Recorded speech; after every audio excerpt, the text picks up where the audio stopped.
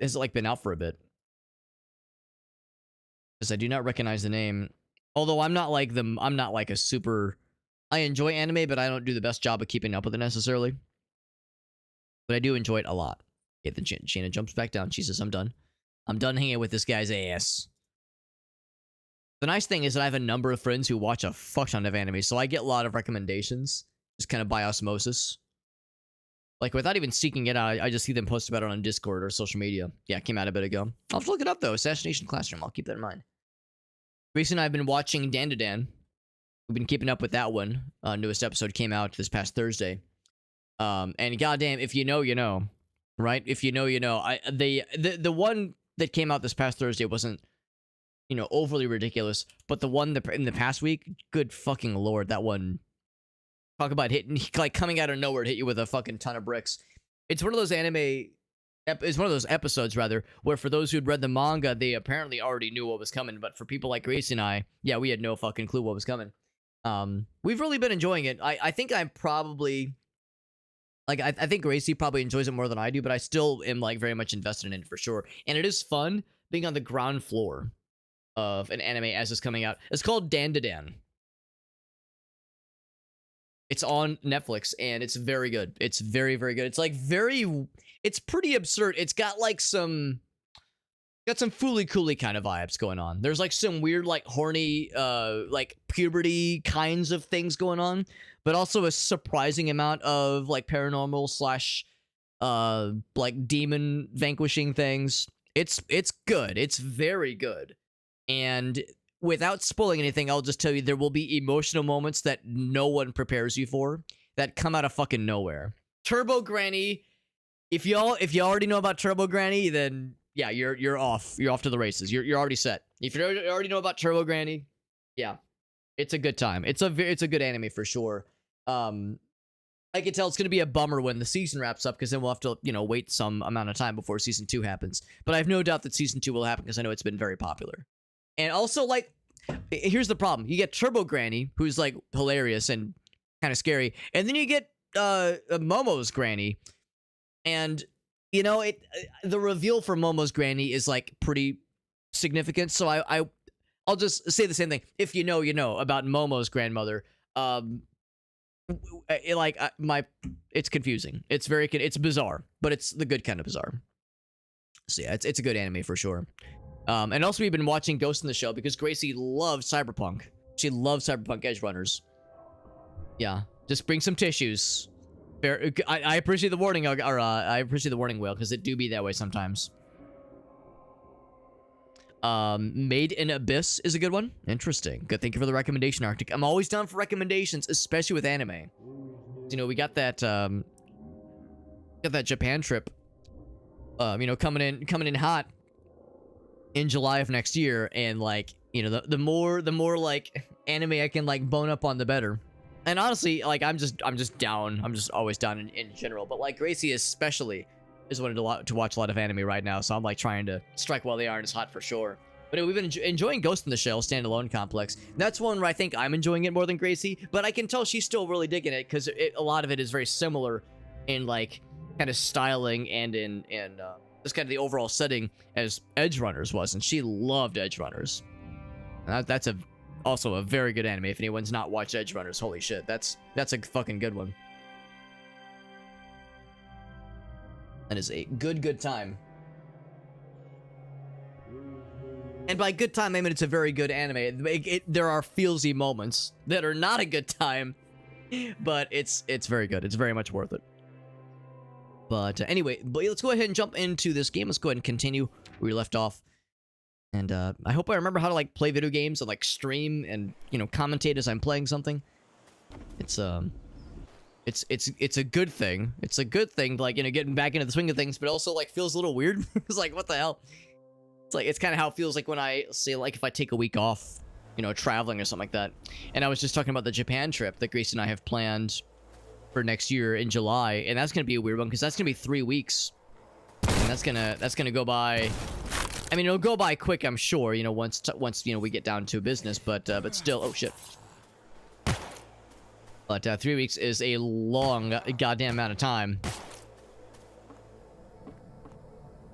Got a red key already. But I'm always down for anime recommendations. So like I said, we've been really enjoying Ghost in the Shell. That's been really fun. And I think there's standalone Complex, but I think there's like a second season of sorts. There's like another Ghost in the Shell series that like I guess was made shortly after standalone Complex season 1 happened. I think it has like a different name, but I think the idea is just basically a season 2. We did watch the movie as well. That was actually the first thing we did. Was watch the 1996, I think, Ghost in the Shell movie, and I really like that. I think I like that more than the series. And I don't just mean because of the amount of boobs, but I mean that didn't hurt, obviously. Yeah, but what if it did hurt? What if boobs did hurt you? But anyway, no, I just thought in general, I think the movie was really, really well done. But I've been enjoying standalone Complex. It's a slower burn, but I'm still vibing to it. And the Laughing Man shit is like really fucking fascinating, I think. Really been enjoying that kind of arc. Yes, I guess we got to go in. Headshot. Funded by Wales subs exclusively. That's right. Or would be, yeah. You already know like my little system. Little system I got going on here. My operation.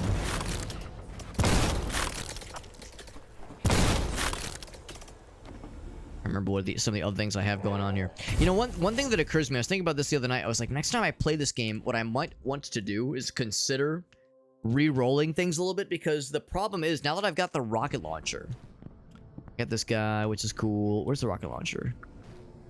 Maybe I'm out of ammo for it, so maybe it won't show up. Guess I have mouse wheel, right? Yeah, I must be out of ammo for it. Oh, maybe the rocket launcher was like only a one-time thing. Maybe you don't get to keep it. Because, well, actually no, because no, I have 2 weapons. Anyway, yeah, that's the thing. I have 2 weapons that use the same, they use the explosive ammo. And I'm a little bit concerned that that's like not being very efficient. You know, why have a grenade launcher and a rocket launcher if they both pull from the same ammo pool? I think it would be worth my while then to maybe re-roll my skill tree. I can do the re-roll up to 3 times. If I'm using, say, the rocket launcher, this guy right here, I think is what this is. Yeah, you can see the ammo in the bottom right. I think I'm empty on that right now. I probably would want to unevolve and like unlevel up. Was it this weapon? Yeah, it's this weapon. To instead go with this tree here. So that way I've got the... I think that's the grease gun. I think using that instead would be a lot nicer. That way I'm not, you know, slurping from the same ammo pile for 2 weapons that function like pretty similarly. Of course, grenade launchers and rocket launchers do function notably differently, obviously. Like, you know, when it gets down to it. But I'm thinking, like, I feel like I'm doing myself a disservice, because it means I'll be able to use each one less than that. If boobs are hurtful, then I don't want to live. Yeah, honestly, same, Arctic. That's pretty valid. This, like, really normal door that we just can't use, apparently. Hey, that's some shit. Let's go to the back door. Oh, but this is open now. That's what happened. Because I was thinking, like, what's different? That's what's different. Yeah, so when we get some rocket ammo...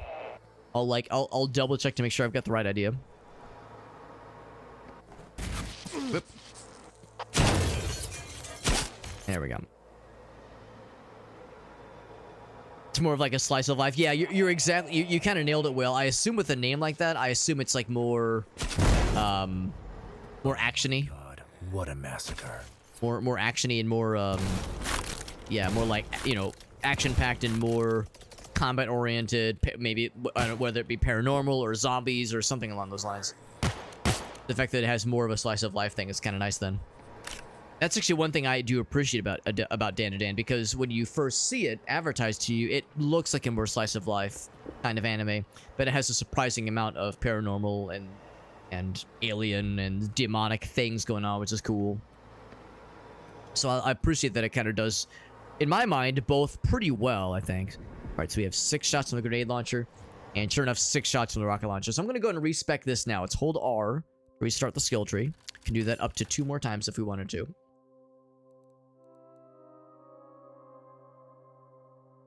So I'm kind of curious. We have this one right now. We could make this. Oh, we could just have it go for a faster firing speed. I don't know if I really want a faster firing speed for this thing. So I don't know if I want to spend a point on that necessarily. We could up this. Oh, that's why my shots are sometimes fucked. It's less accurate shots. Maybe less damage per bullet. Yeah. Maybe going for this might be kind of cool. Let's go for that one. Like the it gets us more of a Luger. Let's go for this one instead of the double pistol. Just try that out for a bit. Not gonna mess with melee for just yet, at least. I do like the bouncy bullets one. For the shotguns, I think we'll go full tilt on the shotgun upgrades. Being blew up the moon. Interesting. Okay. Then he'll blow up the earth. Interesting. So yeah, so you got like right from the get-go, you got like a super villain. Something kind of similar there where, yeah, some larger than life superpower kind of stuff going on. But like you said, Whale, there's also interpersonal stuff, slice of life things. That's a sign of a good anime if it's able to do the big, scary, like wild earth threatening events, but then also kind of zoom into the interpersonal conflicts really well. That's actually pretty sick. And becomes her teacher. Well, goddamn. Well, goddamn. This is energy ammunition. Because I think the idea is that these two guns would use the same ammo. Although, you know, I guess I could find out actually. What the forces This of is evil could conjure up. This is the grease gun. Oh, they do not. They do not use the same ammo type. Ain't that some shit? So we have that and the Tommy gun.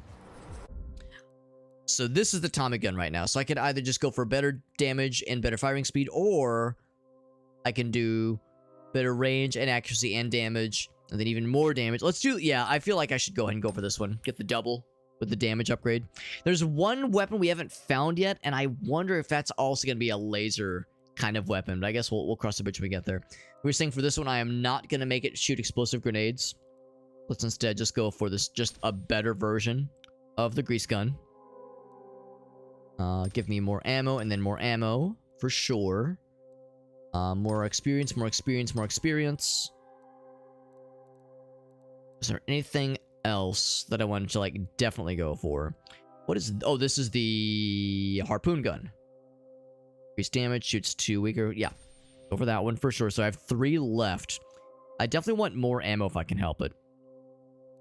So, and what I could maybe do is like hold off on this one because we don't know what this is going to be yet. It's a shame that the rocket launcher doesn't have an upgrade. Although, oh wait, oh, it does have an upgrade. Okay, never mind. I thought that's what this was. Okay, yeah. Alright, so I think what I'll just do then, I would definitely want more ammo. And to get to that one, I have to basically fully upgrade the holy water sprinkler of sorts. Oh, but you have to do this one. Oh, man. Okay, so I can't quite get the big ammo upgrade. Yeah, I mean, we haven't really used this thing, honestly. We've used the healing a couple of times. We haven't really used the water, holy water thing. I think it stuns bad guys. If you slap in the face of that thing, it stuns them for a bit. Like a few seconds. The reality is we might need to use that for like some boss battles, maybe. We got Kia over on TikTok, by the way. Hope you're doing well, Kia. Thanks for popping in.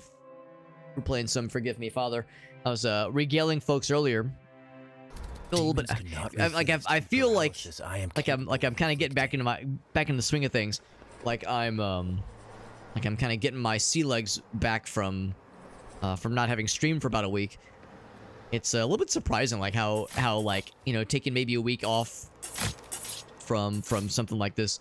It's like, man, I feel like maybe just a little bit out of sorts than how I would normally. It's like, you know, just a little bit like just not as confident, not as familiar, just because it's been a bit. But it is nice getting back into it now. After like I said, after about a week of not having streams. That wall open. So we haven't used this in a while, so we'll pop this for a little bit. Those false walls. We actually heard that the wall open up before the bad guys started to spill forth. So no, having a good time though, and like I said, just trying to like, you know, get myself kind of back into the right into like the familiar headspace. Right, these guys are the ones that carry the bonus heads around. I think I'll actually use the pistol for these guys. The added accuracy makes this a lot easier, I think. That's the one that he likes to throw the explosive fish. Are they fish that explode? Here, throw one. Yeah, I think they're explosive fish. You think the fish themselves are explosive, or do you think he just sticks like a stick of dynamite in this fish's mouth and launches it at us? I like to think that the fish themselves are explosive, that they're like magic in some way. Something for my wounds. But I don't think it works that way, unfortunately. This game is pretty cool, though. We're about halfway through. I was a naughty boy. I did look up how many boss battles there are in this game. There's 4 regular boss battles and then 1 final boss at the end. And we've fought 2 so far. We've fought 2 fights, 2 boss battles, that is, and then a couple levels past that second boss battle. So we're more or less at the halfway point at this point. This is open now. It's a satisfying noise. I also appreciate how reliably accurate this thing is. I really enjoyed the thing where we had the 2 pistols, the 2 revolvers. Like, that was really cool. But yeah, I think that better accuracy is something I'm gonna really appreciate, because there were so many times where the bullets would just whiz by their heads as I was like lining up a good headshot, and it was a little bit frustrating. This is a little bit unnerving, don't you think? I feel no remorse. Feel no remorse, he says. Cutting open these carcasses. Ooh, for a secret. Secret found, including some armor. Beautiful. Oh, hello. I don't usually use melee, because usually we don't have to, but sometimes you gotta do what you gotta do. Oh, we got the scary music. And they like to carry little bonus heads with them. Oh! Something was shooting at me.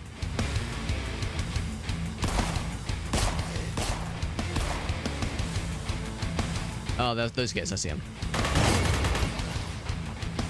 Kind of nice being able to use this gun again, because I really did enjoy it for like the brief moment we had it, but then I upgraded it to a very fun, but maybe not super efficient path.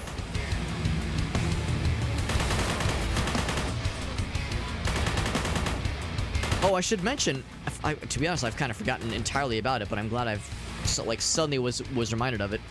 I don't know what ticked my brain to remind myself, but we are doing some giveaways tonight, by the way. We'll have exactly 4 Steam keys for Metal Slug Tactics to give away. And that'll be happening this evening, and when the stream ends, basically. So probably in like 3 or 4 hours, if I had to guess. We have 4 Steam keys for Metal Slug Tactics to give away. That was a Dare Drop title. We played all the way through Metal Slug Tactics. At least a single run. It's one of those, it's kind of like a roguelike tactics game, so you're very much encouraged to play through it more than once. We played through the game all the way through, once successfully so far. It took probably like 5 or 6 hours. It's like for a single run, with 1 restart, because I did get got one of those rounds. But it's a really good game, really enjoyable. We played it on this channel, like I said, for probably 4 sessions, I think, 3 or 4 sessions, and I really enjoyed it. And because it was a Dare Drop title, we were able to get some extra Steam keys for the game, and we're going to be raffling those Steam keys off tonight when the stream ends. Later this evening, I suspect, like I said, in like 3 or so hours from now.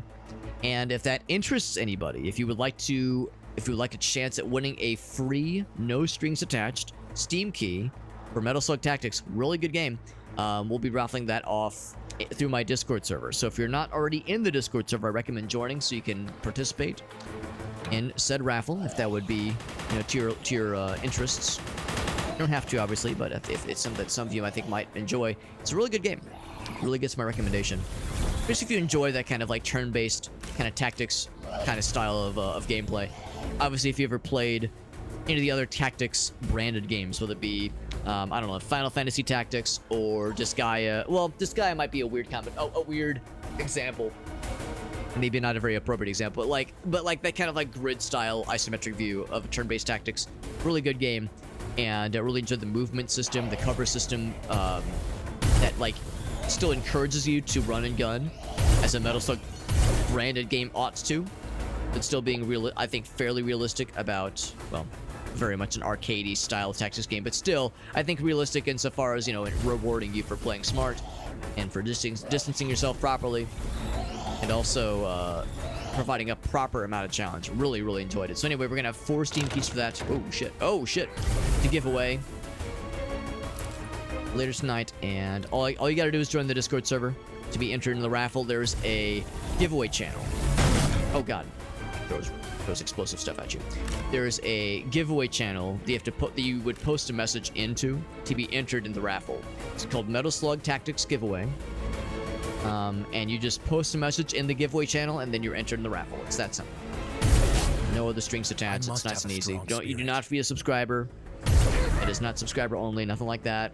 Could be your first time watching the stream. You could have been here for hours and hours beforehand. Does not matter.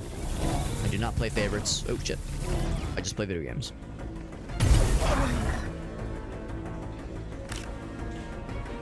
So yeah, so I'm excited for that. That'll be good. There's a couple of other Daredrop titles I was actually hoping to start earlier this week, but again, you know, streams were far and few between this week. But there is Vermintide. Vermintide 2 is a game I would like to check out at some point. I played a decent bit of Vermintide 1 with friends way back in the day. This goes back quite a while ago. But I really enjoyed Vermintide 1, and I never got a chance to play 2. And it wasn't that I didn't want to. It just kind of never came up, honestly. I never really had an opportunity that presented itself. And I have a number of friends that do own Vermintide 2, so we could probably like get a group together at some point. But yeah, I'm thinking we'll probably check that out sometime next week. There's a Daredrop campaign for that game. We'd like to, if possible, snag a couple of extra Steam keys, like giveaway keys for that game, to dispense, you know, to viewers if possible. And then another game that kind of came out of nowhere, but I saw Alias was playing it, and there was a Daredrop campaign for it. It's called Dungeon Crawler, and the idea is that you are. It's like you're kind of controlling one of those claw games, like from arcades of future past, from back in the day. And you're like picking up upgrades for your guy as a roguelike. You know, you're like upgrading your guy by using the claw to like grab the little bonuses, grab the armor and offensive upgrades like sword and armor upgrades, that kind of thing, special abilities. And you're fighting bad guys accordingly. It looks really cool, and I've heard it's very, very good. I've heard it's like very addicting. And it's very unassuming. It doesn't look like it's a whole lot. Ooh, that was sneaky. Doesn't look like much, but it apparently is quite good. So yeah, so we got some fun games on the horizon for sure for next week. And of course, next week is Thanksgiving times for. Oh, sorry, guys. Sorry, dude. Next week is Thanksgiving times for a lot of us in North America, or I guess specifically in the United States. I guess Canada already had the Thanksgiving. I think I should be able to stream. Oop, they still got me. I still fell. I think I should be able to stream for most of next week, and I think I should even be able to stream on Thanksgiving Day. Gracie and I, of course, are doing family stuff Thanksgiving Day, but we should be back probably before too late in the evening times. Ooh, can I jump up? Oh, I can jump up. Oh, how now, brown cow. Okay. I was thinking maybe there'd be something else that would lead me up here. Getting a little bit low on health, though, which I don't love. I guess I could always do one of these. Give myself some moves.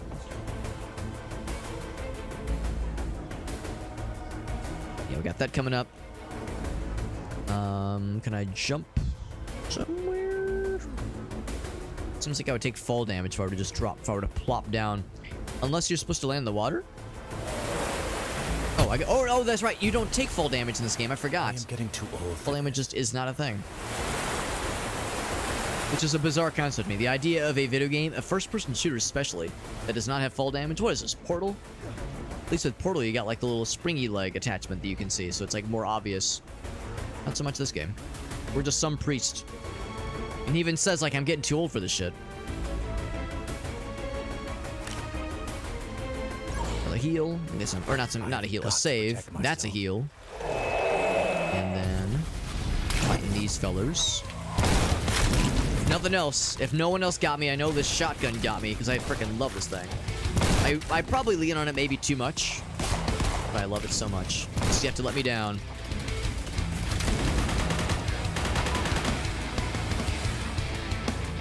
You know, it's legit. We go into grayscale mode.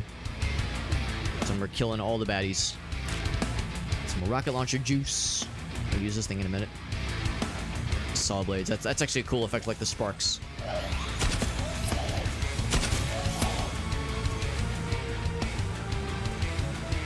I do appreciate how the weapons function in this game. I didn't necessarily need to upgrade this thing to enjoy it as much as I'm enjoying it, but it is a very pleasant little bonus. These guys, though, I think the most ammo efficient way to deal with them is to use the pistol. Take out their little bonus heads and go for the headshots they can't replenish.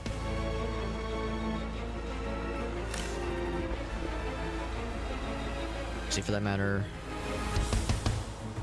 Okay, we got 18 shots of that thing. It's the Tommy gun for a bit. And this is the... Oh, no, this is the grease gun. The Tommy gun is... this, which has been beamified. So this is the grease gun, yeah. Oh, shit. Where'd you come from? I must have a strong spirit. Strong spirit, he says. Headshot. Oop.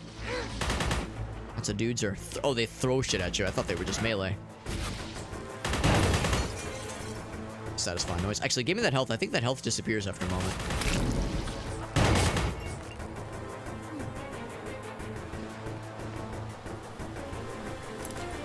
You remember to bust up the lantern every so often because it gets dark. It's dark in these places. It's strange, strange places.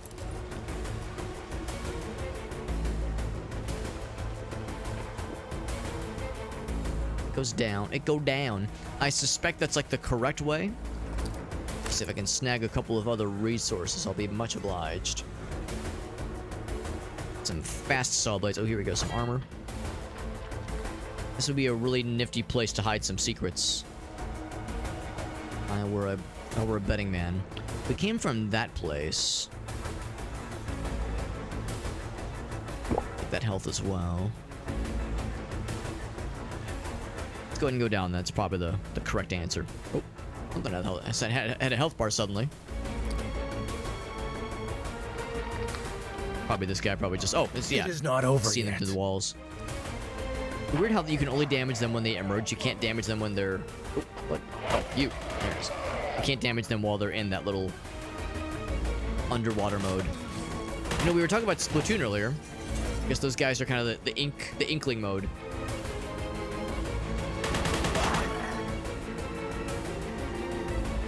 I'm gonna heal real quick because I did take more damage. That heal is a lot faster to charge than I thought it would be.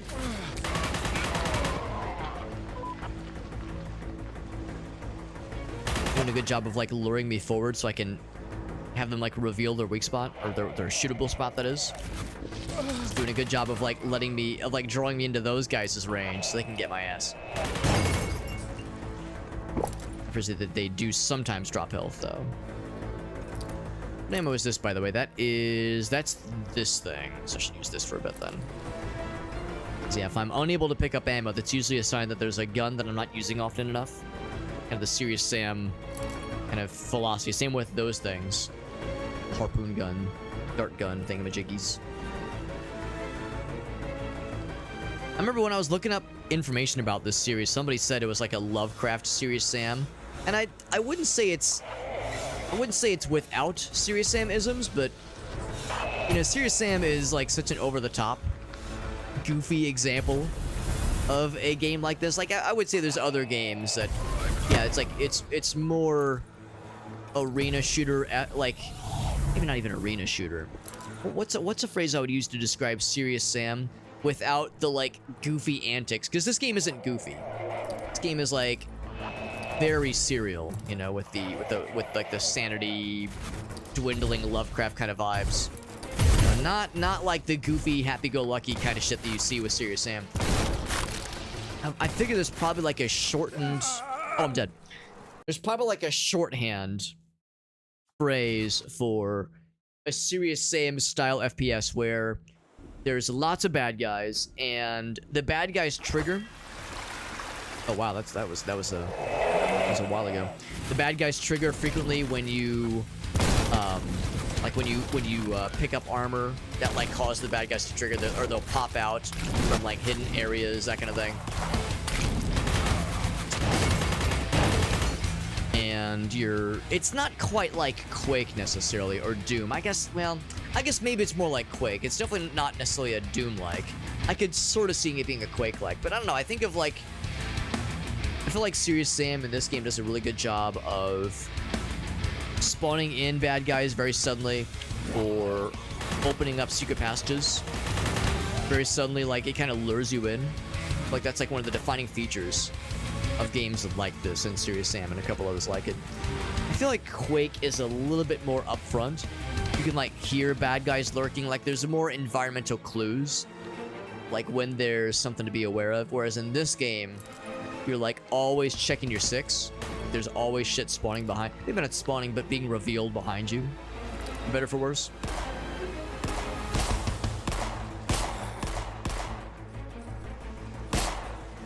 And not arena shooter, but I'm sure there's another like shorthand to describe something like that. Oh, hello.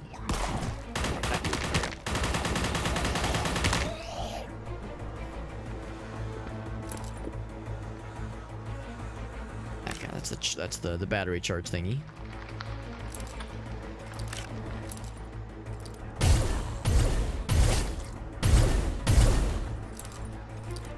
Health, yeah. I'm actually not. I really haven't been paying as much attention to health as maybe I should have. Like I've been so spoiled for a bunch of this game, where it hasn't really been that tough, but like the difficulty has very much been ranked up a little bit. And that I've been just getting my ass kicked more often. And maybe it's just me not having played for a while, and I'm like not maybe paying as much attention as I ought to some of these bad guys. Like I'm only now like really appreciating like, wow, my health has been lower than I was really noticing earlier. Might have to use that last heal. At least I think there's at least one health pickup around here somewhere though.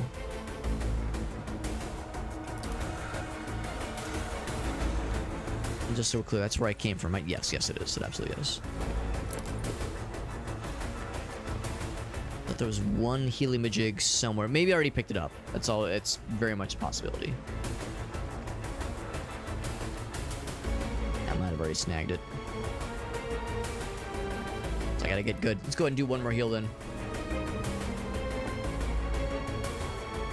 And of course you recharge that by losing sanity. Usually when I think of losing sanity, I don't think of it as being a good thing, but your madness buildup basically. Like I know once I lurk forward to like reveal that dude that's gonna spawn some bad guys, not spawn them, but bring in the aggro for some bad guys to my right here. Really get a proper shot on that guy. Proper shit or a proper shot. There we go. So I know it's gonna bring in somebody. Heal and then lose it right afterwards. Very good. My god. There we go. That's more of the. That's actually more of the ammo I'm using right now. Did not kill him. There we go. There we go. So now I'm trying to be a little bit more careful about this and not just go in guns blazing, knowing that I'm putting myself in danger. Or coming in pretty close to where I died. And you can't just save at will, can you? No, you cannot. To get those checkpoints and be proper about this. Also, that's dangerous. You know, you go down one of these little hallways, and then suddenly you're trapped. You see those like 3 projectiles coming towards you. I guess you can. Oh no, you cannot duck in this game. Never mind, you cannot duck. You're just kind of hosed if you're down that hallway and you see the shots coming towards you. Hope you can get out in time. Let's hope for the best.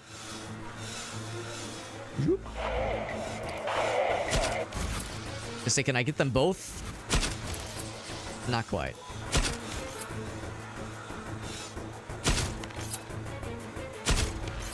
Okay, I think that's kind of bullshit. That how that one shot just went right through him. That's a little silly. A little bit of an odd little hitbox. I think this is the room that got me last time. And like last time, my health is quite low. Let's do one more heal. Oh, Jesus. Was unexpected. Literally lost all the health I just gained. From 22 health back up to like 50 something something and then back down to 22. So I guess that means now we know how much damage those guys do. They do 1 Q's heal worth.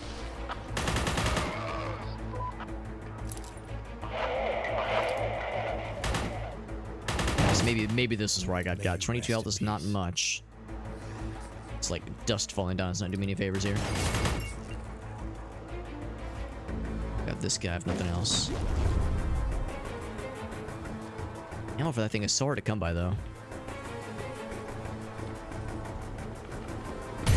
That guy's gonna throw shit at me, yeah. I'm nervous, man. I have so little health to lose. Gotta be a smart fella. And being smart is not always a strong suit for me, admittedly. Hate to admit it, but it's the truth. The truth. Normally I try to, like, be more tactical about situations like this, but I'm just firing blindly to the hallway. Gotta level up and a heal. Now, you don't... a partial heal. You don't get, like, a full level when you... or you don't get a full heal when you level in this game. This ain't no Diablo when your health bar, you know, fills all the way when you level up.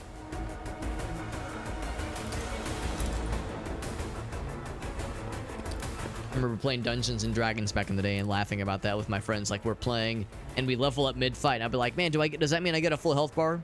Like, that's not how this works, Alex. Like, but that's how they worked in Diablo. It's the same, right? We got a heal or a save right here, which is good. You're telling me it doesn't work like that in every system ever?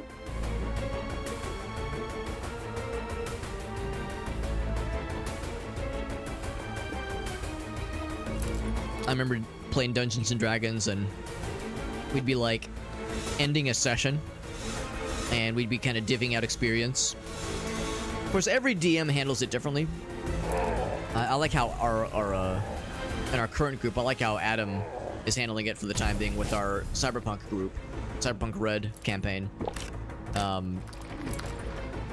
like how he's doing it with this group, but with previous DMs in the past, sometimes it's a little bit more more of like a stringent, a little bit more strict of an experience system. And yeah, there was one instance in particular where we ended the session and I was like 50 experience away from leveling. And I was like, damn, can't I just have like couldn't we just say my guy had like a really brilliant idea right before ending or something like that? Something to just give you a little bit of a bonus, just kind of nudge you over the edge. So unfortunately, it didn't work that way. All right, well, there's definitely something back that way. There's also... Ooh, there's health. I mean, I definitely need that for sure. Supplies. Supplies, motherfucker! That's clearly the correct way. I want to go the incorrect way for a little bit. I like being incorrect. Whoop. Nope, still got zapped. And by zapped, I mean sawed. Meow. Oh, Jesus. Jesus Christ. Not as... It's a little bit more strict than I was thinking it would be. And also, like, we move so fast. All that for some armor. Did I gain more than I lost? I think so. I think I did. I think I did. Yeah, but yeah, you move so fast on the ground, it's easy to, like, just run up against it. I'm kind of surprised it didn't count as a bonus or a secret. I guess because it's, like, kind of obvious. Like, it's kind of in front of you. Maybe the idea is, like, come on, man. It wasn't exactly hidden, but it was a non-standard pathing. I like to think that still counts for something. The bad guy's gonna spill forward. Oh, Jesus. Oh, fuck. I hate... Oh, I do not like that. So you're getting kind of auto-pulled here. Get another heal. Yeah, so you're getting drawn in. I got, like, bounced several times by some mean things.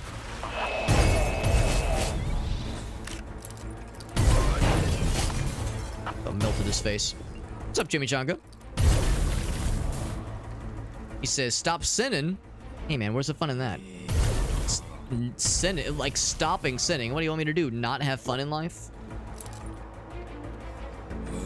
Where's the fun in that, man? Good to see you, bud. Yeah, we've all acknowledged this before, whether or not we want to.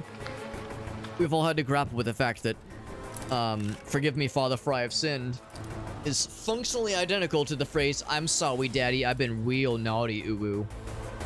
None of us want to acknowledge it, but we've had to, you know, make peace with that at some point of our lives. Welcome back, Shayna. Shayna the kitty cat. Alex, did you need to do the uwu? Of course I didn't, but also yes I did. Oh wait, what if I just let them get sawed? Yeah, get sawed. Will it kill him? It'll kill maybe one of them. I mean, it definitely lowered the guy's health. Oh, that guy got fucking blasted. Not killed, though. He did get blasted, but not exploded. What's up, Iggle Wiggles? I do love a good uwu. Gracie was actually working on something earlier. Look how fast these things go. She was working on something earlier, and she was, like, designing some characters. And she was like, should I do an uwu? And I was like, always. Always. If it's up to me, I'm always going to advocate. An uwu-advocate, if you will. So that's how we get back to this little hub. more where that came from. Just know, but then, yeah, I was gonna say there's probably more. There's probably more. Kind of cool how it kind of like locks them in place sometimes. You think they'd be able to like kind of push through with this laser, but yeah, that kind of like keeps them held in place while you're zapping them. The zippy zaps.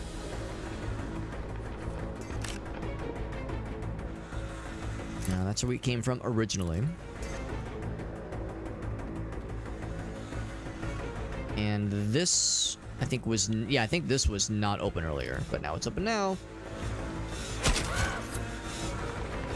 Meow, meow. I hear like zombie monster noises, like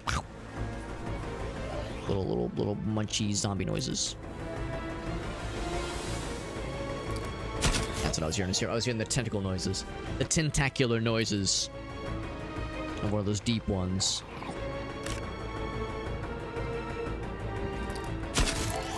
We were here earlier as well, I think. I think that's, yeah, that was the hallway we were blasting a bunch of zombinos. They were kind of all lining up like that. It's a fairly long level. Get blasted.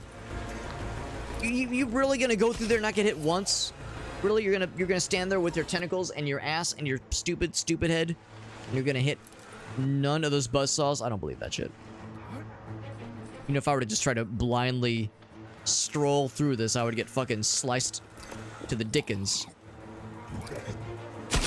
I would get recircumcised all over again.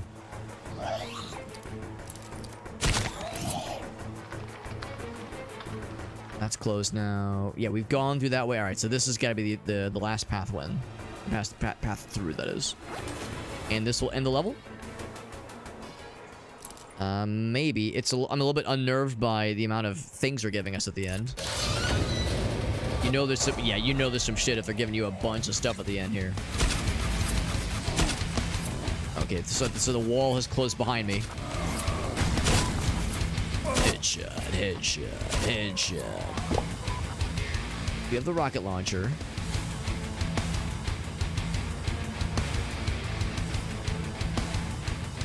And I thought there'd be more baddies, actually. I mean, there was a couple of big dudes, but nothing big scary. So, like, they give you like the scary action music. It's like, all right, when's shit gonna get weird, get real? Oh, actually, there's still a chance things can get weird and or real. What a mess. What a mess.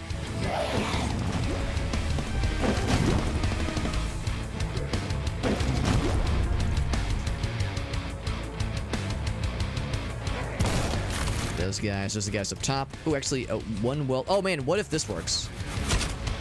Ah, if only it was gonna get all three of them. Oh, that was wishful thinking on my part.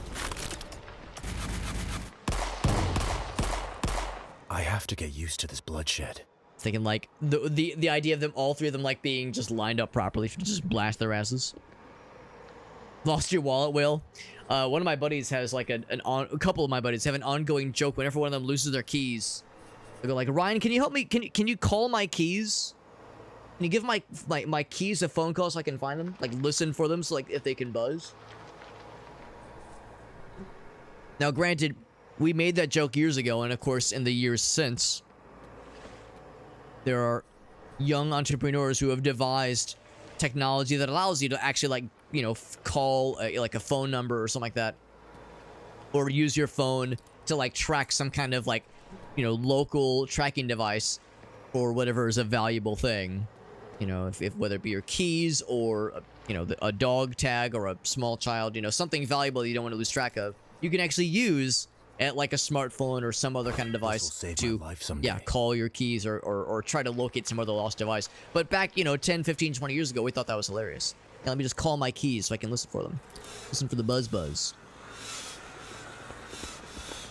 Now, that, of course, that kind of thing is not very helpful if you've lost your phone. If you lost your phone, then you're kind of hosed. What's up, Ace? Welcome back, buddy. It's good to see you. And of course, Ace is you're one of our go-to fellow boomer shooter / retro revival game enjoyers. Because if I'm playing a game and Ace is like, oh, hey, I've played this, that's usually a good sign. And no, Ace, I'm not calling you a boomer. I'm not saying that you're old. I'm just saying you enjoy things that are retro-inspired, which is really cool. And I know you've played this. It looks like there's stuff on the second floor, or that there would be stuff on the second floor, but... I mean, we could maybe, like, sort of MacGuffin our way up there in some way if we wanted to, but I'm not sure there's, like, much reason to. It seems like a really cool place to hide some secrets. And maybe there's something up there, but I'm not sure it's worth it. I'm not really sure I'm seeing it. Let's go out this way. Yeah, so close to triple headshot. You saw the exact setup I was going for, honestly. Yeah, you can actually call your keys. Exactly. We got 1 out of 3 secrets. And I missed a story thingy. That's a shame. That's okay. I enjoy the good games. Yeah, I mean, I like to think I've got a pretty good knack for, like, finding the good shit. But everyone's tastes are different, obviously. I'm sure those games I've played on stream here. In fact, hold up. Who was it I was talking to? I think it was Shock Value, where they were like, man, Alex, Shock Value is always really sweet. He's always such a nice guy, and he's always, like, really encouraging. But I think at one point he was like, yeah, he's like, Alex, you play, like, the kind of shit I would never play myself. Which is actually kind of nice. That's like whenever I'm watching a streamer, there's a number of times where I think to myself, man, I love watching people play this game, but I wouldn't want to play it myself. Because that's how I am sometimes. Like, it kind of depends. Like, there are some games that I love to play that I also like to watch other people play, and there's games where I like to watch people play that I would have no interest in playing myself, or vice versa. There's games that I don't want to watch people play because I want to play it, obviously. So you know, I'm unbothered by it, but no, I know that there's been a number of occasions, I'm sure, where I'm playing something and for others it's like, maybe not my cup of tea. You know, they might still pop in for a bit, which is still nice. I can't expect every game that I play on stream to be to everyone's liking necessarily. Yeah, usually just kind of listening in, Eagles, which is super awesome, Eagles. I appreciate that. Having like anybody here in like any capacity, whether it just be just lurking, you know, just not even chatting, but just kind of vibing in the background, or actively chatting, or you know, watching muted. Like, you know, I don't judge. I do not judge at all. I'm just happy that folks are here. Can I make that jump? Whoop. I thought I saw something. There was like a glimmer. It was like a telltale. Yeah, it seems like a little glimmer of sorts. I don't think it's an invisible wall. This doesn't strike me as an invisible wall kind of game. I think I'm gonna try one more jump. There's probably a thing that'll open that up at some point. Yeah, can't do it. Probably like a little sneaky secret. Can't just shoot it. You can't just shoot all your problems away, Alex. Fighting games, yeah, like that's a very good example of a genre I do very little with. I do very, very little with fighting games. It's not that I, like, am opposed to them. Just, yeah, a genre of game I don't play very often. Oh, come on, I thought I was a gamer. Are you kidding me? Like, if I shoot that, does that do something cool? Oh, it did, oh, that was already open, wasn't it? Yeah, that was already open. To protect myself. But no, I really enjoy watching people play fighting games, especially if they're really good at it. That's always like a really fun thing. But yeah, I'm such garbo at fighting games. It's just not really fun for me to play them. I guess it's one thing if I'm like kind of learning it on my own, and it's like kind of chill, and or if there's a single player component to it, or if it's a game like Smash Brothers that I know decently well, but there's like fun mods for, like, then I might be more inclined to play it. But the more like traditional, or like more like the real fighting games, more traditional fighting games, yeah, I have no interest in playing myself, but I really enjoy watching other people play for sure. It almost looks like it's just a light, honestly. I was thinking maybe it would be like some kind of fun, some kind of cool, like switch or something. I think it's just a light shorting out, honestly.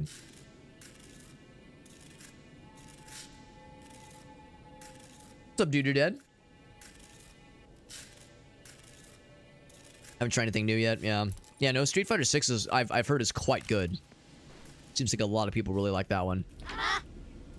These little duendes. Child of the... What's that word? Yugluk? This will do for now. If I say that wrong, I'm gonna summon a demon. Like that one episode of Metalocalypse that I like so much. They summon the cave troll unknowingly by singing a Scandinavian folk song.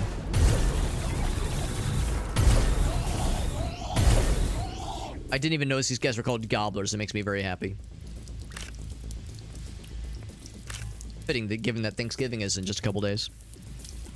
99% win rate, Jeebus. Yeah, that would be unfun. That's the problem, man. Like, you know, you get into fighting games or like the fighting game scene, inevitably, yeah, you're gonna like be up against someone who's just a fucking wall. Like, how...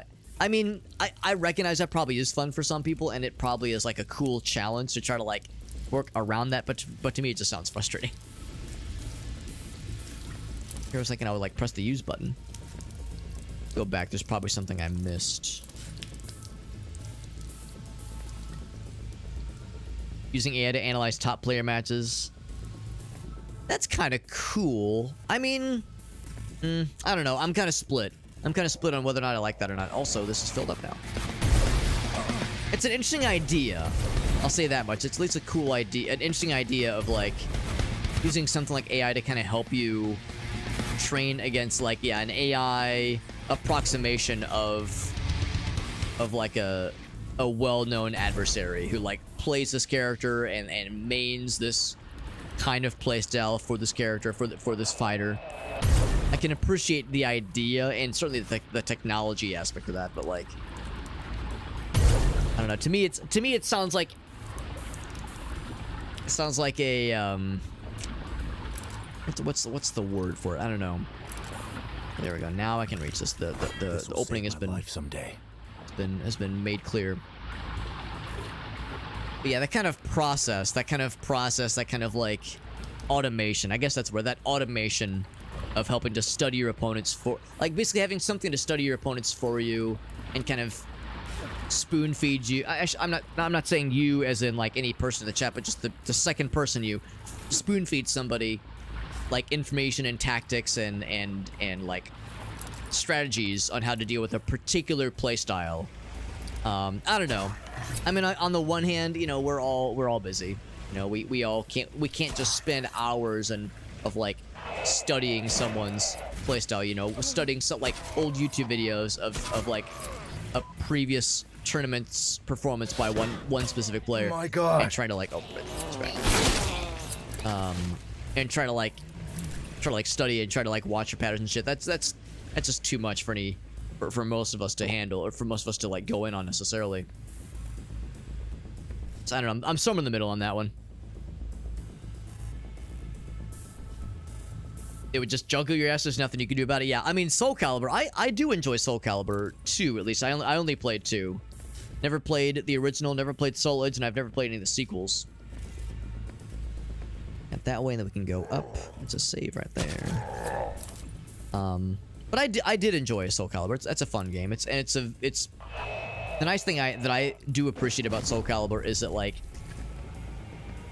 there very much is a hardcore crowd for it, and then there's also a like casual crowd for people like me. I appreciate your kindness. It's like with Soul Calibur, like we all know Soul Calibur. That's one of those game series, at least, where you can get pretty damn far with some like guesstimated button mashing. And I don't mean like mindlessly just smashing on the buttons, but you can kind of feel your way through just a casual match with an unfamiliar character by just kind of like knowing a couple of basics.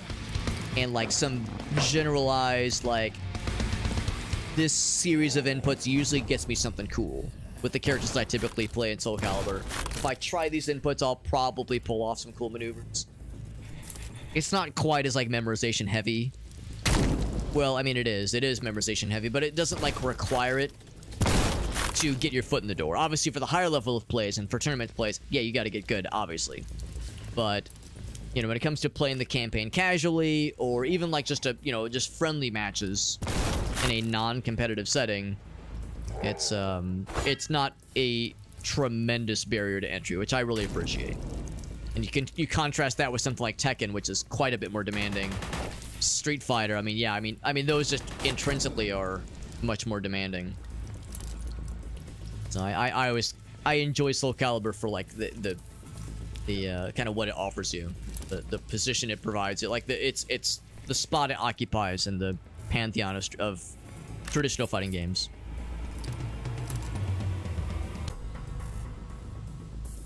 So lots of gas, lots of gaseous stuff.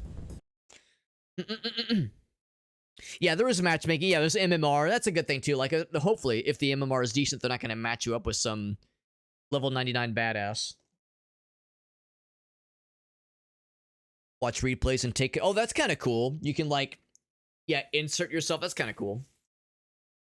To see how you would handle certain situations. That's pretty sick, actually. That it lets you, that it gives you that level of granularity. That's pretty sick. So like the technology is come quite a long way. Then that's really remarkable. See, yeah, back in the days, you know, the example I was using, the idea of like watching old YouTube footage. That's what some people had to do back in those days.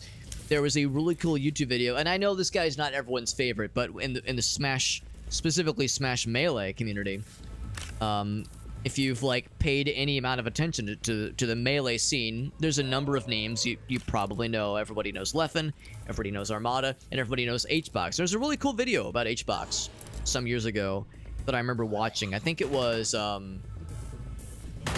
who's that YouTube video? The YouTuber. The name of the YouTuber escapes me. Implement did a really cool video about HBox that I really appreciated. I've over the years been something of an HBox apologist. I know he's not everyone's favorite, and he's not without some valid criticism over the years. He's pulled some shit that I've not been a huge fan of, but overall I usually like him. If nothing else, I like what he does for the Smash community.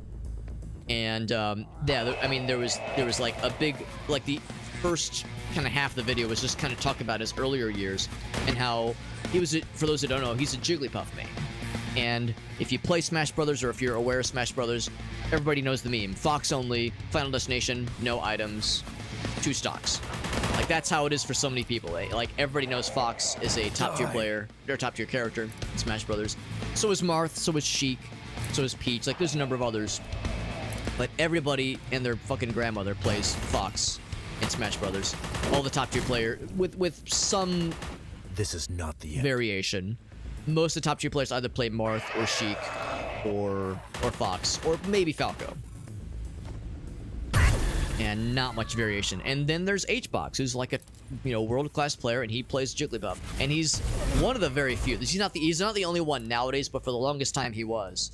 And he had a very like small moveset that he used with Jigglypuff that was very good and kind of annoying to fight against and not always very entertaining to watch necessarily. Creature. But it was effective, and well, but that's the thing, it wasn't always effective is the thing. Like in the earlier years when he was on the scene, he was good enough and consistent enough to like get into the big tournaments, but he wasn't really able to get very far. He was getting bodied pretty consistently, especially by people like Leffen and Armada and some of the other, you know, really top ranking guys. And yeah, there was just like part in the video by Implement that I watched that talked about how, yeah, him and another one of his friends just spent untold hours watching old tournament footage of Armada in particular, because he was kind of his, like, more or less his nemesis. You know, not literally, but like he was like the one that kept knocking him out of tournaments. So he was like, man, if I can like figure out a way to kind of work around his play style, the next time I match him on tournaments, I might be able to, like, you know, pull out an upset. And yeah, he's like, apparently they just spent like untold hours just watching old footage, taking notes, really moneyballing that shit, like really analyzing it. Maybe it was Mewtwo King, I can't remember who it was. And it ended up working the next time, like after spending all this time and energy and resources trying to like understand, you know, get in the head of this nemesis player of his. Next time he faced Armada in a tournament, he pulled an upset, and it was like such a shocking upset. Armada ended up retiring from Melee single tournaments. Now, granted, he was probably already on the way out. It's unlikely that was like a single thing on its own that caused him to retire. Like, it's not like he was gonna. It's not like he was not already eyeing the exit door, but I think that was like kind of the opportunity then. Be like, all right, time to do something else. But that was like a big deal. Like when that upset happened, that was kind of a turning point in HBox's career. And I thought it was a cool video, kind of a cool video. So and it kind of highlights how things were for fighting game communities back in those days. We're talking like, I don't know, circa 2004, 2005, 2006, somewhere around there. You know, back when we didn't have as many like refined and sophisticated replay tools like Ace was talking about, or Will was talking about it rather. So yeah, it's some pretty cool stuff, honestly. High versus low moves, yeah, especially for like traditional 2D games, 2D fighting games, sure. Yeah. Yeah, the combos are kind of meaningless. Right, exactly. If they know the timings for all the hits, you have to think of other change-ups. Yeah, it's like, it becomes a whole different kind of game.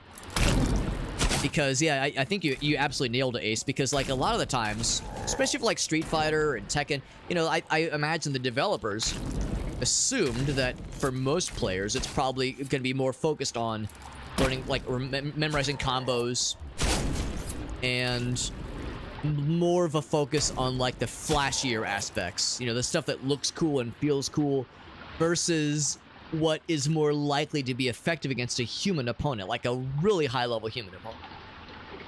Without knowing any combos, blocks, grabs, sweeps, and, like, proper counters to human-style play. Which is to say, like, yeah, not like the big flashy stuff that AI will, or a CPU opponent, would randomly fall for, but the kind of shit that a really high-level human person knows about and knows how to get out of. Like, you have to, like, kind of work around that expectation. That's awesome. Unsavory things, yeah.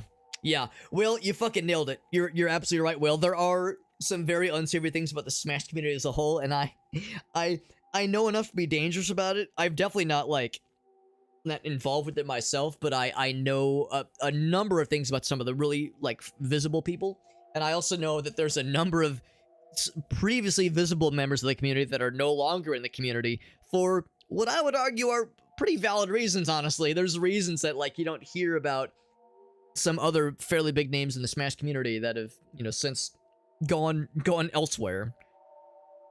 Probably for the best.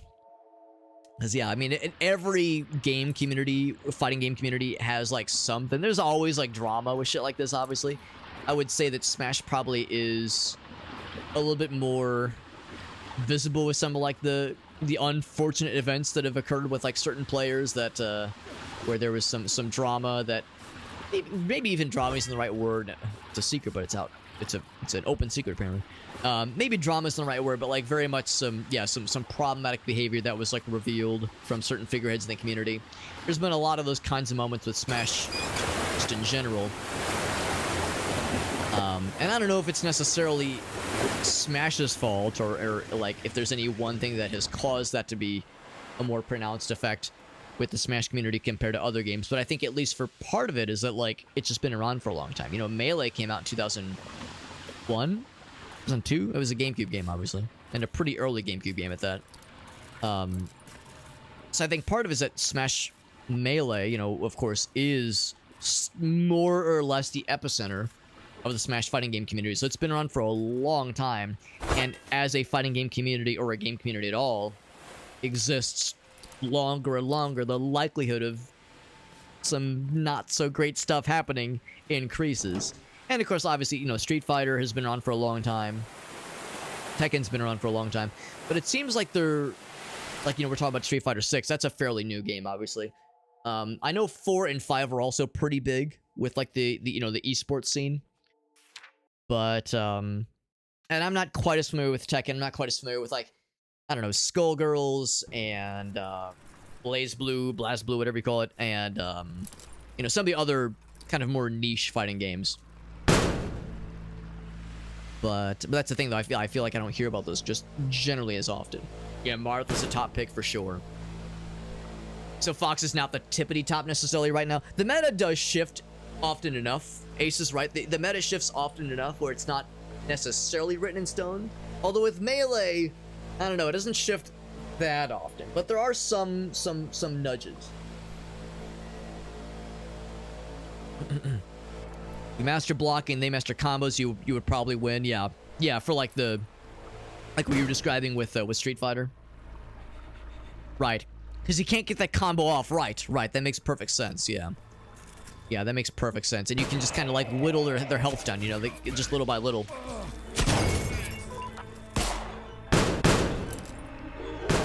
Versus like the more flashy combos that may not look as cool, but yeah, you can like kind of little by little kind of whittle their health down with, like you said, those counters and those blocks and those grabs. That'll definitely make a difference overall.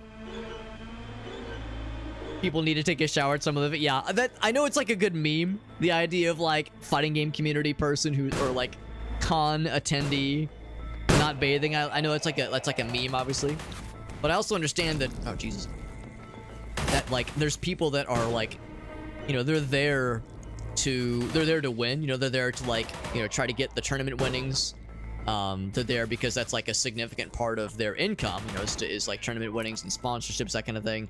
And they're fucking, you know, pulling very long hours trying to like get in some practices, get in some friendlies with some other people in the community. I recognize that it's a hustle. It's a hustle being like a fighting game professional, really any kind of gaming professional, esports, what have you.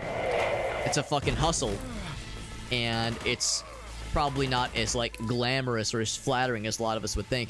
So it probably is absurd, but the idea of like, yeah, being so absorbed that somebody forgets to eat on a regular basis or bathe or just generally take care of themselves, I understand is a problem. So maybe not a problem, but is a thing that has happened with some esports communities, Smash being one of them. You know, the hashtag self-care, man, that shit's important.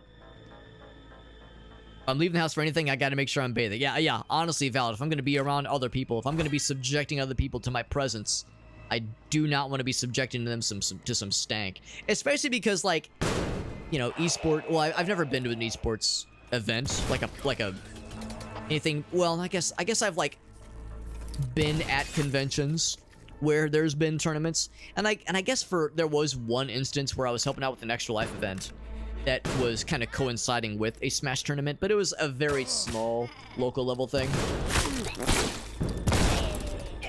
It definitely wasn't anything large scale. It was very much kind of just a grassroots kind of event. But no, in the grand scheme of things, I've done very little like in-person attending some kind of fighting game thing or tournament esports thing. But like when it comes to conventions and like festivals, that kind of stuff, even if everyone's doing a good job, a relatively good job at least, of, you know, taking care of themselves and bathing and that kind of thing, it gets hot in some of those places. It can still get just really hot. The BO can start to really set in, the body odor that is. So like, even if everyone's doing a decently okay job, it can still become a problem. Even if it doesn't start out as a problem, as the day goes on, as the event drags on, it could suddenly, everyone's looking around going, man, where's this funk? Where's this funk coming from? What the hell? So it does happen. Do be that way sometimes.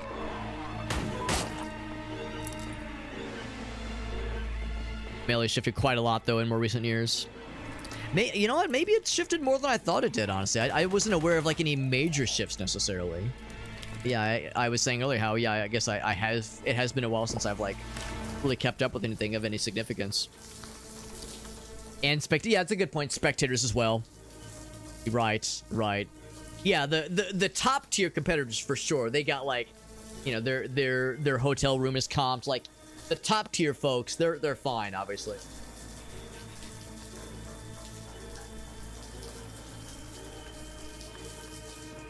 Yeah, I figure though, for those that are hustling, and like I said, for some of the attendees, maybe it is a different story entirely. Yeah, the pros are usually pretty fit. Yeah, I guess maybe, like, to clarify, if you're like an established pro, then yeah, I think you're exactly right, Ace. I think if you're like an established, like, person that has sponsorships and has like you know, you're already like a figurehead. Like, you're already like an established presence in a fighting game community, then yeah, you're probably, I mean, it's still a hustle, you know, you still gotta fucking grind that shit, obviously. You gotta maintain that position.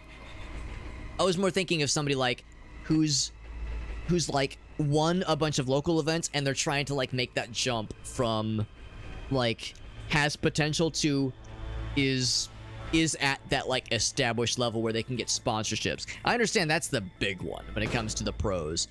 Is winning tournaments is a significant part of their income for sure, but I think the general consensus is like sponsorships. That's like how they get their, like, that's like the sustainable income. That's how you get, like, you know, you obviously go to events still and other sorts of situations where, yeah, like a sponsorship, it is heavy, but it is promotion can proc. Yeah, that's the shit that pays the bills, which is, I think, the reality for a lot of of competitive and like professional performing arts kinds of situations. I feel like I read an interview with what was it? I can't remember what it was about, but it talked about how like with like professional like sports professionals, you know, NBA, NFL, what have you, that's like there, you know, there's a decent chunk of the income that maybe isn't as big of a focus, but a decent chunk of the income is yeah, from like, you know, sponsorship deals, and that's a big one for like a lot of touring artists as well, touring musicians. Yeah, sponsorship deals, obviously to like pay for gear, but yeah, even like just the, you know, the standard kind of income that helps pay the bills. That's a big one, even though it's not as flashy. Dota has like a lot of bodybuilders. Yeah, that's cool. Shaq has an easy. Yeah, I've heard about that. I've heard he's got like, you know, sponsoring them, which is awesome. Yeah, when it comes to like hilarious and actually like kind of sweet and like really wholesome sponsorship situations involving celebrities, can we talk about how motherfucking Flava Flav sponsored one of the women's, what was it, in the Olympics? It was some kind of like women's Olympics team. I want to say it was like an Olympic swim team. He like sponsored like one of the swim teams. Motherfucker like just paying for out of his own pocket. You know, I've talked about how in college I did a really stupid and very enjoyable Flava Flav costume that did not involve blackface. I wasn't an idiot. I mean, I was an idiot, but not that level of idiocy. I don't want to get my ass beat. I wasn't no chump. But so no, I very much have. I feel like I very much enjoy anything that, well, maybe not anything, but a lot of like things that entail Flava Flav in some way. And he does not. Whenever there's a news story involving him, it's not always a flattering one. But when I read that about our boy Flava Flav, I was like, all right, he's doing all right. Our boy's doing good. Yeah, water polo. That's what it was. Thank you, Will. It was water polo. So yeah, when it comes to like celebrity tie-ins with, whether it be sponsoring some kind of esports team or going in on like part ownership of some kind of, yeah, some kind of like sports thingy, it makes me happy when it has a really positive ending like that, or positive association. Authorized access only. Like there's another like fairly noteworthy celebrity that made headlines not too long ago for getting into esports. I mean, the one of my favorites to go back to is Moist Critical forming his own esports team. I don't know if he's scaled it back at all. I know that he was saying for a while there he was basically pumping a lot of money into it. I know a lot, like a significant portion of money he was earning from his YouTube channel and from actually no, I think it was streaming. I think specifically streaming on Twitch was he was like basically putting all the money he was getting from Twitch into the Moist Esports team. YouTube, of course, is still paying the bills, but yeah, basically everything on top of that was going into Moist Esports. I'm assuming he's still keeping up with it. Like, I don't watch Charlie as often as I would like to. It's kind of I don't always keep up with all the people that I would like to, unfortunately, but I know for a bit there that was like a huge focus for sure. Canal leakage. Every worker is asked to get to the ground floor and receive overalls for cleaning. Alright, so maybe I wonder if I'll get something to help clean. Did it poop? Oh no, it's toggling. I see, it's a toggle. I could probably drop down there. Fitness is important to esports, yeah. It honestly makes sense. Yeah, it makes perfect sense to me that, yeah, the idea of keeping your body sharp so that your mind can also be sharp. I mean, the reality is, you know, if you're working out, you know, blood's flowing, you know, you're improving reflexes, you're improving like physical health. Of course, that would absolutely circle back to mental acuity, that kind of thing. And also, there's always a physical element to it. There's always the idea of yeah, some kind of like physical aspect of, you know, being able to, it might sound silly, but, you know, being able to do like fine-tuned movements with your mouse, reaction time, like Ace said, it makes absolute sense in the world that you know, practicing, like getting game time in, you know, getting like practice time in, you know, doing scrims with your squad, what have you, you know, doing friendlies, any kind of like in-game practice you can do would coincide pretty well with like also having like good personal fitness, having a decently well-balanced diet, having a good sleep schedule. Like, yeah, I mean, the idea of the stereotype of, like, you know, degenerate internet weirdos, you know, living off of Mountain Dew and Doritos it's a funny one. But yeah, for the professionals out there, I suspect that is not at all how it would go for those that are able to, you know, actually sustain some kind of professional status.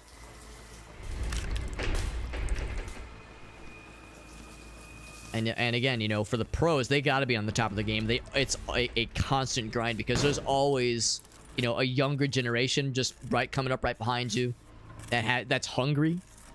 And I don't mean literally, but I mean, like, you know, they got like the fire in their belly. It's like the minute you rest on you just kind of get lazy and rest on your laurels, that's when, yeah, that next generation is going to sneak up behind you and take you by surprise. It happens all the time, you know, like that kind of generational aspect of esports. So staying in the game means you got to stay real fucking sharp, and I imagine that's really, really hard to do. That's how this kind of circles back here. Cool. Oh, I fell down. Yep. That's okay. I can get back up. Get back up easy peasy. Although I guess I can scoop up a couple things while we're here. Reaction speed, also, yeah. Yeah. I almost said computer science. Counter-Strike, yeah. Counter-Strike for sure. Gotta have good fitness, absolutely. And I don't just mean fitness, entire donut in my mouth, but I mean actual fitness. Yeah. That makes perfect sense. Probably a secret. A little thing I just pulled. I assume I did. Oh, it's down there. Ooh. I'm learning how to read. See yourself. See yourself? Is it like a mirror? A broken mirror. Take that, stereotypes of video game players. Again, you know, I like that. I wish I could pick that up and use it as a melee weapon. It would do a lot better than my little dinky butter knife right here. But no, I like the idea of throwing the like stereotypes of how gamers are typically portrayed, out of shape, and, you know, like I said, bad diet, bad like self-care, like the idea of like, all right, now the professional gamers, the professional video game players out there, they're the ones that are leading the charge. But in their case, again, I guess it's more for necessity. You know, it's in order to stay sharp and be on the top of their game at all times, since you kind of have to be. We'll save right Thank here. you for your help. Gotta get back up top, and you can't climb these ladders at least.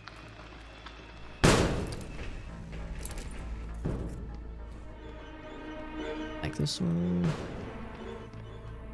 Here we go. This is trending upwards. It's trending positively.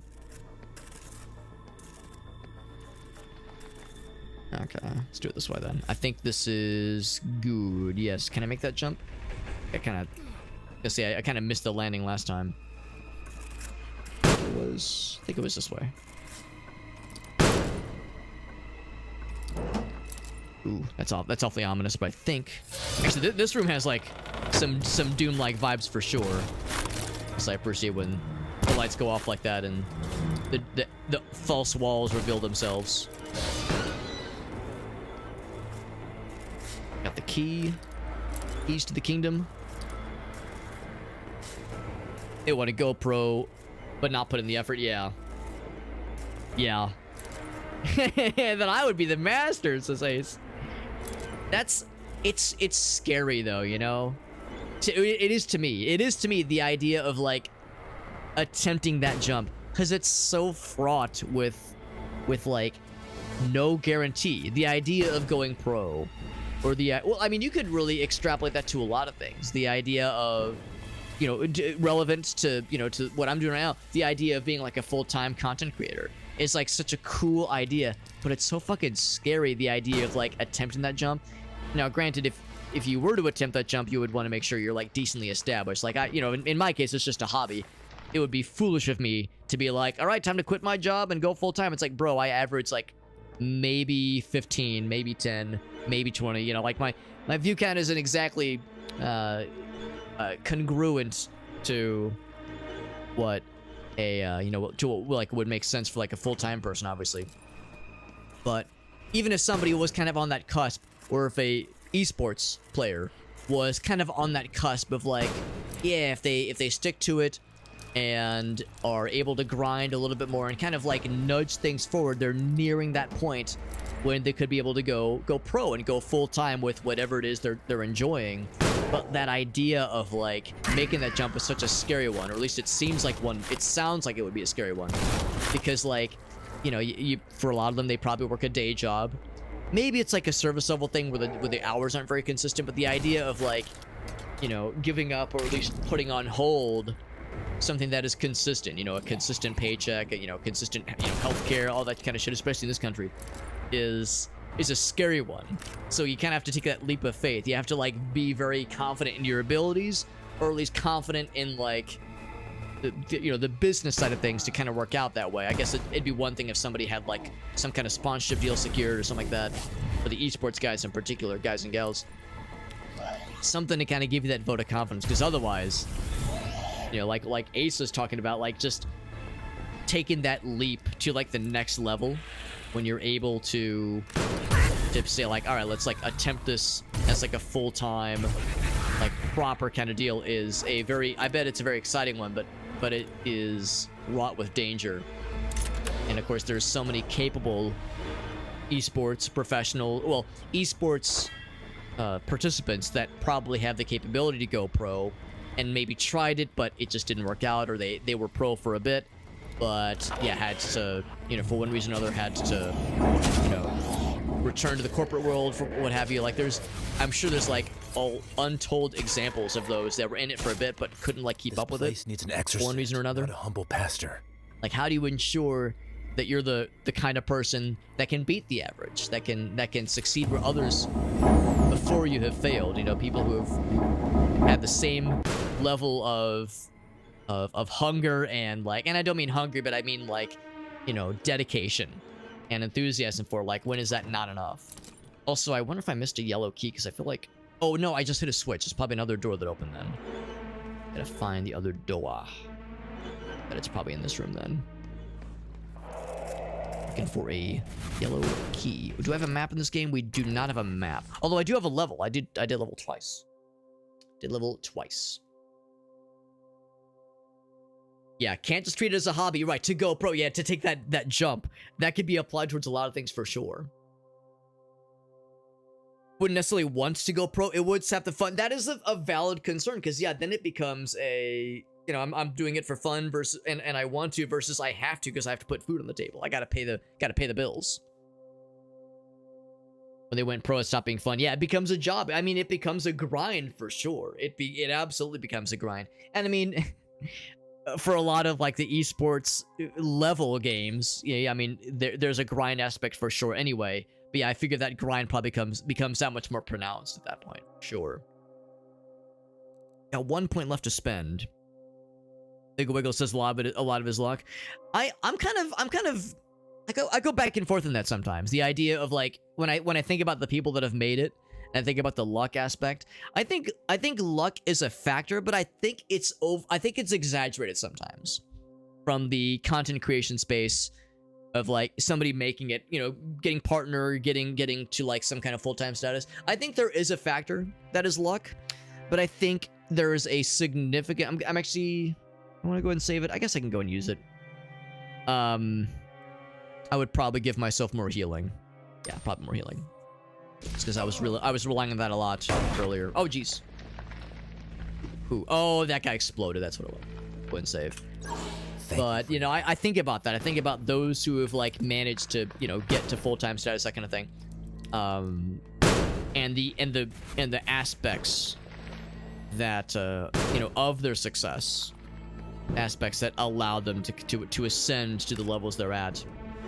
Yeah, I've thought about that quite a bit, and I've, like, wondered how much of it is luck. And yeah, for sure, I think there's some aspect of, like, oh, I stumbled into a game that had like a really cool community. Not me, obviously, like speaking from experience, but just like the idea of like that kind of content creator who, you know, kind of stumbles into a situation that was, you know, was rife for like, oh shit, yeah, I could like turn this into something. That kind of first stumbling into a situation like that, you know, there's absolute luck factor to that for sure. But there also has to be some business smarts to recognize, like, oh shit, we can do something with this. So it's not all luck, you know. I like to think, at least, it's not all luck. And there has to be like some, I like to think, not opportunism necessarily, not like, you know, everything is a, how do I make money off this? But there has to be some kind of acknowledgement of like, yeah, this was like, I was able to turn this into something, versus just like, you know, Mr. Magoo just kind of bumbling entirely into a content creation situation that allows for like a full-time kind of setup. One of my favorite examples is Dunker Slam, who's one of the more premier Noita streamers. You want the games to become my work? Yeah. What's up, Farsight? This is what all this did. We're talking about like the instances of like esports players and content creators who are able to like turn like a passion into a full-time gig, and the multitudes of ways where it can get wrought with good and bad things. Like originally the notion was with esports players, because that shit's such a grind. It's such a fucking grind going into like esports and shit. It's awesome, and I love that people are into it, but I don't know if I would ever have the stomach for myself, especially given that I'm not a very competitive person. But yeah, with content creation, people who are able to go, you know, full time with their jobs and you know, streaming and or YouTube or you know, TikTok, what have you, whatever kind of content creation it is their main, you know, money maker. That's what puts the food on the table, and what it takes to like make that leap. One of my favorite examples is Dunker Slam, who's one of the more premier and like more popular Noita streamers. He streams other things, but Noita is by far his like most prominent thing that he streams. And he always talks about how his first couple of streams he just did for fun. And he was streaming Pokemon Red and Blue. I think he was doing Nuzlocke streams just for fun, just because he played Pokemon back in the day, and enjoyed like watching Nuzlocke streamers. And he was working at a library. And at one point I think he was saying like he went ahead and he wanted to get a different job, so he quit. He did kind of thing you're not really supposed to. He quit before he had another job lined up, so he quit his job and he's like doing interviews. And whenever he's not doing interviews, he's streaming just for funsies. And well, this really cool game called Noita comes out one day, and he's like, okay, I'm gonna put the Pokemon Red and Blue Nuzlocke on hold for a bit, and we'll play this Noita game for a bit. And he really got in on the ground floor, like as the game was like first really taking off on Twitch. This is before it had its 1.0 release. This is when it was still very much in early access, and it was in early access, but it was it was like starting to kind of get a burgeoning scene on Twitch, and he was able to kind of snag a lot of those like early adopters and early players of the game. So like that kind of burgeoning community, he was there right from the get-go, and he had a lot of time to play the game and to stream the game, so he was able to do really long streams and like really sink his teeth into the game. Oh shit, I didn't see that guy. Let's do another heal real quick. I haven't done a heal in a minute. End. For now.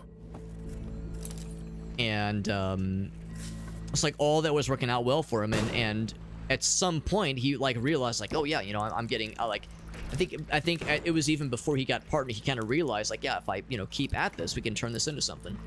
And at some point he was like, actually, maybe I'm just gonna stop putting my name in for applications. Maybe I'm gonna stop looking for interviews and see if I can turn this into something. And it worked out well for him, obviously, because he got Twitch partner. He was also really cool because he was able to develop a really, really smart system for his stream, where he's got what he calls the sweatlings, little like blue characters, little avatars that pop up on screen that each viewer is able to customize to their liking. Like if you know, the first time you chat in his stream, his chat bot that he developed is able to automatically assign you a little sweatling character, and as you watch the stream, you of course accumulate channel points. That's no different than any of our other streams, but you can use those channel. But every day for a while there, he was making his own little like cosmetic like hats and outfits for the sweatlings. And so every stream he would put out a new cosmetic thing that you would use channel points to purchase to like customize your little avatar character. And who doesn't love having a little fella that you can like customize in some way? you know, everybody loves the TF2 hats. Everybody loves some kind of like fun customization system. So it encourages people to come back. It encourages people to lurk. It encourages people to engage with his systems that he has set in place for his channel. So it very much encourages more than just kind of surface level engagement. It encourages people to watch for sure and to be there, but to come back and also to be more than just a passing interest, but have a very engaged and very like dedicated viewership. And yeah, it very much allowed, or maybe not allowed, but encouraged this community to really take off. And I see that as a really good example of somebody who there was a luck aspect for sure. He kind of like stumbled into Noita, but then recognized the opportunity and said like, what can I do with this momentum? And how can I make it stand out, you know, from others that are playing this game? And there's a reason why he's on top. Like it was, I think, a very smart and very, a very like he recognized what was kind of laying before him there. I think that's pretty sick, honestly. And yeah, so I don't know. I think that's a cool kind of case study that I kind of come back to, is like how somebody was able to use that kind of spark to turn into something like really special. So you have like fancy liquidators. These guys got like hazmat suits and shit. Trying to find a new job, Will. I know you've been working some wild hours, Will. I feel bad every time you pop in. It's like, oh shit, man, I gotta leave because I gotta work in like 6 hours, and it's like I have to get up at like 4 a.m. I know those hours are fucking rough. I wouldn't blame you one bit if you wanted to look around, because that shit sounds exhausting for sure. Ooh, these little fellas. Oh, we got the fancy liquidators and then the naked liquidators. They're not actually naked, but they're relatively naked. The other guys get these full-ass suits on. And I feel like I got so much ammo now. Look at all this ammo I can store. Feels so cool. Clunk. It's a cool noise. This is where they're growing these creatures. You can see they're birthinating these things. Are they gonna pop out of their glass condoms? Yeah, those morning shifts, man. It sounds like it's not even morning. It's probably like pitch black when you get to work, isn't it? It's like early enough into the AM, it might as well still be nighttime. And that shit's the fucking worst, man. I remember those days of... Well, granted, I didn't have to do it for like a lot necessarily, but there were times with my previous job where I would have to get up sometimes like crazy early for like if we were doing some kind of release, some kind of like quarterly release. It wasn't every time, but maybe it was like maybe 2 or 3 times a year. We'd have to like get up crazy early and stay fairly late to make sure that, you know, that everything went off without a hitch. And yeah, there were times so it's like you'd get up at like fucking ass o'clock, you know, get up at 5 a.m. So I'm leaving at 6. It's still pitch black outside. And of course you're at work all fucking day, obviously. And by the time you get off work, it's after 5, maybe like 6 or so, and it's pitch black again. So like you just never see the sun. You get up, you drive to work, dark as fuck outside. You're indoors all day, work, and then you exit, and then you step outside, still pitch black, or pitch black all over again. So it's like, bro, I just got 0 vitamin D today. What the fuck? Shit is not something I miss at all. 3-day weekends are nice, but yeah, 10-hour days, yeah, that shit fucking would have to be exhausting. Like, there's just no way. Yeah, always dark. Yeah, almost dark at least. But now we're getting into winter. Like, you know, it's just gonna get even worse. So yeah, I don't blame you, Will. That would very much get at me for sure. Running super hot, 65% output. Frame rate goes from 100 to 400. What in the world?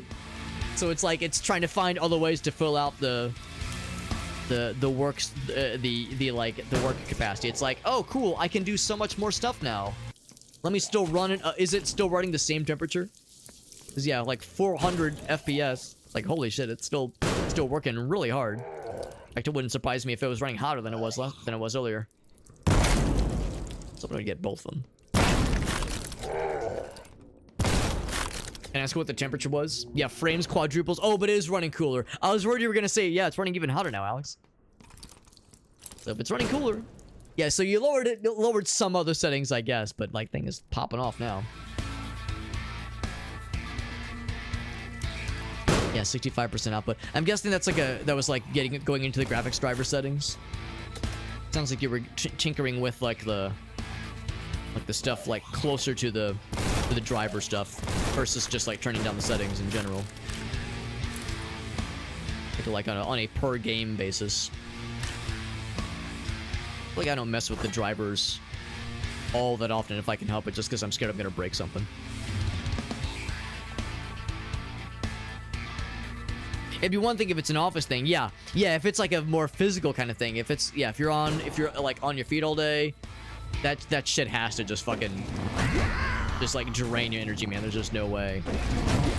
There's no way somebody is like used to like just on your feet, like constantly like go for 10 hours straight, 4 days a week. Yeah, that would absolutely just fucking drain anyone's energy. You know, people like you and I, will, us young men, we can handle it. You know, I mean, the reality is, as we get older, you know, we get more into our 30s, that shit gets way harder. You know, I think now, and I do have an office job. You know, I've got a pretty cushy situation, all things considered. But even then, I think about like the kinds of work I do now compared to, yeah, maybe 10 or so years ago. Yeah, it's like there's no comparison. Actual output of the card, right. But then turn the settings up, yeah. That's wild. Ace is like, I can't fucking explain it, man. It's fucking black magic science right there. Also, new weapon. Who dis? Energy booster. It do be boosting that energy. It sure did boost the energy. So this probably uses the same ammo as this thing. It does. So I think I'm going to do another reset then. I'm going to do another reset because I still stand by that it makes less sense to have two weapons slurp from the same ammo pool. But I'm kind of curious, what does this do when you oh wait, oh wait, yeah, is this it? Yeah, this is it, I think. This is the... Doesn't say the name of it, but I think... Yeah, this is the rocket launcher. It's gotta be this one. So we could turn it into an explosive fella. Shoots worms that crawl on the ground and explode, dealing massive damage. Go up right now playing with Day Worm. Bigger blast radius, massive damage increase. Or increase firing speed. And that's it. Just increase firing speed. Just make it more efficient. I like the idea of massive damage increase. At which point, maybe I just wouldn't use the rocket launcher at all. Maybe I just wouldn't use this thing. Birth of the Universe, it says. It says massive damage increase. Maybe it truly is amazing. What was the other one we were using? It was, I think it was that we can't actually look at it because I've already invested the points. Yeah. How's about this? Let me use the restroom real quick. I gotta use a little hobbit soon. Let me use the restroom real quick. Use the potty.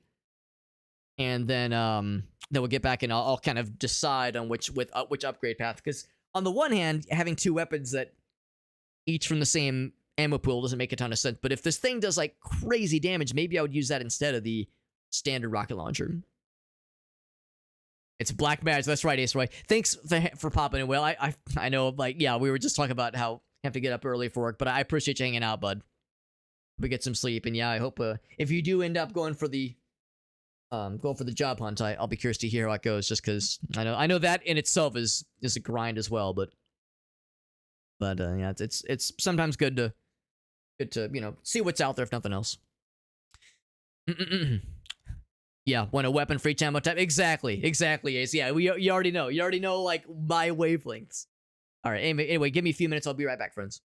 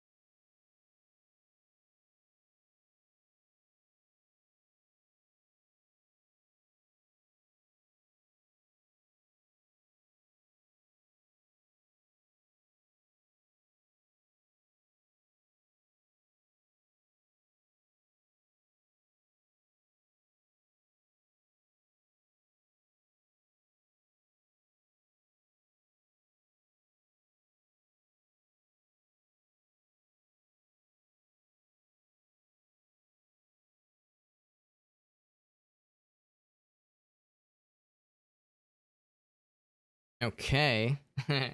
Actually, I wonder how easy this is to see.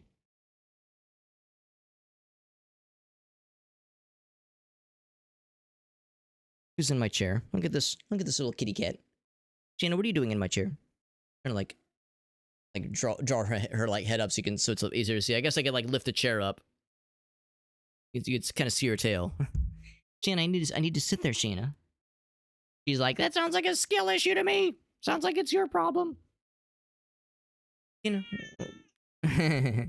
I want to put the microphone in front of her so when she's like yelling at me, you can like hear her sassy noises. Okay, now she's jumping off.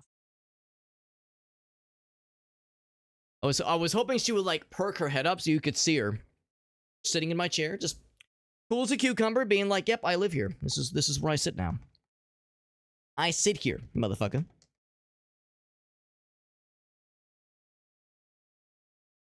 Here we go. Yeah, Ace. Yeah, I think you and I, Ace, are of the similar mindset here.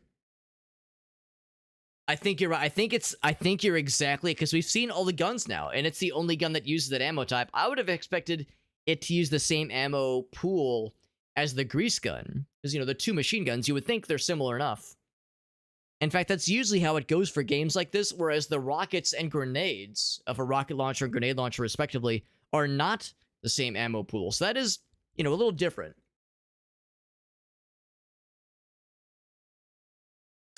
What's up, Beercat? Skill issue. Just get good, Alex. Just get good at sitting down. There you go. Make her understand what it feels like. I mean, granted, there's a slight weight differential between Shanna sitting on my lap versus me sitting on her lap. Slight weight differential. Because I've been here much longer. How rude. How rude. Yeah. But like, you just kind of like nudge them a little bit and they're like, meh. They probably give you some sass. It's like, listen, you put your booty on me. It's only fair I can put my booty on you too. Yeah. So what I'm thinking I might do then is, especially now that we've seen all the guns, we're kind of reaching our end game here. Not end game, but like seeing all that there is to see. There's no more weapons to find. It's just now a question of what upgrades do we go for. Yeah, what I think I might do when this is fully upgraded. Oh no, yeah. When this is fully upgraded, it says it shoots worms that crawl on the ground. So I guess that's the thing. They have to crawl on the ground, so you wouldn't be able to use this as an airborne, like to hit bad guys from across some other thing.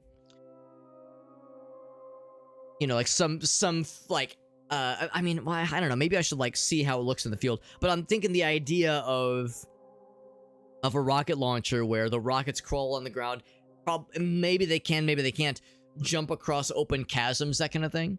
The massive damage increase is what is taunting me here, because the rocket launch that we have right now is great, and we can upgrade it to fire faster, but we can't upgrade the damage at all. The grenade launcher version of, I guess, this guy, we can't look at it right now in like the little preview. Although again, I'm talking about respecking, so I guess I might as well. Let's go ahead and do it now so I can kind of look at this. Unstable explosive grenades with increased damage and a faster shooting speed. So we can increase the damage of an explosive grenade. Yeah, I mean, that sounds nice. And that massive damage increase. I kind of want to see how this one behaves. And if I hate it, we have one more reroll. So if it just proves unfeasible, we do have that as an option. So yeah, I mean, I like the idea of this thing as it is. It's pretty sick. It's just like a really rapid fire. Like, that's really cool. But we already have an energy booster weapon. Or at least we do, when we upgrade the... Oh, I see what Ace was talking about. I was thinking it was of the grease gun. But I see what Ace means. Yeah, this one... Yeah. I see what Ace means. That is tricky then. Because yes, if we keep this as a Tommy gun, then this is our only pulse weapon, our only energy weapon. And that means if we eschew this upgrade path, all we can do is increase the firing speed. Damn, that's tricky. Because I like what Iggle Wiggles is talking about, the idea of maintaining the weapon ammo pools. But cool explode. It says massive. It says massive damage increase. Let's try this philosophy. And like I said, if it proves untenable, we'll have one more respec after this. And we could play the safer route. We could play the safer route of like Ace was saying, having a more even keeled ammo disposal. I'm sorry, Iggle. Did I say Iggle Wiggles? I meant Ace. Sorry, I'm getting my screen names mixed up. I won you, not the other way around. You're talking about Shayna, or about cats. Yes, referring to your animals as gremlins. I'm a fan of calling them goblins. I call our animals goblins or goobers. Goofy goobers, to be clear, to be specific. Yeah. Oh, I own you. I was thinking like won you, as in like, oh, I adopted you before anybody else could adopt you. Little shits, also valid. Little shits, little pissers. The naming convention goes on. Yeah, for sure I want those things. I think I'm gonna keep with the Luger. I think that's been pretty cool. Luger, but I hardly even know her. I'm curious to see these worms. I'm up right now playing with my worm. What can I say? Who up right now playing with a worm? Hit me.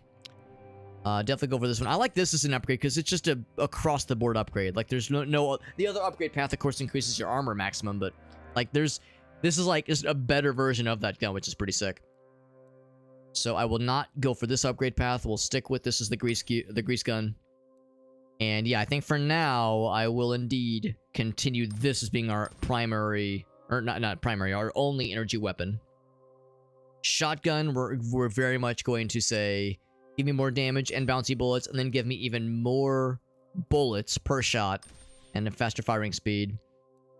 3 points left. Probably go for more ammo reserves.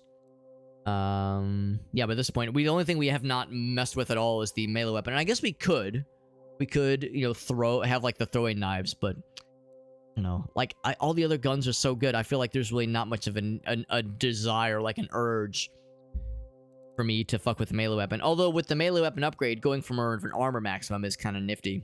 And there's a couple times, right? Yeah, we whip out the knife just for funsies. So if nothing else, a massive damage increase wouldn't hurt. But I think I'd rather put that towards like the lantern upgrade or some of the other kind of ancillary upgrades. In fact, yeah, we can't quite access the third and final ammo upgrade from there. So yeah, we'll see how this thing plays then. Resist the paralysis with I am capable of inflicting. Whalesbane. Yeah, this guy. Look at this big worm nest. That's fucking badass. It looks sick. It looks fucking sick. Underground car gambling market is way more funny. Underground car gambling market. It's a funny way of saying cat, yeah. It's a funnier typo, so we'll roll with that. This one does have a quite a bit of ammo, or not a lot of ammo. It's a shame that we have the rocket launcher, but I'm not really going to be able to use it a whole lot. It's not that I can't, but it would be less wise for me to do so, most likely.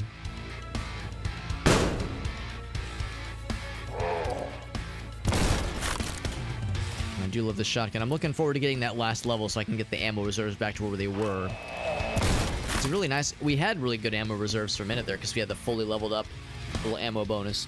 But it's a bummer because you have to go for both of these upgrades before you can reach this one. And also I don't have the top tier healing anymore.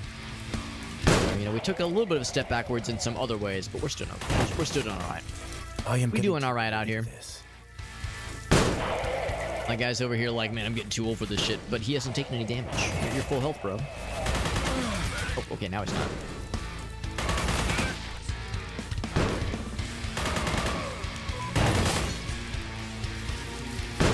There's still one guy in here. I think he... Oh, they can just go through the other doors. That makes sense.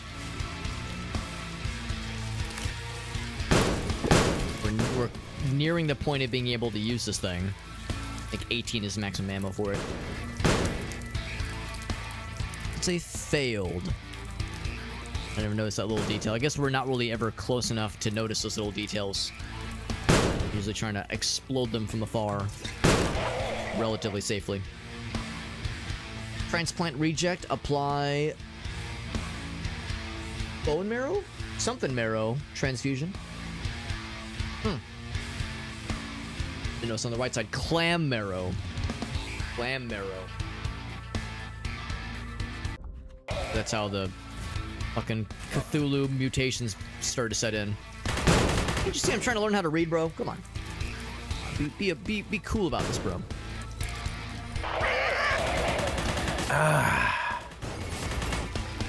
Headshot.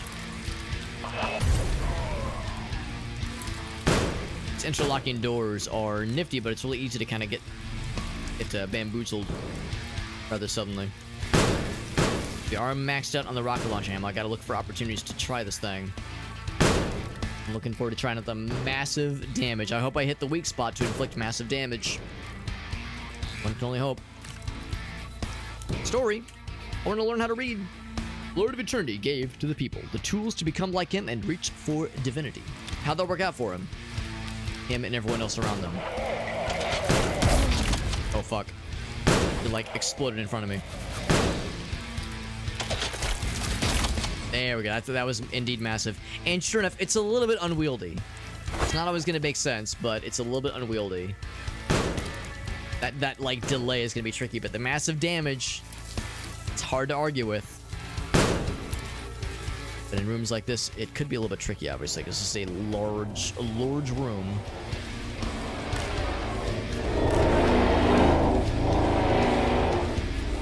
Very cool, but very spooky. You know some shit's gonna, like, teleport in here the moment I go to press that button.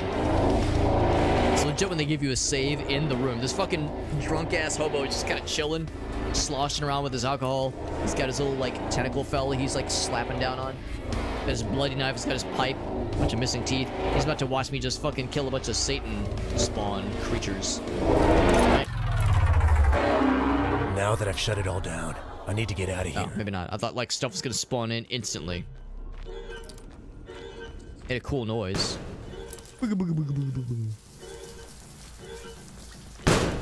Oh, shit has indeed broken out. Who didn't see that coming? Shit has indeed broke out.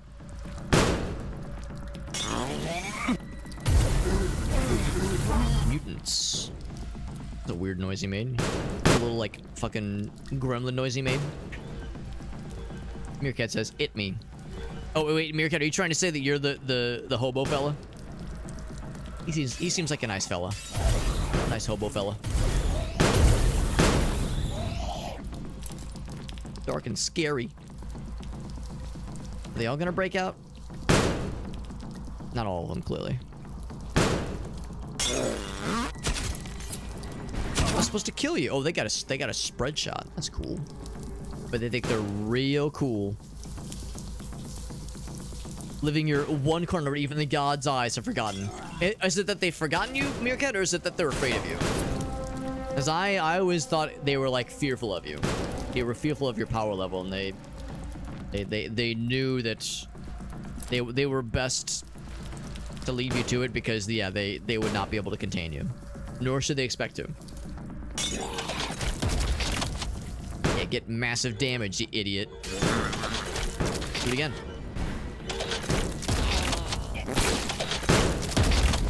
Seems like he's kind of like he like auto locks in on things, which is kind of sick. I appreciate that they kind of lock on for you. There was a explosive ammo somewhere that I thought to myself, I want to pick up before I leave. There it is. There's never enough of it. It's only two. It's only 2 ammo. It's not overly generous.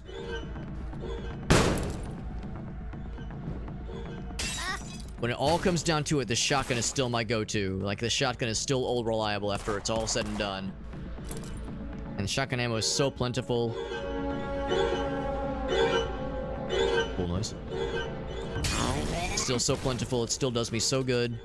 So much damage. Like, it's just always, ouch, always reliable. All reliable. You know that some motherfucker's gonna break out of here.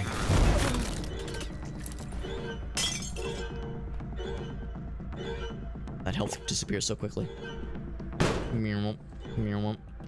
This is open now. That's nifty. They at least know have to know I exist, and then they will know fear.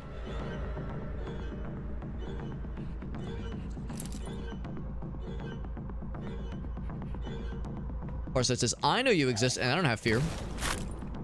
Well, what you refer to as fear, others might refer to as horniness, Farsight. Remember, the difference between fear and horniness is, like, strangely close in proximity in the brain. Like, there's been, like, this is like an actual scientific fact, like a physiological thing, where, you know, the line between scared and horny is, like, strangely close. It's a strangely fine line, because, like, the parts of the brain that light up like a Christmas tree when we're scared are awfully close to the parts of our brain that line up when we get horned. And that's at least part of why horror movies so oftentimes have, like, a weird horny slant. Like, I'm not just, like, making shit up. That's, like, an actual thing. An actual physiological thing. You ever wondered why, like, slasher movies are, like, all about chasing down big titty ladies? That is at least a big part of it. Okay. Thinking things are gonna be exploding out from behind me. Blood flow to the head? Yeah, depends on which one. Depends on which one. Alright, I'm gonna have... I want to have out for this. We're gonna have this guy out. Actually, that might be a bad idea. Actually, no, it won't. I'm a genius. And this will... There's no way this will end in disaster for anybody involved. Oh, there's a save point. Here, let me read first. Navigator Blue Squid. So that was, I guess, the name of a ship. I appreciate Save. your kindness. I figured all these dudes were gonna break out and I was gonna have to spank every single one of them.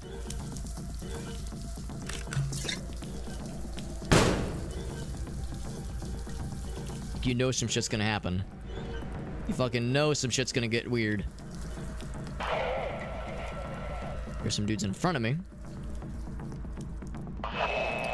Will you go up the wall? He does go up the wall. It's actually kind of cool.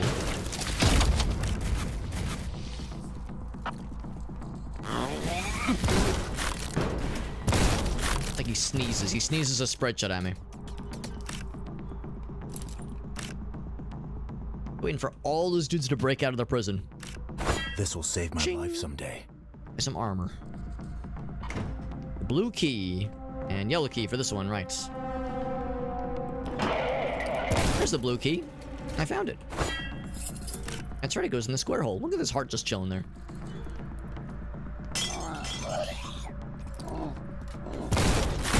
Ouch! I like caught that shit with my face. Ouch! I caught that with the top of my head. Headshot. I got a lot of my armor that I just got. I just got that shiny new piece of armor.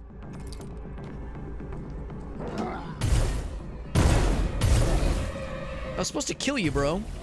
Like, tickled him lightly. He likes tickle.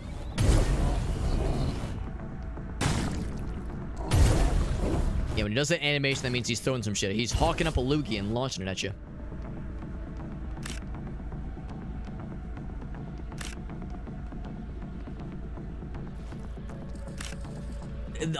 Like, one of the few downsides of this weapon, well, there's a few other downsides, but one downside I hadn't considered was, like, how the sprite for it is very large. It takes up a lot of space.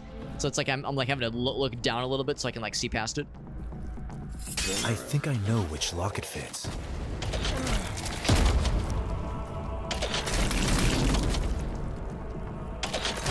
The firing rate is a little bit awkward, too.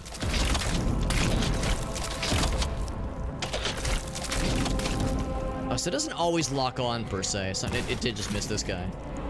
So I think there is still quite a bit of manualness with the aiming aspect, but it's still very spectacular. It's also very weird. And the weirdness, for me at least, is worth it. Weirdness is worth it.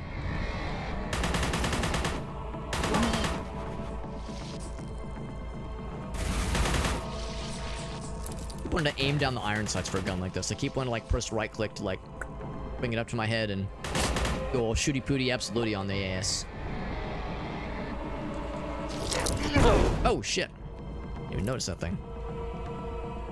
And we just got the yellow key, so this is now open. However, I feel obligated to check this room because I'm still waiting for all these motherfuckers to break out of prison and try to slack my ass. There's probably like a switch I'm about to hit in the yellow switch room that will open up that other door, and that's when the bad boys will strike. Oh, here we go. What's Farsight got? He says, it'll be a quickie, Alex. You know I'm always down for a quickie. You know I always got time for a quickie when you're involved, Farsight. Don't tempt me. Do not tempt me. I will get excited. Moments later, James slowed down to let a mad local get past. Does that mean there's one of those maniacal taxi drivers? And I didn't. Oh, God.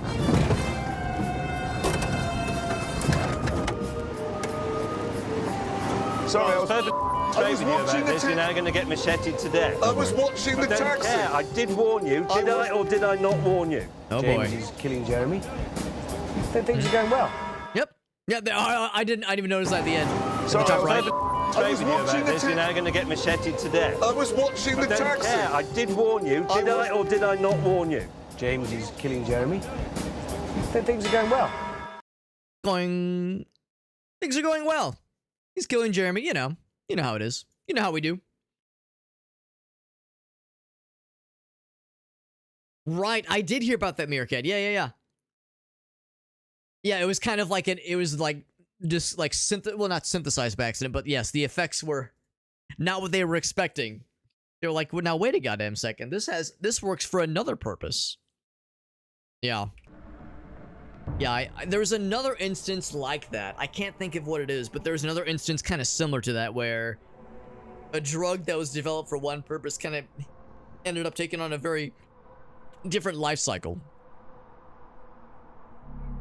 High altitude climbing. I did not know that, actually. Did not know that. It's like you can be full mast and mountain climbing like a boss. It's the best of both worlds right there. Sounds like a good old time for everybody involved.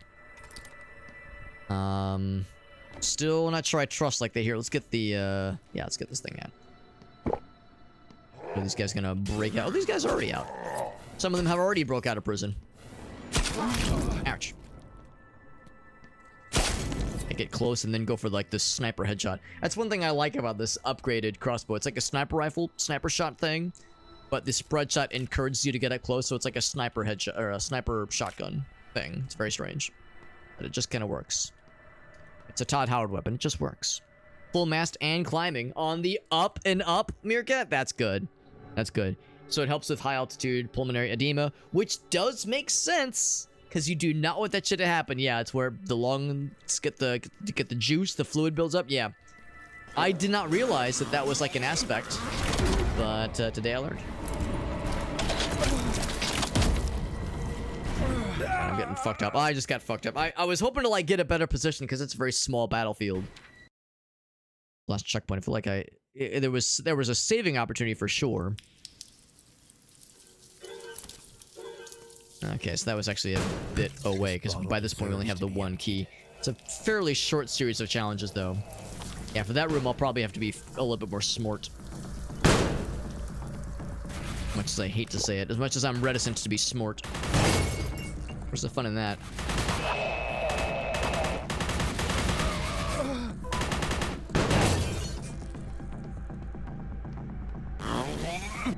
I hear little fellas. There it is, there's the fella. On the up and up, that's good. That's good.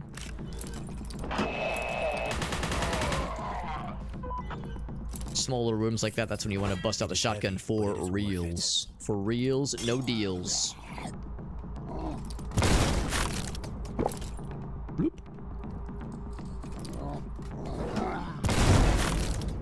What? Oh, yeah, there's a dude that spawned right there. Oh, he was probably already up on the top, wasn't he? Yeah, I forgot about that guy. That little guy. I would worry about that little guy. Bitch. Remember you. Of course, I can at least like get him stuck in place. May you rest in peace.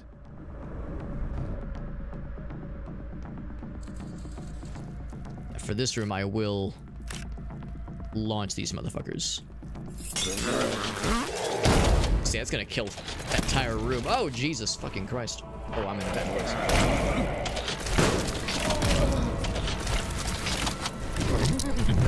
Ah, fuck, I ran into that explosive guy again. God damn it. Man, maybe this weapon is not a wise choice in these close quarters. As fun as it is, it keeps getting me into trouble. much as I This should calm my nerves. thought I trusted myself enough to not get into trouble, and yet here we are. And here I am, getting myself in danger. So now it's not going up the wall. Maybe it's because it's not a flat wall. It seemed like, oh, maybe it doesn't climb walls. Maybe it only goes down walls. Yeah, it does not climb walls at all. But it goes upstairs just fine. I guess that kind of makes sense. Yeah, but even then, it's a little scrungy, unfortunately. Well, this is how we learn.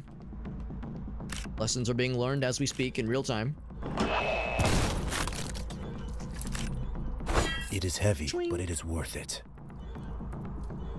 The auto pistol, you like? Yeah, I'm inclined to agree. I mean, it says slightly less damage, and I'm willing to accept that as a trade-off. Honestly, slightly less damage. Because, like you said, it's not like it's not like it's awful. It's not like it's a pea shooter. It's still able to do quite a bit. So it's more than capable, you know, as far as my needs are concerned. I just thought to myself, Alex, we've been over this. I cannot climb walls, and yet I wanted to believe.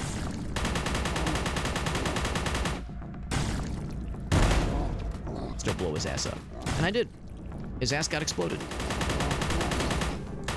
And this thing too, it's not even that the auto gun, like the Luger pistol, does really crappy damage, and it's also not that the dual revolver does a crap ton of damage. They're both just, you know, more than acceptable, but neither one is like a huge upgrade as far as like, yeah, the damage up, but the difference really is the accuracy, and I think that's worth it worthwhile in my book. Switch guns to this guy. Oh shit.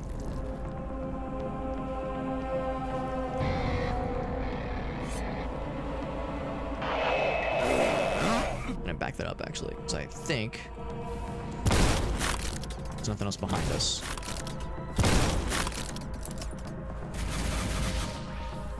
That guy's, I was gonna say that's gonna be an explosive guy that's gonna walk towards us, because he was not there earlier. The explosive canister was not there earlier. I would have exploded him for sure.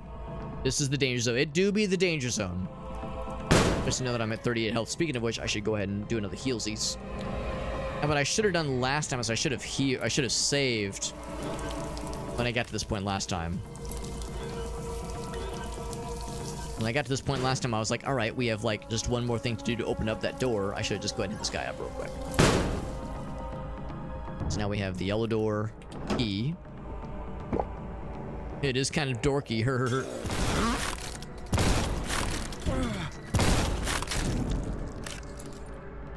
So that was the room where I got last time. Dare I attempt danger again? Dare I do so? Yeah, 100% accuracy. It's worth it. It's a worthwhile trade-off, I would say.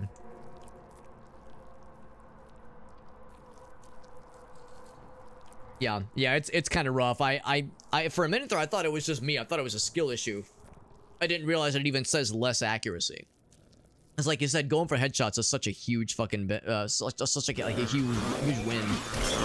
An obvious like huge benefit. Pain is when you're in that kind of range anyway. I see, it went so much better that time. Yeah, to me, it's like, it's no wonder. It's no wonder that it does. It like feels like it performs better. You have more confidence when you use it. You know, lining up headshots, that kind of thing. The difference that it makes in just like feeling capable is like, I want to hit this one specific target and I want to do so real well. Is very good. Like it a whole bunch. Finish level. Finish? I thought this was an American developer. Very good to go. Down we go. Down into another Dark Descension. 96% complete. 0 secrets, and killed all but one bad guy. We never did get to see the big wall of like glass boys pop out. We never got to see the test subjects get her ass. Yeah. Yeah, I imagine the revolvers are fun. If you got a fuck ton of pistol ammo, you just want to go... just start blasting. I could see that being fun, but I mean, we have other guns for rapid fire. We got, you know, multiple machine guns. If I want to fucking rapid fire and frag out of control, I'm not going to be wielding the 2 revolvers like an idiot, especially because the damage output is still not great for the revolver. Yeah, I now that I've gone to the auto pistol, I'm not going back. I'm too happy with this. The Nala G40. By the way, did I level? I did not, but we're getting close. We're cooking. Also, we're in Snow Zone. I wonder if we're gonna have a boss battle coming in hot pretty soon. The levels have been a lot longer in this act, I've noticed. Or maybe I'm just playing them slow and I'm a big doofus, but it seems like the levels are quite lengthy. Excuse me? Ouch. I want you guys to line up, please. It's gonna try and get you both, but I guess it works too. We're gonna get them in one fell swoop. Conveyor belts are gonna be a thing, aren't they? Yep, they're gonna be a thing. Tell already.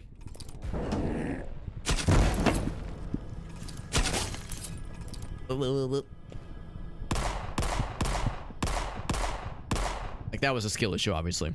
Yeah.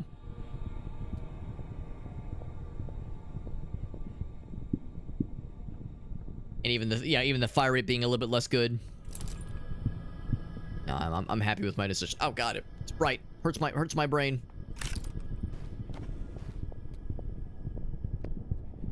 Is that a little fella? What is that? Not a little fella.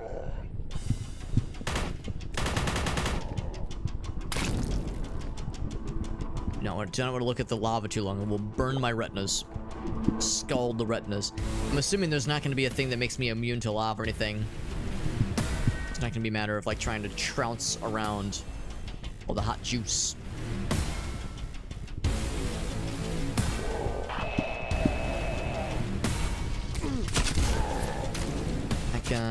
That guy, there's something was ticking on me a little bit earlier. What was diddling me? Who dares to diddle? Something in there, I think. If I try to like work my way up there, there could have been something up there. Go this way, foist. There he is. Didn't kill him.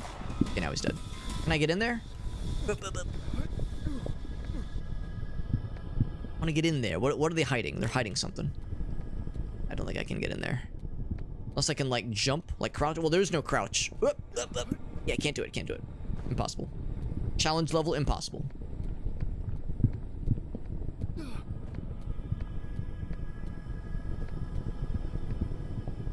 What they're moving. What kind of factory? Oh, I guess it's like a foundry, so it's just like big molten metals, molten steel, that kind of thing. They're moving. That's what they're schmoving. Don't get diddled, Alex. Don't do it. The diddler lotion. The diddler lotion. Oh my.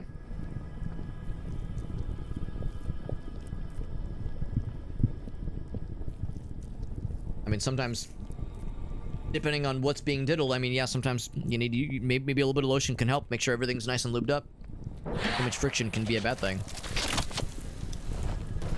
Did I get his ass? Unable to see the fruits of my labor, of my explosive labor.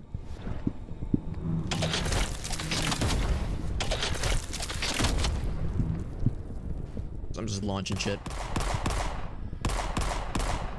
We killed him. Ladies and gentlemen, we got him. Oh, here's how you get to this little area. The one-way street. This should calm my nerves. Some of these little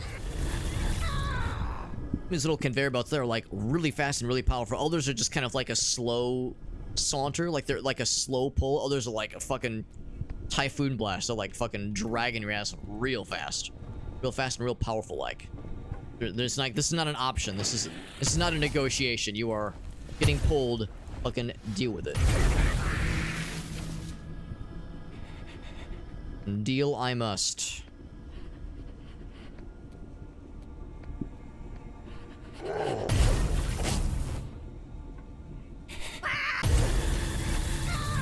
It's a scary enemy type, honestly. Like, I'm glad we have the means to deal with them, but yeah. And that's actually one thing I really like about this weapon in particular. This weapon in particular does such a good job of damaging, but also rooting them in place. I think the little patient lads, like, they can, like, break through that a little bit at least and move forward a little bit, but a lot of enemies, yeah, they're kind of stuck where launching their asses, and it's really satisfying. Close again, goddamn. Close. Still didn't kill. That killed though.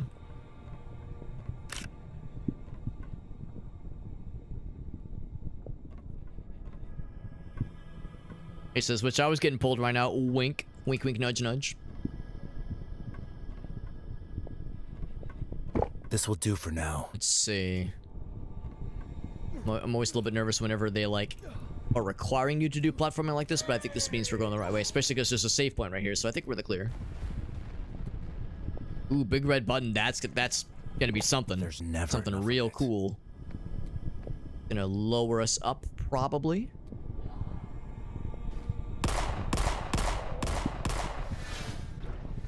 Yep, still got hit. Still got hit. And yet I talk shit. I wanna hit the box or barrel, same thing. There's something going on there, I think. Slows you down. It go down. Oh, it's a shortcut if you fall down, I suppose. That's actually kind of nice. Kind of nifty. I could see myself falling down. I need to use this to get myself right. Get myself right with Jesus.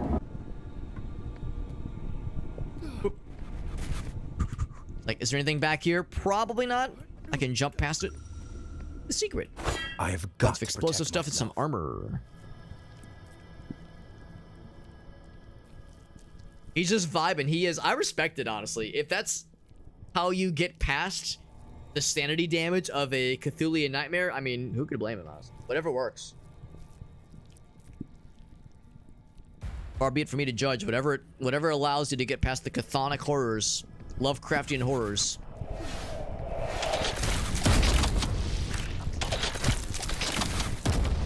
Say that auto explode the asses. More bullets.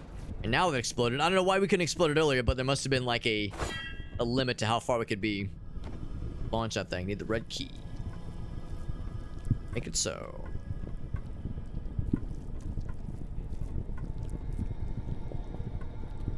Can I make that jump? Yes. And I'm always a little bit nervous, but I have to remind myself there is no fall damage in this game. Which makes all the difference. Whoa. Boom, baby. It's fast. When they're fast, that means we have to act accordingly.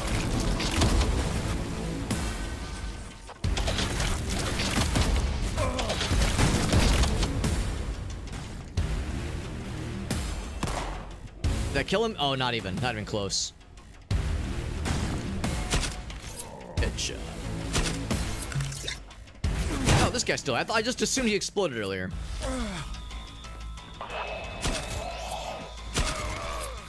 Just launching explosives at us. Did it get both? Oh, that got both. Nice. Heavily headshot the tentacle fellas. There's too many eyeballs to determine what's ahead. Which maybe means everything's a headshot with those guys. Who knows? Sky's the limit. There are no rules.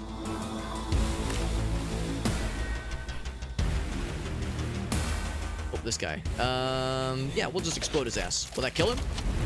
That's how you know it's a lot of damage. If it kills one of those guys in a single shot, that's legit. That is legit. Similar to Warhammer, yeah, just how to like deal with the untold amounts of bullshittery and just fucked up just not even world building, just fucked up situations for everybody involved. Yeah. Very valid, unfortunately.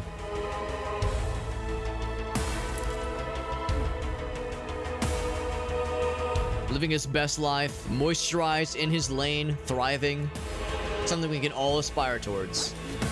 Absolutely. Yeah, I'm with you, Meerkat. Like, there's no fucking way I'd be coping as well as he is.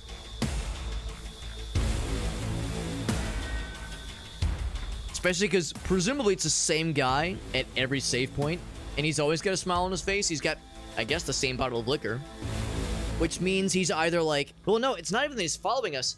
He's ahead of us at every step of the way, waiting for us, jolly as hell, surrounded by bad guys, and seemingly being ignored, either because they deem him not a threat, or he's made some kind of fucking deal with the devil. Who knows?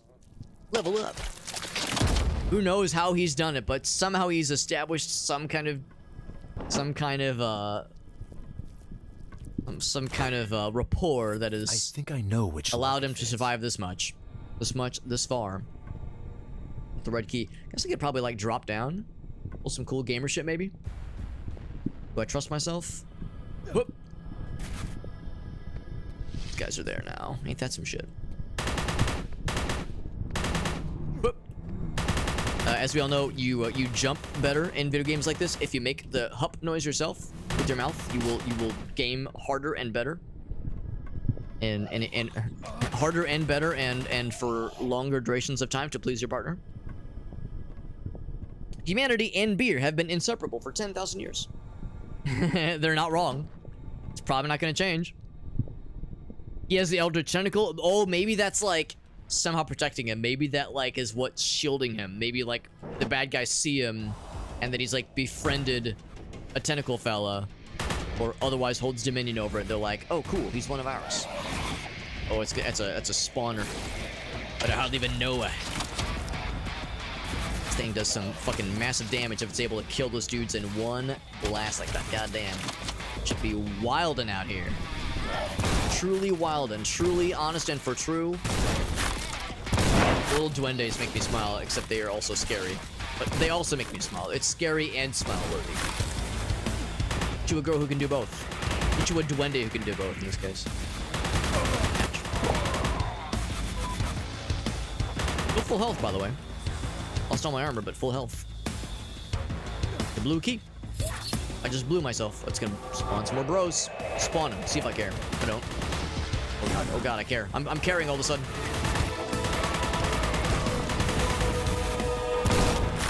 It's too far away from this gun. Give me something. Yeah, give me this guy. Blast their asses.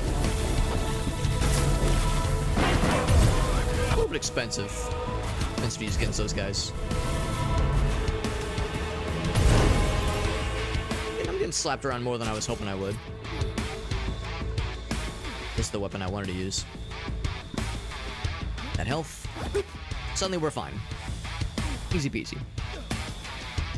Is that his bad dragon? Dangerous jobs require Jesus proper Christ. uniforms. No, it's not bad. It's behaving well. It's being nice. Right, guys? Why is everyone giggling? Yeah. It's being a nice dragon. It's not being bad at all. Like, do we tell him? Do we tell him what he means? Maybe they fear it because he's killed it. I mean, it's like wiggling, so it kind of implies it's still alive. He's trying to dull the pain. Not to forget what he experienced, but yeah, what he inflicted on the villains around him. They deserved it, though. Let's be real.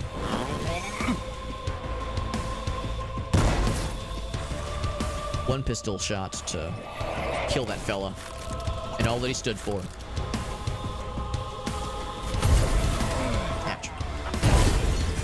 Horrible. Splash headshot.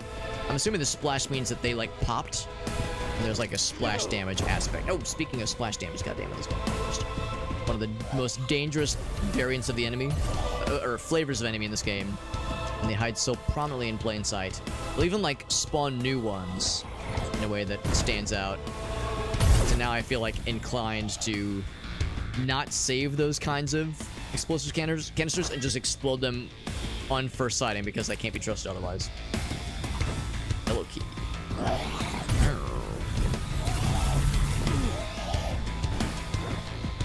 That deserves this guy. These guys are hearty fellows.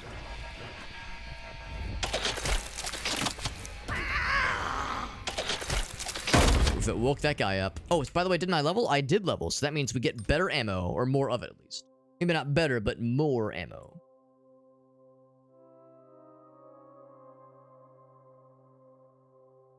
Yeah, if that's what I'm seeing, Ace, I'm with you, bud. I'm with you. Like, nah, I don't need to like interfere. So the ammunition shortage. I don't need to like fuck with whatever's happened there. I just want to avoid it. Life's too short, especially in a world like this. Pop. Pop goes their weasel. Will this spawn more bad guys? We killed a lot of bad guys. I'd be surprised if there was more in this little zone. Oh shit! I fucking spoke too soon, didn't I? That's what I get. What I get for speaking out of turn. God damn. We get another switch. Look at this, like, very prominent little square here. More ammo. Yeah, you know what I meant. Yeah, when I said better ammo, I just meant more of it. But yes, more is good. More is, like, generally considered a good thing. You know, sometimes less is more, but when it comes to bullets to kill bad guys, more is more. No question. No question about it. More opportunities to launch things to make the bad guys take big naps. Big forever naps. Boom headshot. Boom headshot. Not so much boom headshot, more of like thwunk headshot. Speaking of thwunks, speaking of like satisfying noises, I was telling the story earlier of how Gracie and I went with a bunch of friends for a really fun time at the driving range. It was for those who have one of these near you. It's called Top Golf. It's like it's a driving range, so it's outdoors, but there's like climate control stuff to keep things either cool in the summer months or warm in the colder months. They have a lot of space heaters out, and like heated couches and whatnot, and under like a covered awning, so it protects you from the elements pretty well. And it was a really fun time. And I haven't touched a golf club in like well, that's not true. We did like mini golf. We did mini golf once or twice a couple months ago, but beyond that, I haven't touched a driver. I haven't touched like a heavy duty driver in like 20 some odd years, because I've only been to a driving range once and I've never played golf before. I've never like played, you know, real golf. I've only been to a driving range once before this, and it was fun, but it's just never something I like really messed with a whole lot, and I never really had opportunities to mess with it again, unfortunately. I actually made the shortcut, but it was a really fun time. And you know, especially like once you kind of get your sea legs, once you kind of get a handle on it, like we all know, like the kind of, like we've seen golf, we've either played golf games, we've watched golf on TV, we've seen movies, like you see like the standard kind of like stance for like to rear back and then follow through with the hit, and like have the golf clubs to wrap kind of around you with the kind of with the foot kind of curling up ahead of time or after the follow through. We all kind of know the general how it looks when you're swinging a golf club, especially like a driver shot, to really hit it hard. But to actually do it, to actually like swing the golf club and hit it really hard and like have it go more or less where you want to, it takes some kind of getting used to. At least it did for me. But I will say, like, after you kind of get your sea legs and you kind of get the hang of hitting a golf ball with a driver to like really launch that shit, it is so satisfying to get that thwunk and that like metal on metal clang and just watching that thing soar. It's a lot of kinetic energy, and it's very, very fun. We had a really fun time. We were already talking about like if there could be more opportunities, maybe for Gracie's birthday next year we could go back there or something like that. We're thinking like, yeah, well, if there's another time when we could all hop back there at some point, because it was a lot of fun. Also, all the ammo in the goddamn world. Look at this. We have 25 max explodies and some armor, or some alcohols to fuel our special abilities. Ooh, it's one of these. It's one of these. Oh shit. Let me switch to this for a minute because these guys are fast and also they are furious. I was a little bi-curious. Well, I'm a little bi-furious. One of the most relatable moments in the Scott Pilgrim movie, has me. Hashtag so relatable. He's just like me, for real, for real. Yeah, this you kind of have to. You just exclusively go with short-range weapons, just because anything explosive range is going to get dangerous with these guys being so fast. They do be fast. Oh, big boy. What are these guys? This is a new enemy type. New headless fella unlocked. Headless tentacle fella. With two big explodies. It's the big version of the little fellas, the little duendes. I was very much bracing myself for a larger arena.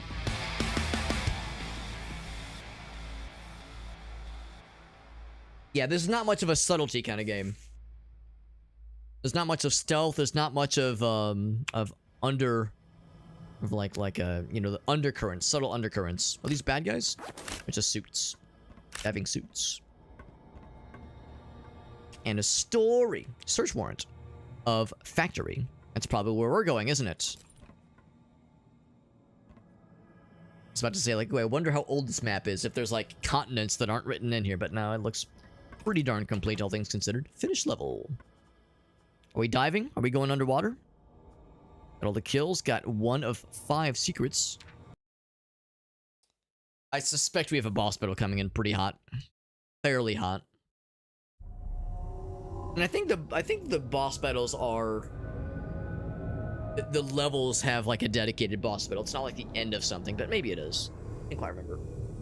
And sure enough, we are in a diving suit. We're going underwater, and we have just the whale's bane. The... What's it called? The, like the harpoon gun. I think we have it leveled up and upgraded. Also, no lantern, no other abilities at all, no nothing. All we have is harpoon gun and our wits. And it seems like they're being fairly generous with ammo drops, so it's not like we have to be overly... Oh, we have like low gravity, which is kind of fun. We don't have to be overly choosy necessarily with our shots. It's not like a survival horror kind of experience, but I might hold off on picking that up for a moment. Kind of get a eye of what to expect here. It's kind of cool though. I'm missing the ability to whip out my lantern, to just whip it out at a moment's notice for added visibility, because it's real dark. Well, it's dark, and it's also like my vision is like it's not even restricted. It's just like it's like condensed. So less peripheral view. Can I make that jump? Here we go.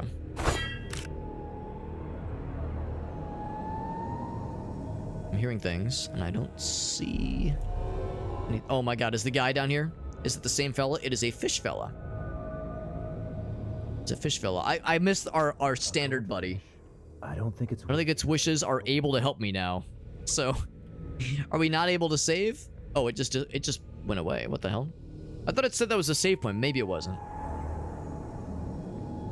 Goldfish. Maybe it's a measure of our sanity dwindling fast.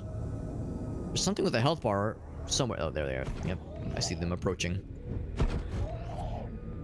Like how their brains pop out. Yeah, they have multiple brains, I suppose.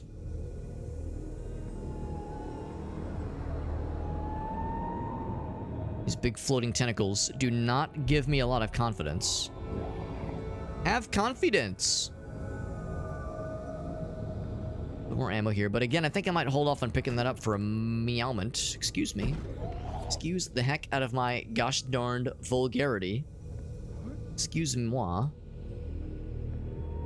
Not need that kind of negativity in my life, my man. My dude. My guy. Bleh. Giant gobbler. That health. Give me the gulp. As I'm gobbling the gobbler. Just a regular gobbler. So good to know there's like the big boys. And these are the standard fellows, but the big boys are gonna be something that take multiple shots and might be headshotable, maybe, because they have like a somewhat humanoid silhouette. So might be able to headshot those, whereas the little blob fellows, they're too blobular to be headshotted. And these standard gobbos, if you will. The thing about jumping is that it raises you up so you're no longer on eye level with them. The baddies. Ammo found. So it gives you better visibility, but it's kind of hard if you're doing what I'm doing, which is like kind of relying on the reticle to indicate when there's a bad guy that you're looking at, because it's kind of hard to see with all the foliage. Having the little reticle pop up with the health bar like it did for just a moment there. It's like somewhere. It's like very helpful, but if you're jumping, it's not quite as reliable. But for the big guys, they stick out like a sore thumb. One right there. Headshot? No, but good damage though. It fucks him up. Oh, it did say headshot. There you go. It just doesn't always say headshot if you don't kill, but it seems like it definitely is doing a difference, making a difference. And not pick that ammo up for just a moment here. Got some explosive ammo, but I can't switch to anything else. Just have the one gun.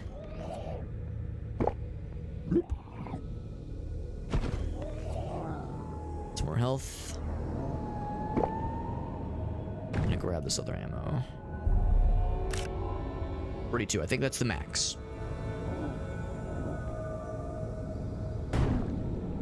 Oh shit. The hell? Something exploded? Oh, maybe something as a projectile. These mother uckers.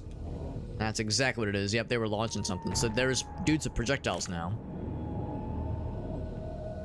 Excuse me? Fire in the water? Excuse me? Oh, it's these dudes. Crabmans.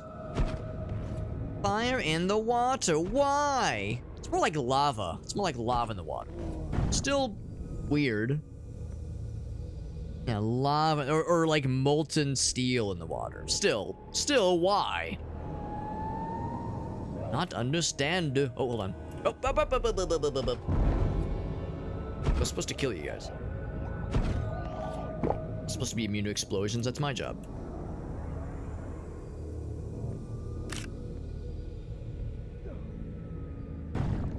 Climbing though. Probably I could have like gotten in close to get this guy. The blast is at, oh shit, like this, for instance. Oh, behold. Get up close. Then like the spread shot is able to tickle him a little bit better. Yeah, firing from afar is like cool, but unless it's like guaranteed kill with the headshot, it's not always economically a good idea in cases like this. Those guys have a lot of HP. They're very healthy. They ate their Wheaties for sure. Definitely took their vitamins. These crab men. There we go. Go for that triple headshot. Even though the spread shots, like the extra bolts that it fires, it says it's weaker. But still, if all three of them hit, it's still quite good. I'm going to hold off on that health front. Let's see. Sneaky boy. Or at least he thought he was being sneaky. Ouch. And now I'll pick up the health. Yep. Yeah, now I'm glad I saved that for just a moment there. And so just a little side level then of, you know, a limited ammo set and a limited amounts of bad guys. Something a little bit different though, which is kind of neat. Not opposed to those little one-offs. Little 5-minute little one-off. Not too shabby.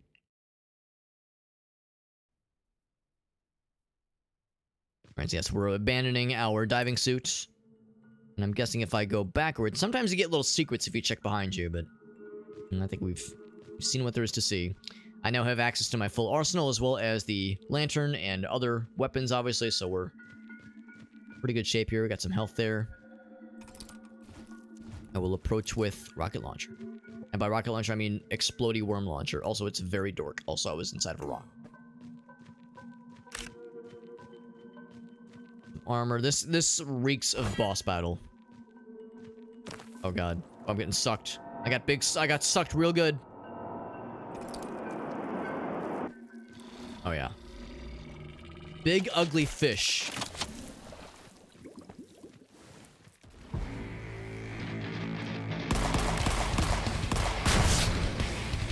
Whoa!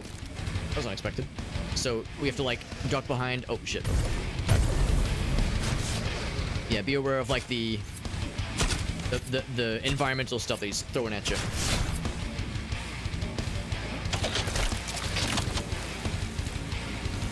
Oh, it looks like he got diverted somehow. That's kind of surprising.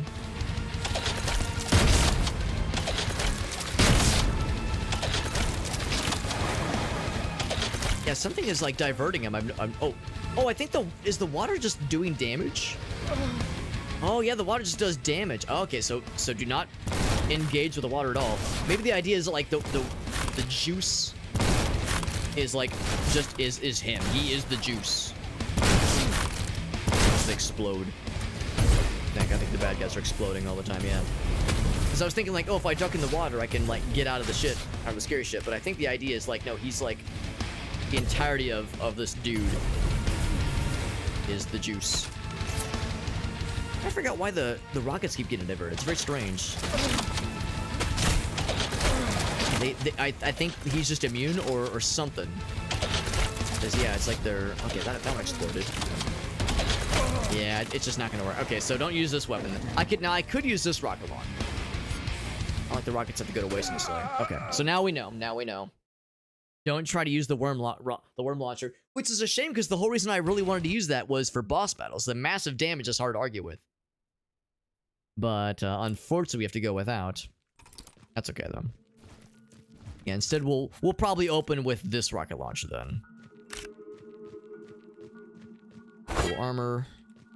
These things. Ooh, that's disorienting. Oh my god. Oh, the game crashed. Oh no. That's okay. I mean, it would have saved. It would have saved right at the start anyway. So no major issue, but just a mild inconvenience.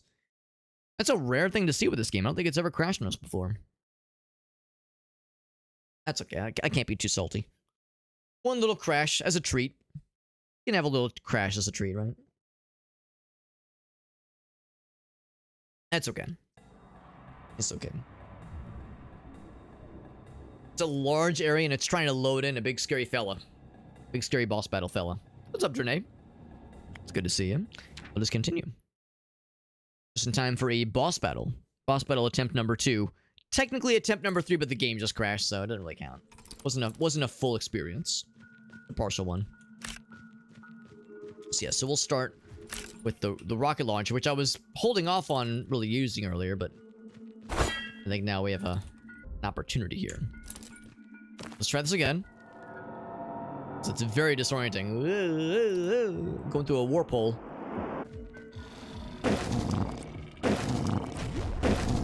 Not a ton of damage, but it's enough. Enough to be dangerous. Speaking of things that are dangerous, it seems like it's better to, if possible, avoid this environmental stuff. Like, focus in dodging those things. Seems like dodging the little fellas is not quite as imperative. I can just get around them. Get around the little fellas. I gotta be careful. That's when he does, yeah, jump over the ground pound. The tummy blast. The belly blast. When he lifts his tummy up, that's when you gotta time the jump. Oh, and I timed it poorly. Oh, Jesus.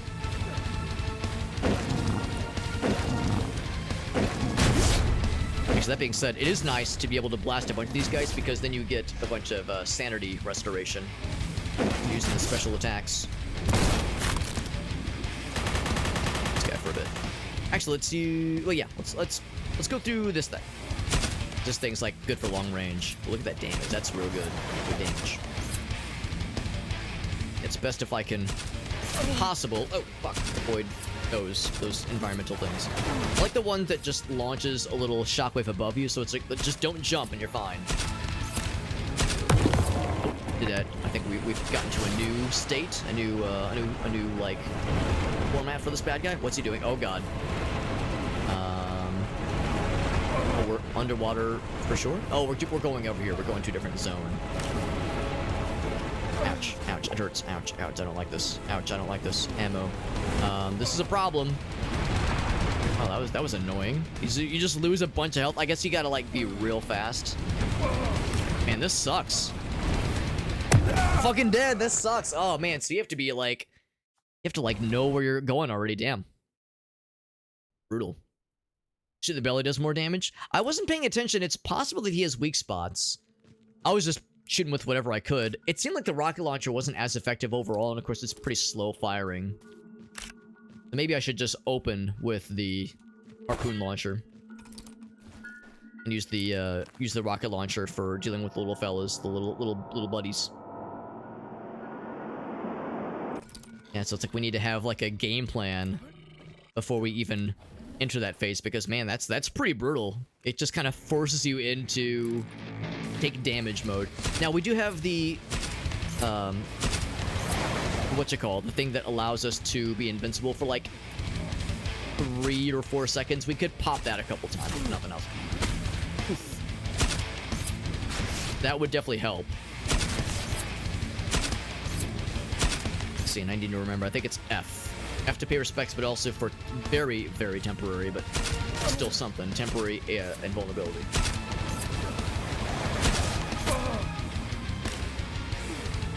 For other ammo things that I would want to use. Ouch.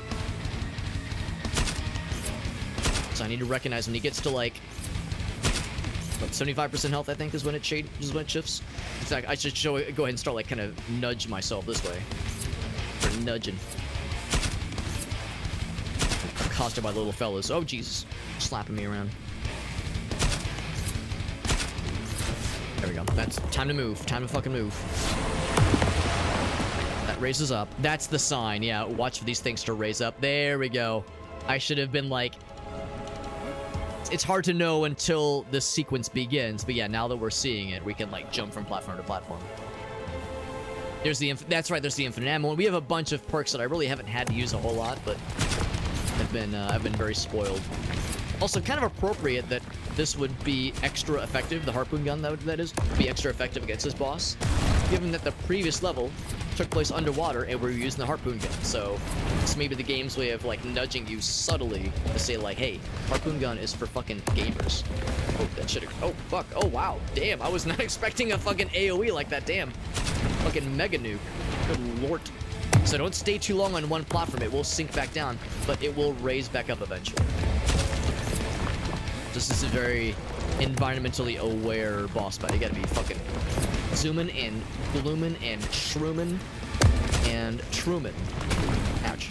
That one's exploding. Now it's popping. It's popping off. Ouch. Oh, that fucking deleted my ass. That deleted my ass too. Goddamn. There he is. He's right in front of me. Oh, don't go that way. Don't go that way. Idiot. You heckin' idiot, Alex. 7 shots left. We'll change it up in a little bit, perhaps. I need to. It's gonna pop in a bit. Oh, there he is. Oh, Jesus. Popping right now. That's popping. Oh, right, we'll make this one. Oh, here. Oh, that was a bad choice. In a bad way. And I'm trying to keep an eye out because I think we'll have to jump this way. There's like stuff back there. Yeah, I think that's gonna be like the place to be. Oh, fuck. Oh, God. Oh, God. Oh, fuck. Let's get a few things. There's like resources over here. Oh, has it begun? Ain't no way. No, not yet. Not yet. Oh, fuck. Maybe it has?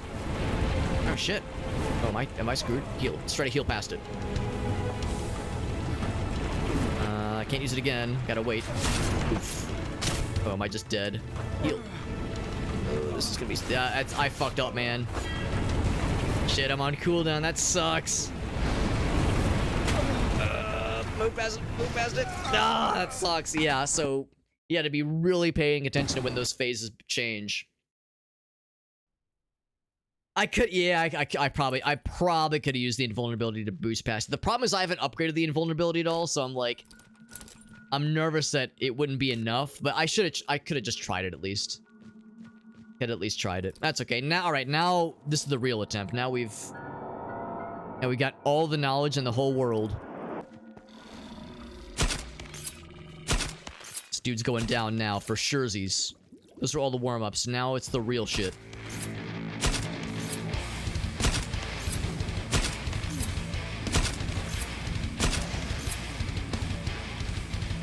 Oh, these big blue balls. Man's trying to get us blue balls over here. Listen, man, you having blue balls is not my problem, bro. Don't make it my problem. Whoop. Am I not taking a single damage? Am I that much of a gamer? Oh, okay, that's what I get for talking shit. I think the thing is I was, like, talking over him, making the big scary noise. That's, like, the key. Sign. Whoa! So I'm gonna go and use this now, because that was a lot of damage. Whip! Ouch.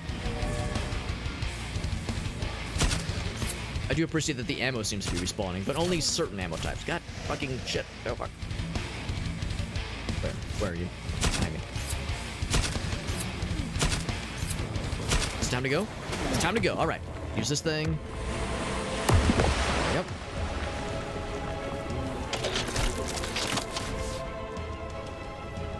Launch some of those things behind me just for funsies. Although this is probably the better choice.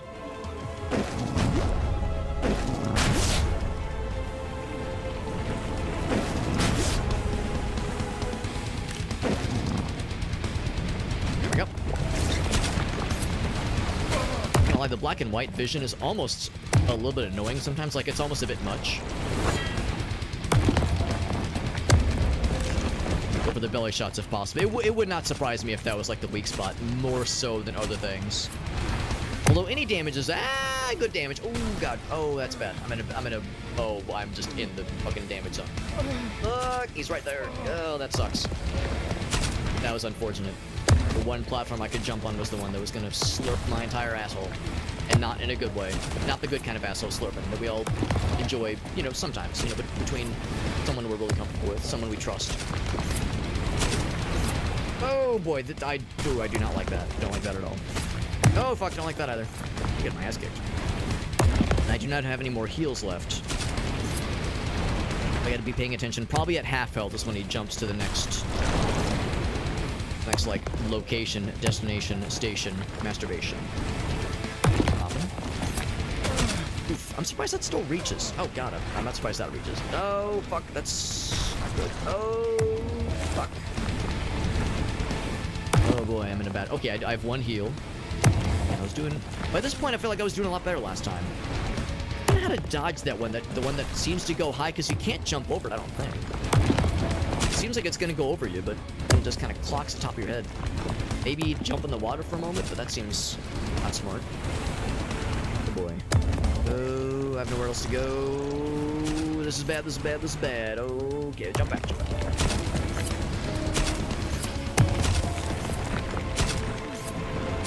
Why is he hasn't changed location? Are we moving? Are we moving to a different spot? He hasn't, like, made a noise, I don't think. He's still there. He'll, like, drop down when it's time to go that way, I suspect. That top one didn't get me. Ouch. 11 HP. 1 HP. No heals, though.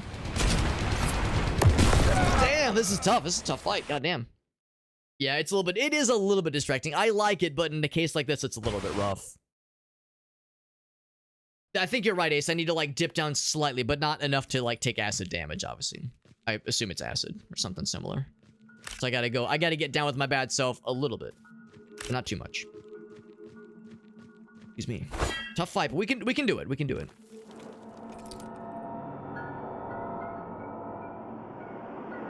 I'm impressed that I accidentally did enough damage to send him into, like, the second zone.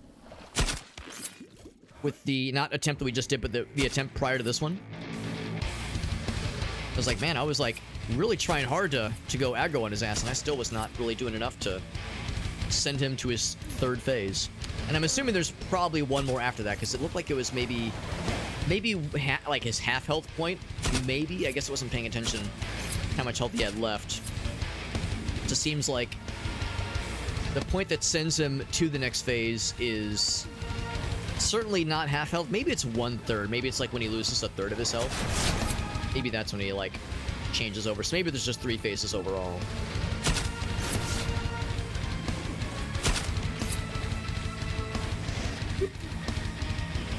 Alright, we're doing alright. We're doing alright. Haven't taken any major damages. Jump on that one. There we go. So right now, yeah, looking at the top, we've done, like, maybe 10%. Right there. Good damage. That's good damage. I shouldn't have been turning away. It's foolish of me.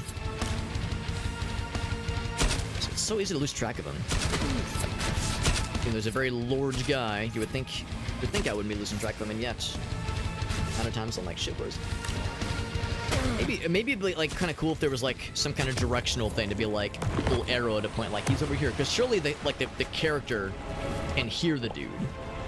Maybe it'd be better if my audio was turned up. Maybe that's the issue. Maybe if I was playing with optimal volume settings.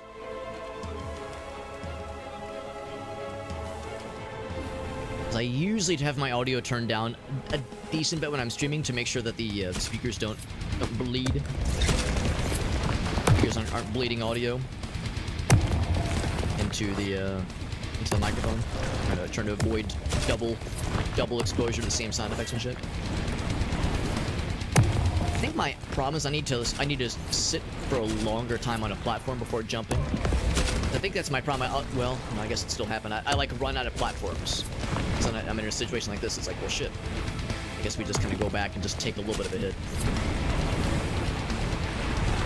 That's the problem though. It's like knowing the right kind of rhythm. See, we still need to be, we definitely want to be doing. Oh, actually, can I pop this thing to kill it? You can just pop it. That's awesome. That actually solves part of the issue. He's launching another one somewhere. There it is. I can explode it. There we go. Oh shit! Where's it? Oh, there it is. 28 shots. Pretty good. Pay attention to the health and also listen, because I think he'll give like an audio cue, I think. Killed it. You know you can pop those things, that's really helpful. He's at about half health. Might be approaching the point where he wants to get the heck out of Dodge. Not yet. Oh, is that it? Oh shit, where are we going? Is it that way? Oh shit. I don't know where we're going. I'm scared. It's not here. Shit. Time to heal. I assumed it was this way. F.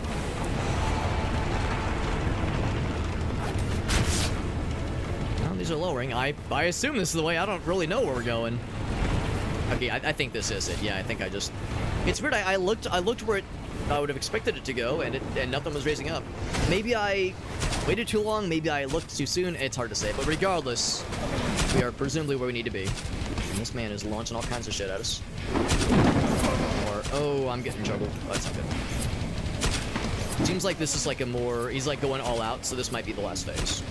Do you have another... I could pop that last invulnerability in a moment here.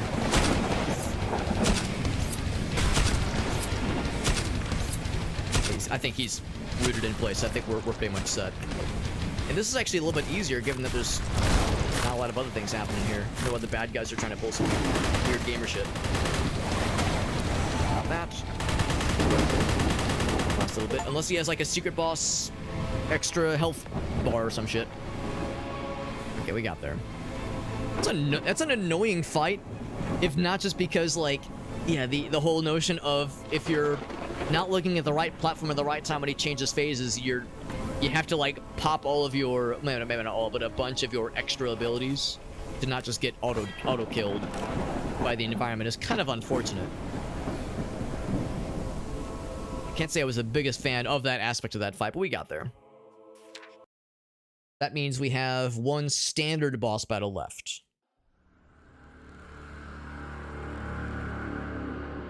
Why the hell are you going on that ship?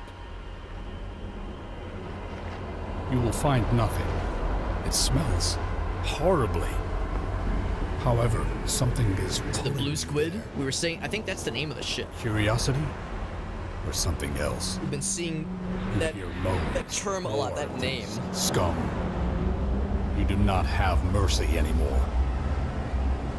No. Wait a second. It's a human voice. You find Tom Phillips. He's a little bit altered. Despite his condition, he greets you by tilting his hat. The tentacle in his brain is, yeah, I was gonna say. He's giving you information. You feel that it is important. He's got the teethers, You don't understand half of it. fangs. Is he teasing you? Visions of tentacles and squids, Anger grows within. octopuses. You're no longer yourself.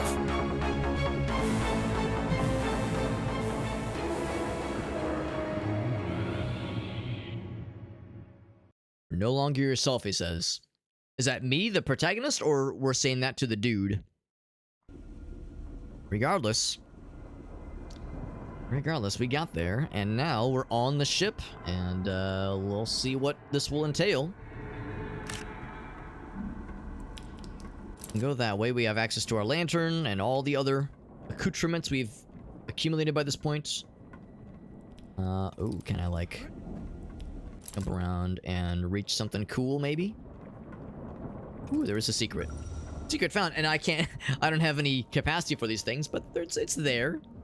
Nice, it's nice that it's there. Someone's been counting the days. Satisfying. Open a door and just launch a little worm fella. I did not expect this to be calming. I'm just gonna go ahead and do this. Because if there was some bad guys like on either side, I wanted them to get got.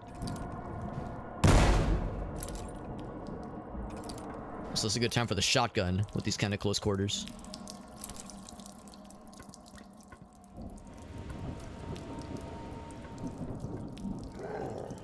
Need like bouncy bullets. Father, please. We got his ass. Maybe we're the child of Cthulhu. Wouldn't that be the plot twist of a century? You finally meet Cthulhu. You finally meet Cthulhu and like, you know, you have the big showdown. It's all dramatic and badass. And then the Cthulhu is like, you never knew your father. And we'd be like, Obi-Wan told me you killed him. No. No, John, forgive. I'm your father. We have this whole dramatic reunion. And that's when the name drop happens. The forgive me father? Cthulhu is the father. And we're the ones asking for forgiveness. Or he's forgiving us, or we're forgiving him. I don't know. I'm not exactly... I haven't like thought enough about the directions. About how this is all shook out, but somehow there will be some very cheesy and very unexpected twist. What a twist. And so we got this. We can drop down. Oh, I see. We dropped down like behind where we were earlier. That makes a bit more sense.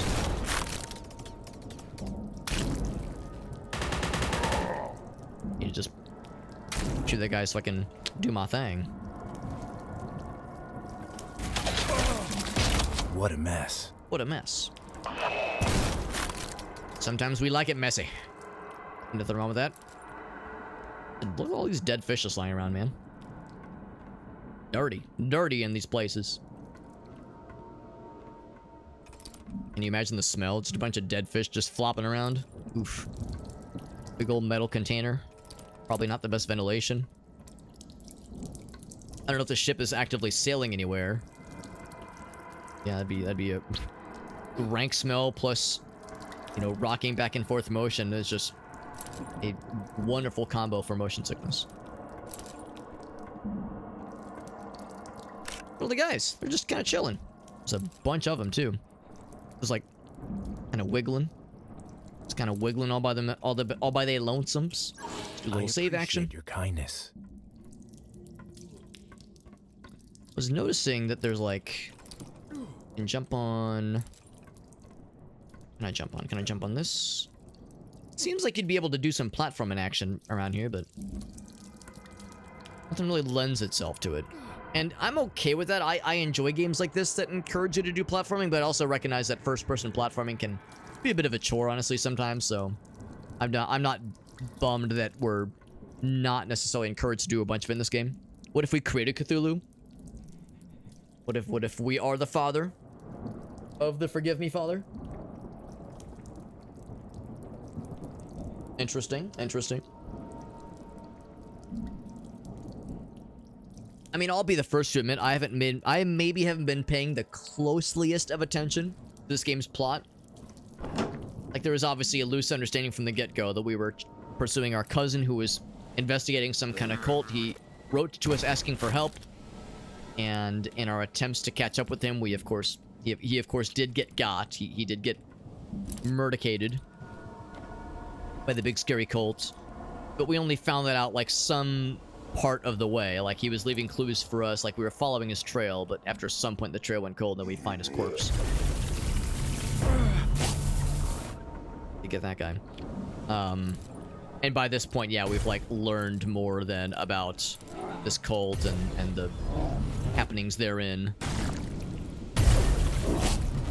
I guess the implication though is that like this thing we're pursuing is, you know, older than just one little happenstance. This is like this has been a thing for a while, and of course in the Lovecraft universe, the elder deities, the elder gods of, as the name would imply, the whole elder aspect, have been around longer than you know, fucking time itself or some shit.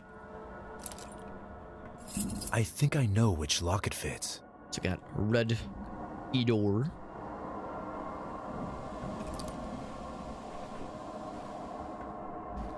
Some health, I'll take the health.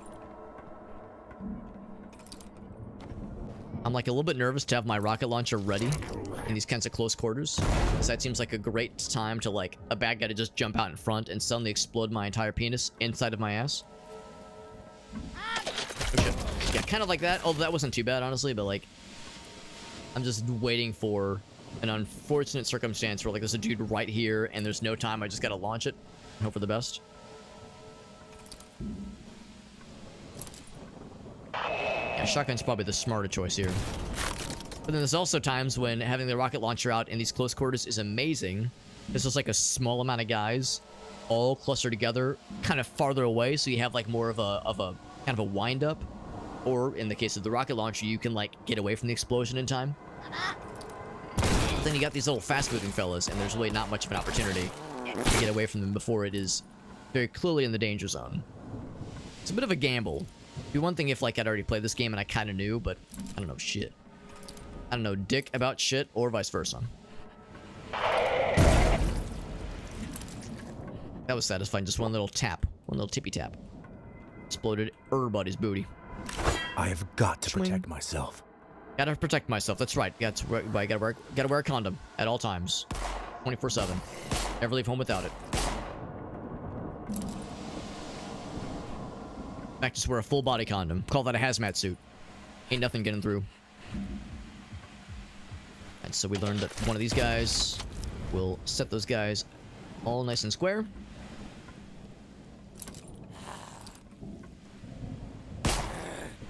Like a bit more of a lead up. Shoot the little bonus heads and then shoot the regular head, and there you go. And there you go.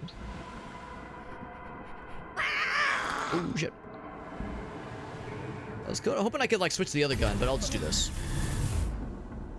Oh, it scares them off when you do that. That's kind of cool. I didn't notice that detail. They're like, oh fuck, oh god. Then we can just assault rifle.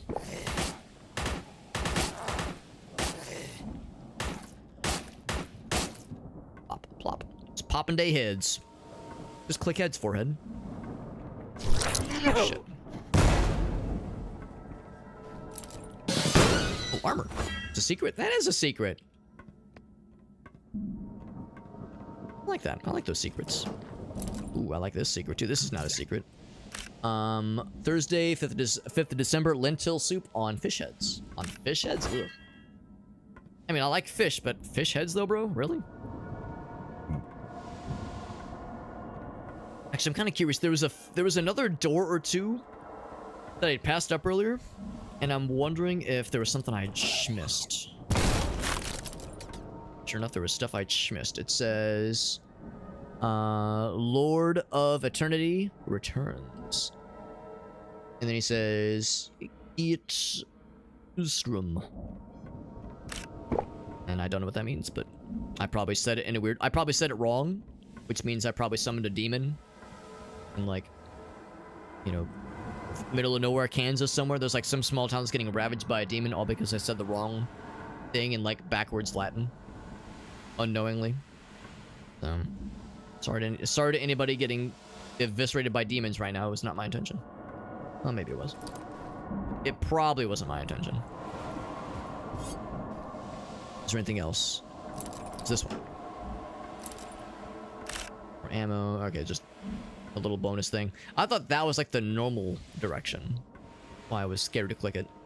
A mini-map wouldn't be a bad idea in this game.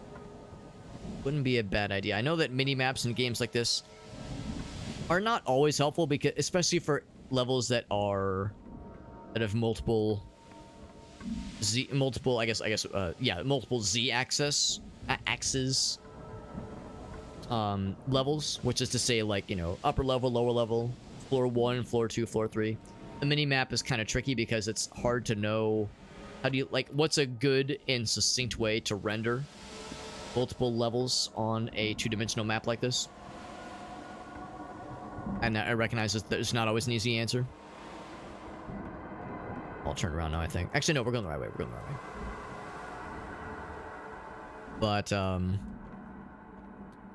But it wouldn't be bad. Wouldn't be a bad idea, just because, like, especially in an area like this, it's pretty easy to get turned around. I don't think we've ever gotten, like, fully lost in this game. I don't think we've gotten fully lost in this game, at least not yet. But there's been a couple times where I've been like, you know, maybe a little bit not super confident where I was going. And of course, sometimes with games like this, you know, part of the point is, you know, getting a little bit turned around, getting a little bit lost. For better or for worse, that was like a big function of Labyrinthine, that cool game we played with Shadow Dragon and Errol and Eve, or not Errol and Alina. Like, you know, getting lost was like a big part of the game. I mean, it's even the name, Labyrinthine. The game, the levels are very maze-like. But that goes a long way.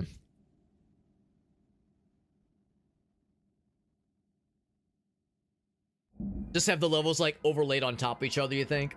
Yeah, have the levels overlaid on top of each other, and like the current level that you're on is like the one that's emboldened. That's probably the best way to do it. It can get a little busy if there's like this is an extreme example, but if there's like 8 floors and they're all kind of small, even if they're like really transparent and it's like very small opacity, it's still it sometimes can be like very busy and kind of hard to read all that. So like doing so succinctly can be tricky. Also, I like this. Look at the bones all wiggling, the wiggling bones. So doing it succinctly and like in a easy to like quickly digest manner can be tricky in some cases. But like an attempt is better than nothing, you know. I'd be down for it. Blue Squid Crew, 17th of September, 1925. What they say 5th of December was when shit got weird. What's today? November 25th for some time zones.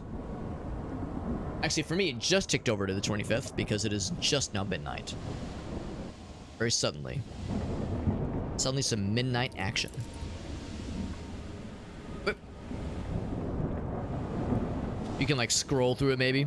Or just, oh, it doesn't even render the, yeah, I see what you're saying. Yeah.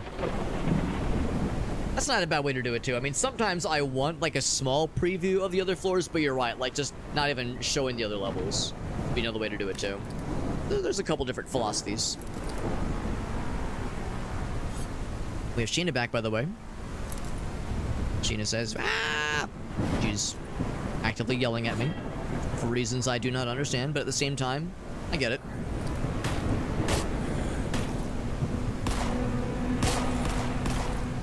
Not my best moments there, but we still got what we needed. What's it say? Sea King's best fishes. Fuck yeah, Sea King. It says Londo Company, import-export of razors. Motorola razors.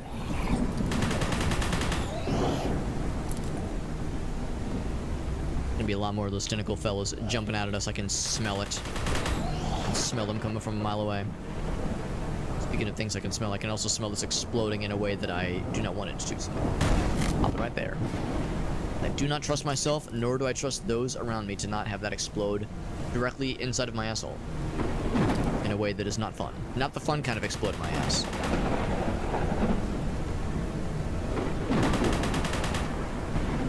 Oh, shotgun fellas. Die! Thanks for just standing there letting me shoot you guys in the head. Appreciate that. Appreciate you being cool about that, bro.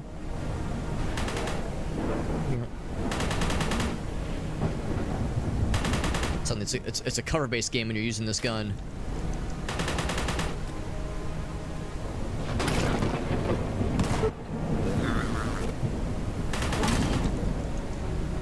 Lasers. That lightning made me jump. I thought it was like coming right at me. I do like the lighting effect of the lightning. These kind of dark areas, the rays of light it casts in the distance, especially in those areas in the forest with like the trees. That was really fucking cool. The lightning crack in the distance and that kind of the effect of like the rays of light from the lightning shining through was a really cool effect. Let's see, where do we go from this particular spot? I'm guessing I jump up somewhere and I can't climb this guy, obviously. came from this little spot. Unless there was like another... This is definitely the place to be. Spot to be. There was a... thing to jump up on. Maybe I'm supposed to break something? This? Ah.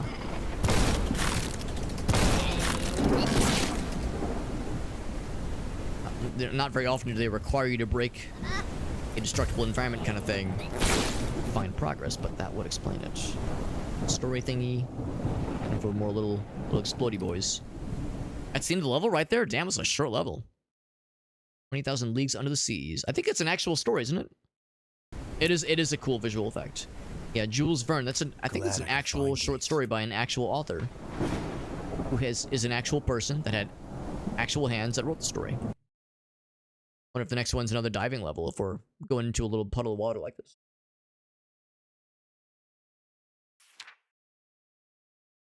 Only one way to find out.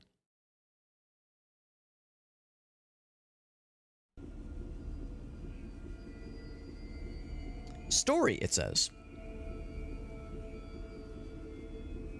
And no, we're not in the diving suit, but we are in ice. We're either in ice or we're on planet Krypton. Also, sacrificial altar, what the fuck? It says, that's what we saw earlier.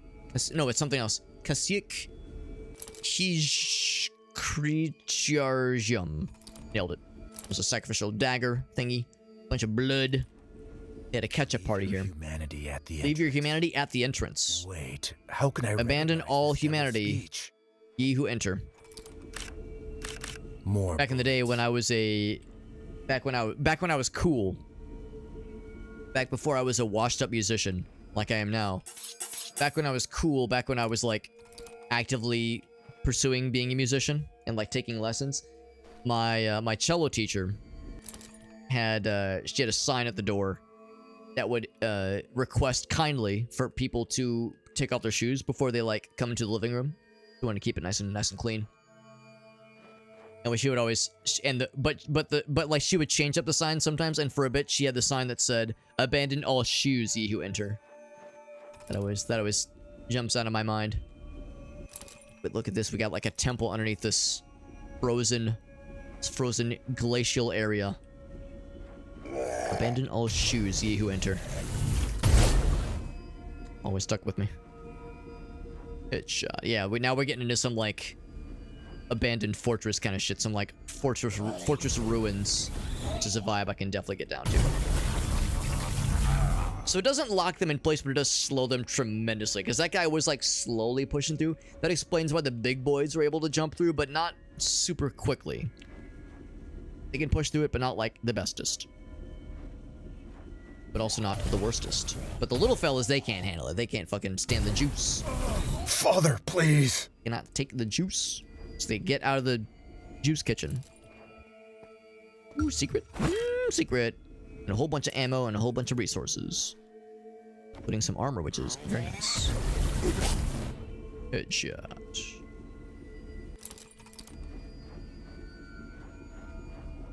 I have a sneaking suspicion we have... Oh, I got this thing really filled up. Didn't kill. We have some long-range shenanigans ahead of us.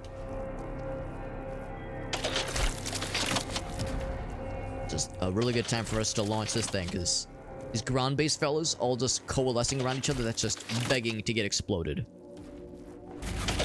Wish I could, like, watch these explosions happen. I'm having to duck back. Oh, I think it's getting diverted or something. Oh, it goes in the water. That's what's happening. Going in the water. No wonder. I was like, why is that guy still alive? That's why. Yeah, I didn't notice that was like a puddle of liquid. This big room. Big. So big. It's so big I had to say the word big 3 times. There's a blue key. Man, big fucking room. It might be the kind of thing where you can like maybe do some sequence breaks if you're fancy, but I feel like I should probably do it by the book. This big room, goddamn. Place is fucking huge. Good lord. Good heckin' lord. That blue key. I can probably reach it, but also maybe what if like the blood water is like instant death blood water? How will I know? Until we fucking get to it, right? Probably stick with hit scan weapons for a bit. I mean, the harpoon gun's great, and it's a sniping beast, but it's not exactly hit scan. Whereas the pistol and the grease gun, what's it called? The Trockentod. This whole time I did not really appreciate nor acknowledge the name of this funny weapon. The funny name for this weapon, rather. Yeah, the hit scan weapons for these kinds of large areas are probably the safer bet. Also, safe.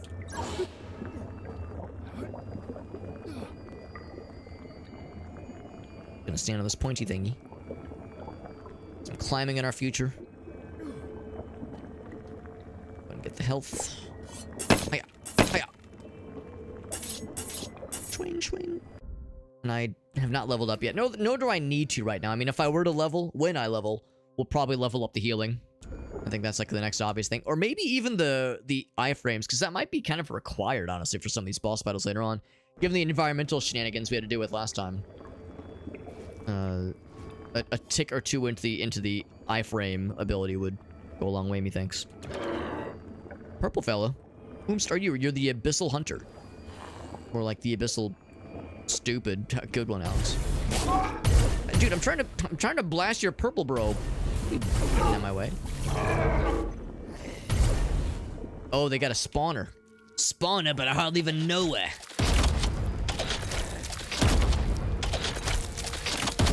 I like using this against those spawners because it kills all the bad guys around them. Very good. I like it. I like making the bad guys not exist anymore.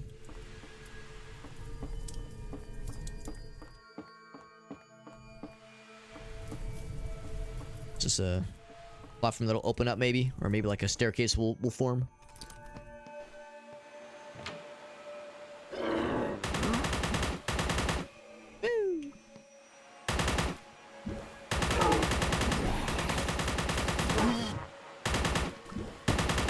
Wimbly bimbly, they're bouncing around so much, good lord. They must be very excited. They're very happy to see me. I'm flattered.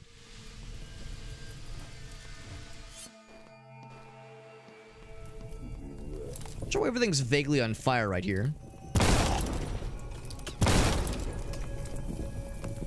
I mean, especially with like all the what I'm assuming is ice. Maybe it's not ice. Maybe it's just some kind of crystal thing. But what I assume is ice. I would think the presence of fire would kind of, you know, go against all that. They just juiced me up with a lot of ammo.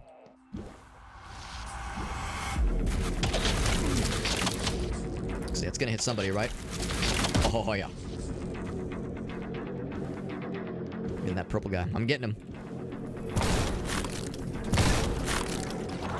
Oh, he teleports. I bet he thinks he's so fancy. Ouch. Ouch. Oh, fuck. Oh, jeez. Those guys. I thought it was one of the little fellas. That's a big boy, not a small boy. That's a big guy.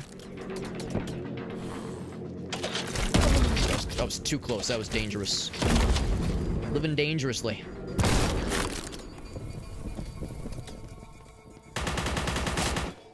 I need a prayer. Says I need a prayer. Oh, button. Bam. Or not button, lever. Same thing.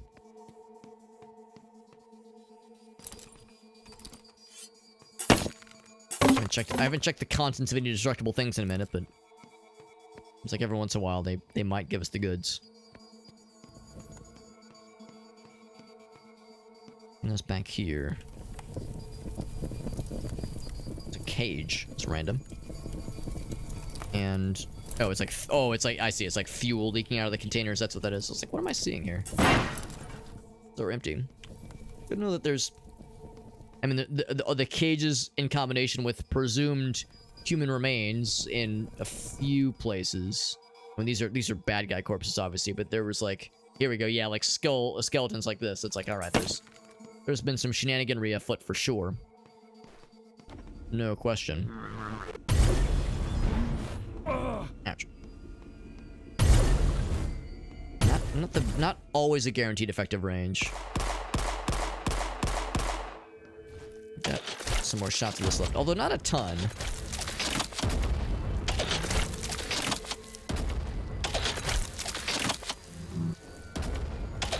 One more. Kills all of them and the dudes who were spawning, but we only have 6 shots left. I can't rely on that for super, super long. It's a healer fella. Never enough of Or not it. healer, a save fella.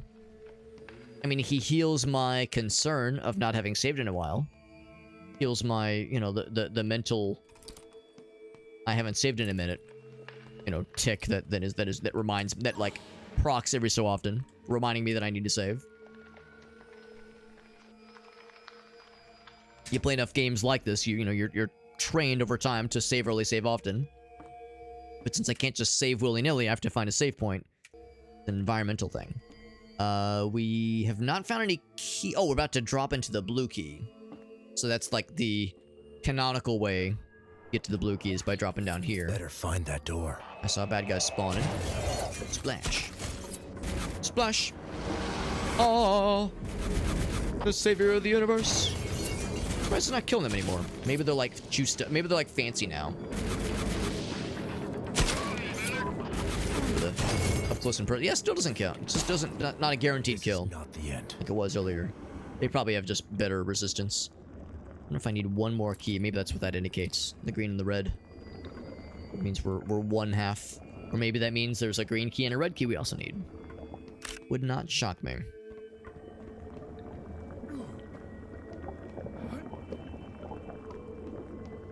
Thing in here. That is. Oh, no. Nothing up here.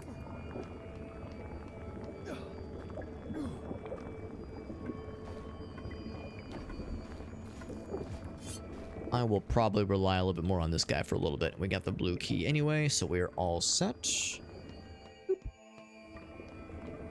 Gotta be something over here, right? They wouldn't just lead us on. There we go. They wouldn't just give us the ability to go this far and not give us a little snack, a little treat for our troubles.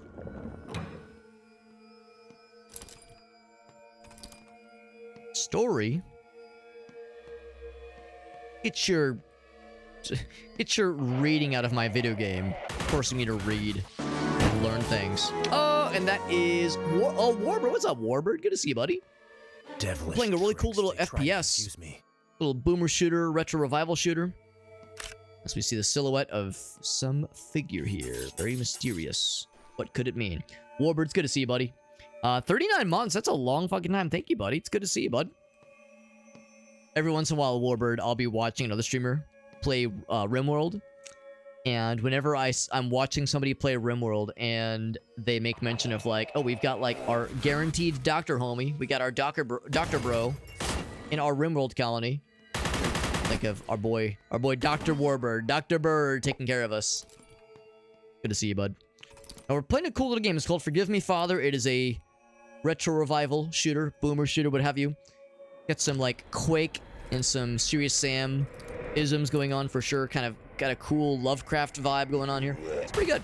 It's a very good game, and I'm liking it a lot so far. It's also, at times, a little bit challenging. I feel like the difficulty factor is pretty reasonable. It's not like overly punishing, but it's not afraid to throw down a little bit sometimes.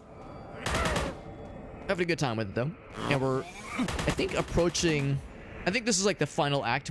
I think we're approaching the final act because we have one more regular boss battle, and then we have the final boss. Some levels after that, I think. So we got a ways to go. Oh. Look at this guy. Look at that little guy. Dangerous jobs require proper uniforms, aka the armor. Got promoted a few months back. That's awesome, man. That's exciting. No, and totally understandable. I mean, real life and other responsibilities, understandably, that kind of stuff should come first. But I'm just happy to have you here in any capacity. I'm never like offended if like, you know, we don't see some folks for a bit. That's how I am with the people I watch. You know, there are times where I'll go months at a time without watching somebody, and it's not that I'm avoiding them. It's just sometimes I just never get a chance to catch them, or maybe there's a game they're playing that I'm not quite as fond of, or maybe I'm like, I want to play it myself, so I don't want to get spoiled on it. You know, there's plenty of reasons to, you know, for me to sometimes be a little bit not as present as I would otherwise like to be. But no, it's never something I'd take personally. Just happy to have folks here in any capacity. Hope life's been treating you well, buddy. Yeah, Dr. Bird. We all remember our boy Dr. Bird. He took good care of us until everybody died, but it wasn't his fault. Technically, it was my fault for As I recall, with that particular RimWorld campaign, it was my fault for not fully being prepared for a combination giganto insect invasion and also robot hive invasion happening at the same time, turning us all into eviscerated and also incinerated shreds of humanity. It's a little bit rough, but you know, it's okay because it was all, I mean, you know, who does a RimWorld experience like that expecting everything to go hunky-dory? It's more about the friendship, more about the friends we made along the way, and less about the horrible deaths we endured along the way. And, I mean, the rest of that is just a formality, really. Okay, so Wimbley Bimbley, I can't fucking get a shot in his ass. His ass. Still, I see the purple. He's still around. I see the purple, and he's gonna go for a nurple. Or rather, his nurple is gonna get purpled. You know what I mean.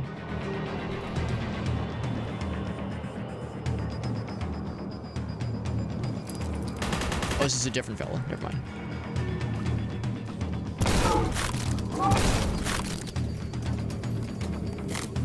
Yeah, so it's a Wimbly Bimbly, and it seems like when you hit him with the that plasma gun, it does not like slow them down like it does with other bad guys. They just don't give a shit. A DGA, an entire F. DGAF. Final Fantasy 14. I've heard the new expansion is sick. Yeah, one of my good buddies. That's like one of his. Basically, like it's like a forever game. It's like he'll go months at a time without playing it, but then a new expansion comes out and he'll just like no life it for weeks on end. And I understand it. It's one of those games where it'll suck you in when there's a big expansion. And apparently when they make big expansions, it's a big deal and they're very well made and everybody fucking no-lives them, and it's apparently like a really special experience. So yeah, it is a thing to embrace for sure. Big boys. It doesn't, yeah, these guys also do not get slowed.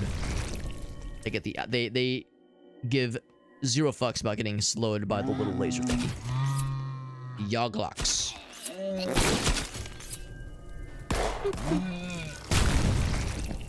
Yeah, Final Fantasy 14.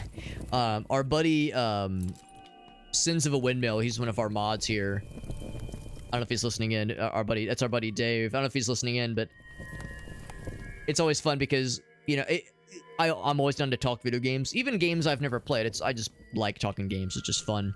And every once in a while, the subject of an MMO will come up, whether it be World of Warcraft or, I don't know, EverQuest, like an older game or what have you. Like, every once in a while, discussion of MMOs will come up. And I'll always mention, like, yeah, I'm not really a big MMO guy, but I did play Secret World a little bit, and that was kind of a cool, somewhat single-player focused MMO, which is like a weird, you know, it's weird to have an MMO with like a single-player campaign, but it was kind of cool. I liked it.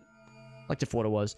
And Dave is always the first one to be like, you know, Alex, if you ever wanted to enjoy a MMO with a really good single-player campaign, might I remind you that there is the award-winning Final Fantasy XIV that enables you to play up to so many hours or so many levels for free without spending a dime.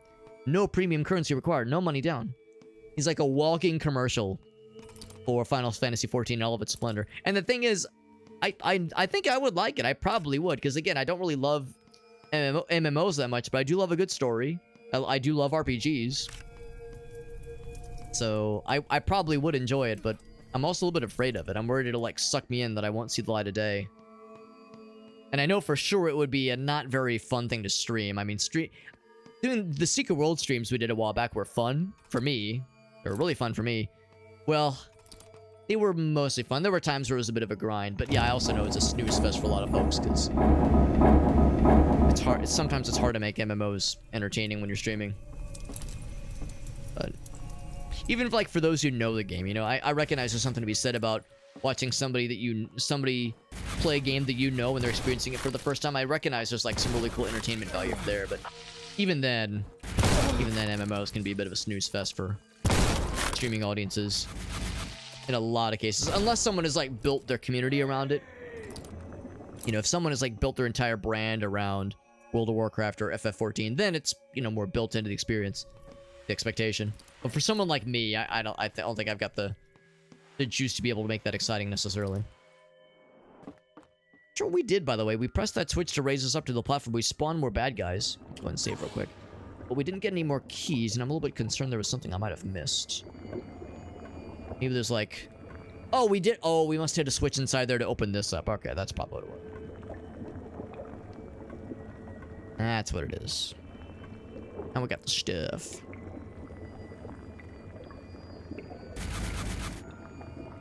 Oh, fuck. Oh, God. Oh, God. I want to read the chat. I gotta get not killed. I have no shotgun ammo, I think. Slow, dramatic opening door. New classes, yeah. Got some friends playing, got family. So it's like a community thing, like a friends and family kind of thing. That makes sense too. Like, you know, you've got like a built-in kind of bundle of homies to play with. That's pretty nice. Having like friends to play with, and again, I have no doubt that our friend Dave and my friend Aaron and people that I know that play, I could, you know, twist some arms to get them to play with me if I wanted to begin to know life it. But yeah, like I said, I'm a little bit scared. I'm scared of having moments being like, oh God, my family hasn't heard from me. I've been no life in this game, and also why is it 4 a.m. and why is it Tuesday and why am I getting some angry emails from my boss? You know, there's valid concerns there. Got more shotgun ammo suddenly, which is good. Probably picks him up earlier. Shotgun's a good way to dispose of those little bouncy boys, because they are wimbly bimbly boys. Or to tie down. Ouch. Headshot. Hope this place nice and red with the blood of thine enemies. Is that a broken bridge? Oh, it is. That's how you know shit's getting real. I say this area feels too like normal to be a boss battle. Not a boss arena.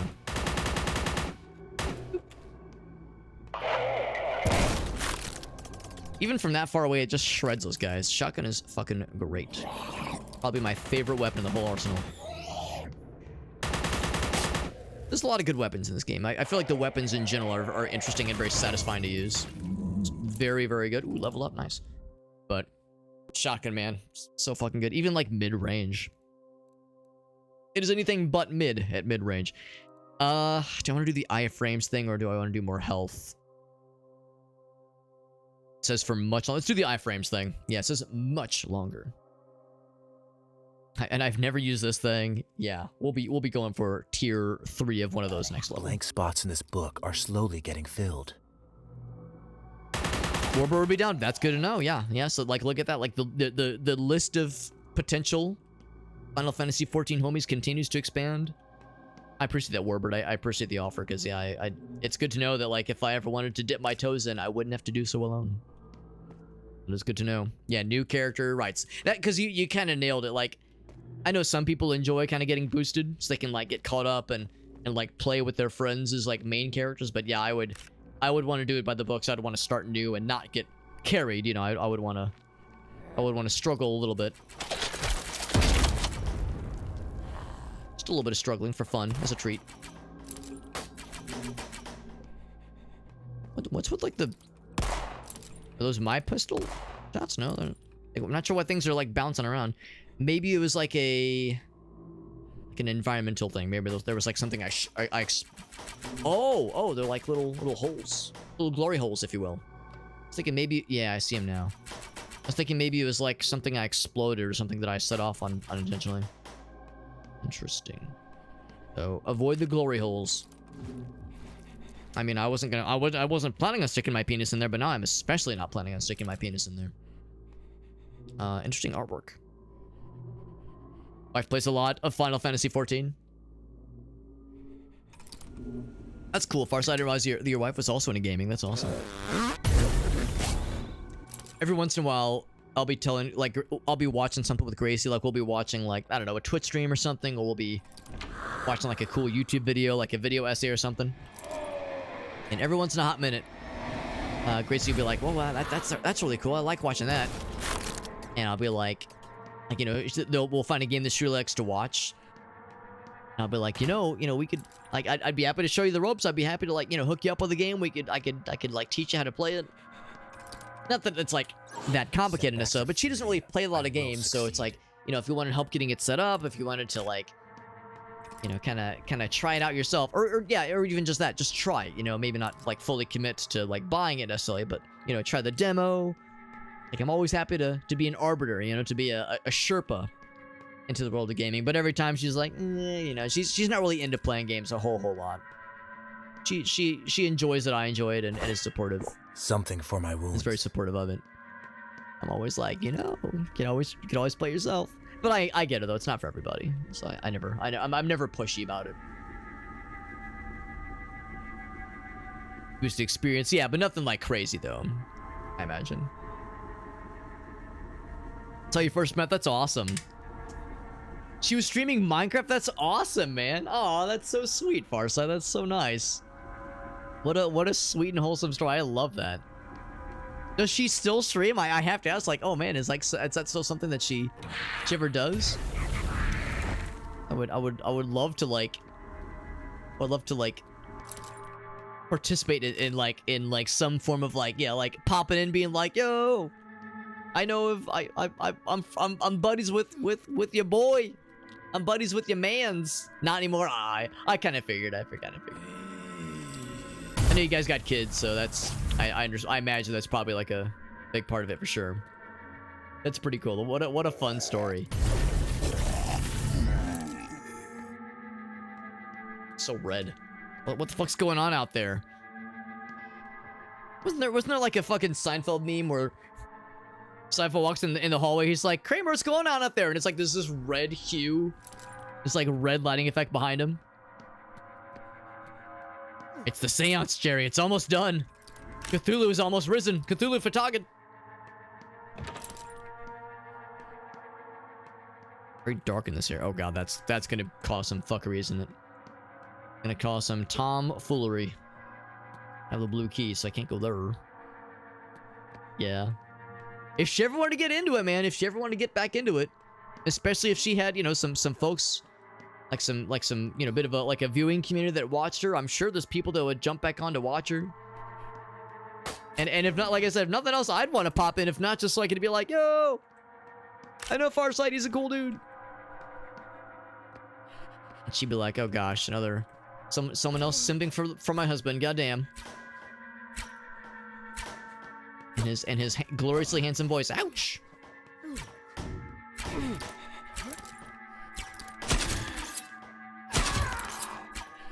Trying to find like the safety spot to not get blasted, not get booty blasted.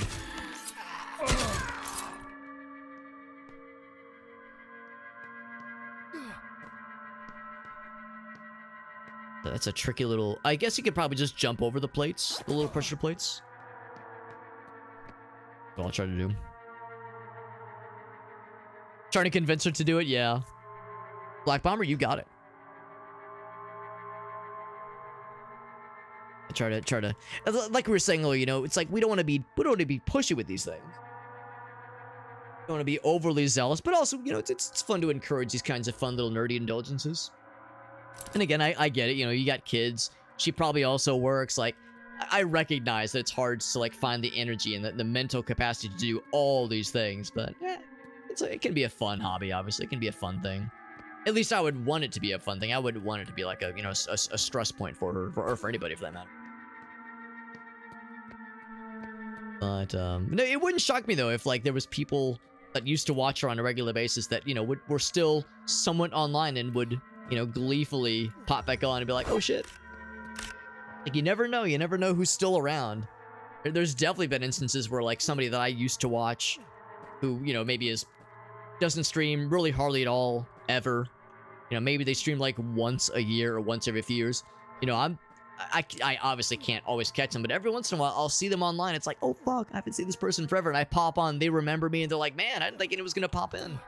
It's like, dude, it's an indication that there's still people out here that care. They're still out there. We haven't gone away. But now, of course, everyone will tell you that, you know, to like build up an audience, you want consistency, but still.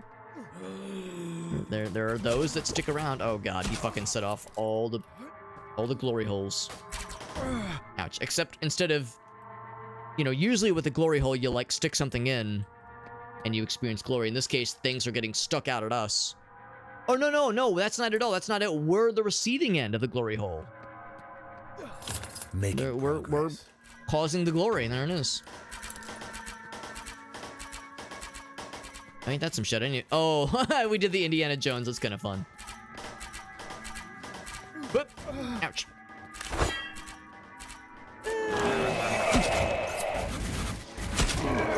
Get that motherfucker. Just give me that health. I like how that one shot kind of grazed by him. Headshot. We probably have to do that a bunch. Should save again.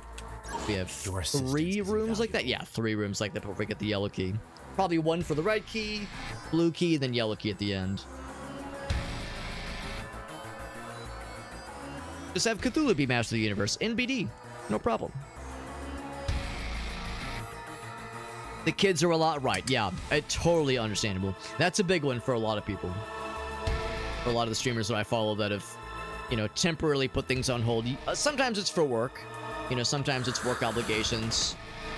Taking up a lot of energy. Sometimes it's, you know, they moved and they're trying to, like, you know, get established before. Because, like, you know, there needs to be, like, some flexibility to stream. You know, it's like when you start a new job, there's like, oh man, it's gonna take a lot of my energy. Like, I'll be the first to admit, I'm able to kind of be a little bit. I tell myself maybe not lazy, but I'm able to like kind of autopilot some of my job. So that way, like, you know, if I'm like, for instance, I'm probably gonna be up a little bit later tonight than I would normally be. But it's okay because like I've been doing my job for a while. I kind of know the basic gist. There's no like huge surprises, generally speaking, with my day-to-day work. You know, even though it's software development, and you know, there's always surprises and always challenges, generally speaking. But like, I kind of know what to expect for the next week or two, especially with Thanksgiving coming up. Not gonna be a ton of crazy shit, so it's like I like to think not phone it in necessarily, but I definitely don't have to be like on the tip top of my game. You know, necessarily. I can, like, you know, things are going to be pretty chill, generally speaking, and my workload is pretty reasonable. But when it's a new job, that kind of shit does demand more of your day-to-day attention. That's just kind of how it goes. It's like it's like you have to like spend more, like be a lot more attentive. Like, you know, if you're kind of tired one day, it's like, well, that's when you're trying to like absorb as much energy as as much information as possible. Map. That's a penis. So anyway, I understand like how that kind of thing happens, but just to complete the thought, yeah, the big one is, yeah, like family stuff, whether it be getting married or having kids or adopting, you know, a kid or something. That's a big one for sure. Just the responsibilities and time and energy drain that comes with rearing children. But eventually, you know, the kids, you know, will get old enough where, you know, they don't take hopefully as much energy, hopefully. So, you know, some of my friends are going through that, are starting to go through that a little bit right now, where, you know, the kids are starting to get a little bit older. They don't need, like, as much constant attention. Maybe constant's the right word, but, like, as much, like, you know, detailed attentiveness. There's a little bit of kind of what I was saying earlier, like, a little bit of autopiloting that can happen. You know, the kids are a little bit more self-sufficient, so some of them are able to start, you know, getting into hobbies that maybe kind of fell by the wayside a little bit. It's one thing when they're 3, you know, toddlers that, you know, you leave a toddler alone for more than 2 seconds, they're going to find some kind of ridiculous and stupid way to endanger themselves and probably everybody around them. That's like one of the things that a bunch of my friends, especially friends that are new parents, are always marveled by. It's like, dude, this small creature that I birthed is so fucking... It's like, on the one hand, it's inept, but on the other hand, shockingly adept at finding stupid ways to endanger its life. Like, no, baby, don't stick that fork in that outlet. Do not try to drink bleach. It's like, bro, why does this creature yearn for death? It's only been alive for like 4 months, and yet I'm having to go to great lengths to prevent it from just exploding itself. What the hell? After a little bit, you know, 10, 12, 13, that's when it's like, all right, there's gonna be some self-efficiency. And that's where, yeah, hopefully there's maybe an opportunity to get back into hobbies that, you know, kind of fall by the wayside. Exploded that guy, got the big boom.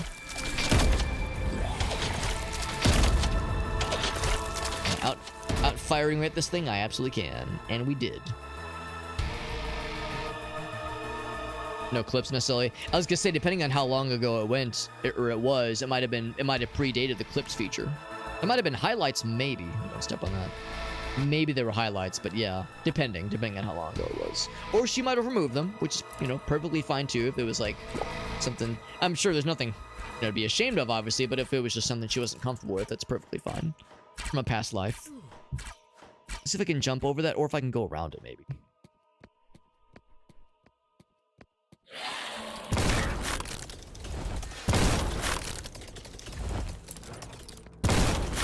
Blast his ass. There a guy teleporting? Oh, there's a guy teleporting. Being a little heckin' dingus. Where's the dingus? Show me the dingus. Everyone, whip out your dingus. Show it to me. Lay it on the table. Time for dingus inspection. Everyone remember dingus inspection day in middle school? Oh yeah, that was always a weird day. I'm gonna go back to that little jumping platform puzzle thingy because there was some shit back there. It was some shit.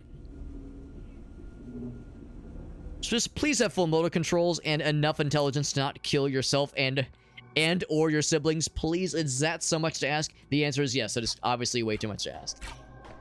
FF14. That's actually really impressive. Like on YouTube.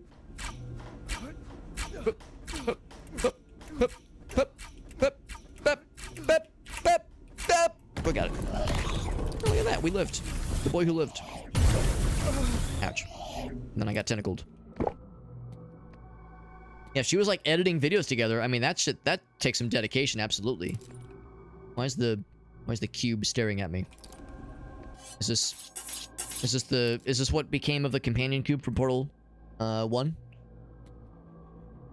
Is this what became of them? How do I romance the Portal cube? How do I romance this fella? Asking for a friend. You know, for science, obviously. You know, it's not like I have like a weird sexual preference towards mysterious floating cubes with questionable amounts of intellect and or emotional intelligence. I would never. I'm just, you know, I'm talking, you know, for friends, you know, or not for friends, for science. Yet. I'm asking for a friend. Asking for a friend.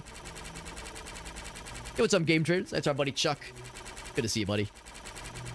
Had a really fun time getting to hang out with our friend Chuck, as well as our buddies Aaron and Helen. Chuck and Julian, Aaron and Helen. We did that was the friends with whom we did the driving range, the Top Golf driving range. It was a really fun time. Really, really good time with some cool homies. Also, I got the blue key and the red key. We already had the red key.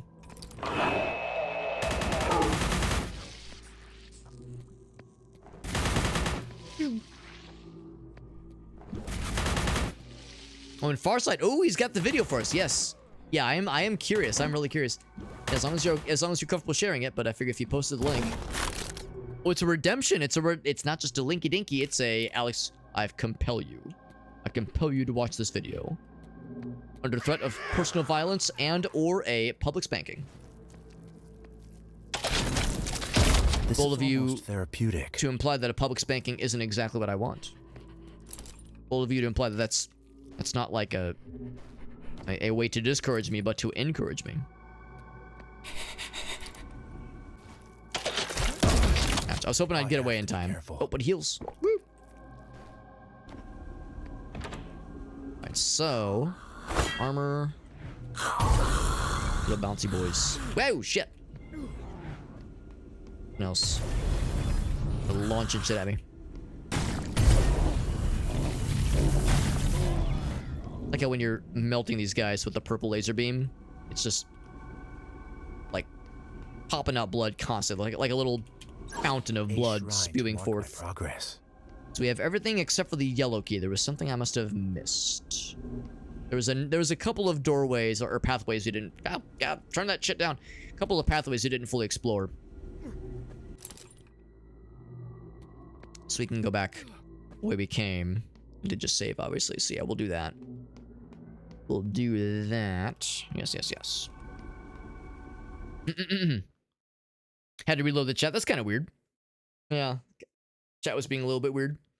Wife didn't hustle everybody. Yeah, it was awesome. There was that one round where Gracie managed to pull out like a sick dub, which was great because she'll tell you like, oh, I'm not good at this. I'm like I think it was her first time ever like holding a driver, like ever like doing like any kind of driving range thing. We'd done mini golf before, obviously, but never anything to this caliber.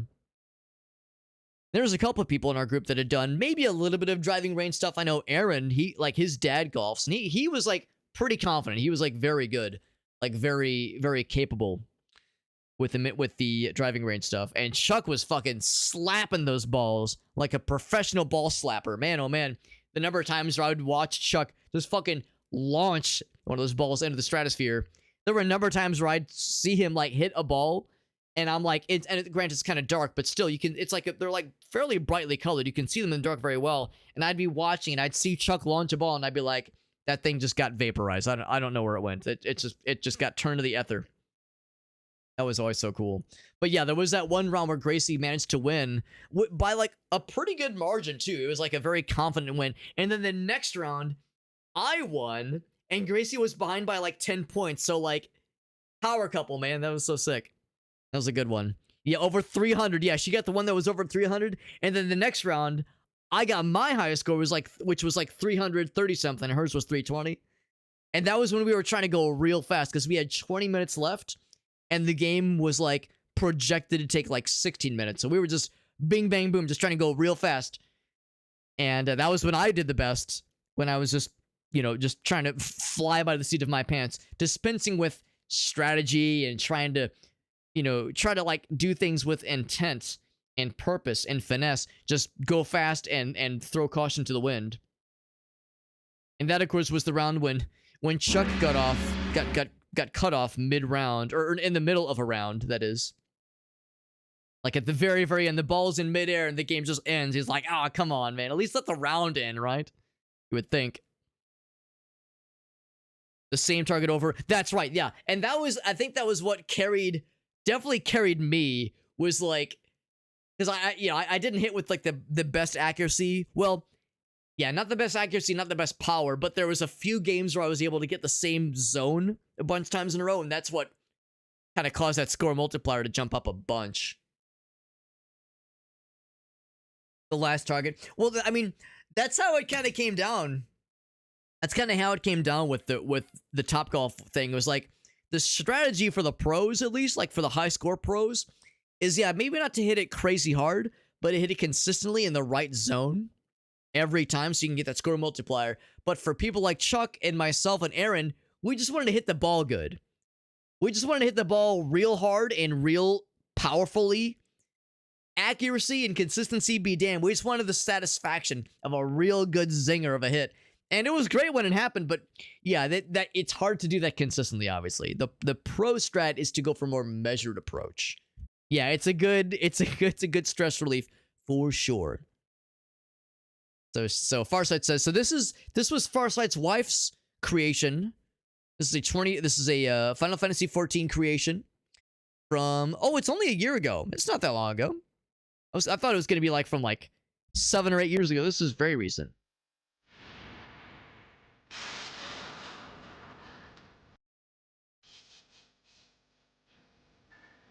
I'm guessing this is like an in-engine movie maker thing you can do. Like the in-game animations.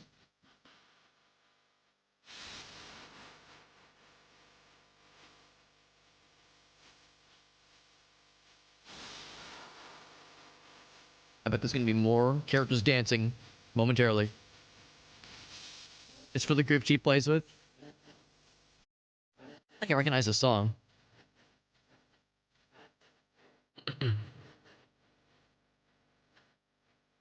Here we go. Oh my god.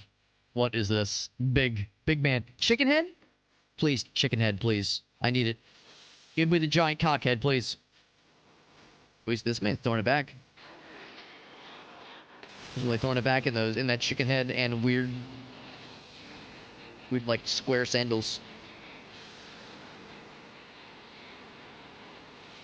Giant chicken dancer. He's so big. Why is he so big? He's just sliding slowly.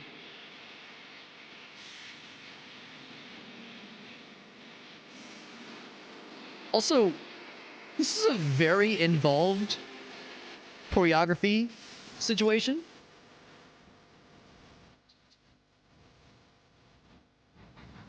Like, I'm assuming there's like a system for this in the game. As I'm used to games like this where there's like one little animation, or not, maybe not one, but like a small number of little animations. You know, dance 1, dance 2, dance 3. There's a lot of stuff here. So I'm guessing this probably took a lot of planning. Just a little bit embarrassed. I think this is incredible. This was not like, you know, little Billy's Final Fantasy XIV video that he pooped out in 20 minutes. This is very involved.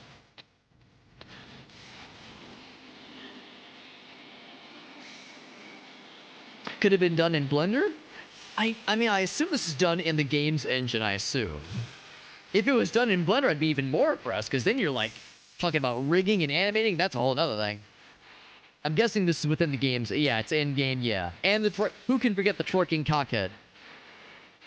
That alone is worth the price of admission, honestly. Yeah, it's an emote replacer. You have to time it right. Yeah. So presumably this was done in it, like, obviously in game, but also like in real time. Unless there's like a scripting sequence. But even then, yeah, if you're writing scripts for it, that's a whole other thing. I think it's fun, Farson. I think she should be proud of it. I imagine she probably put at least a moderate amount of time into this. Also, it's 4 minutes long, which is nothing to sneeze at. And it's doubly fun if it's like for the group that she's in. So it's like a fun little, like, it's like something fun to enjoy with the friends. That's nice. It's like a macro, yeah, like a scripting, like a macro system. That's awesome. I think it's cool as hell.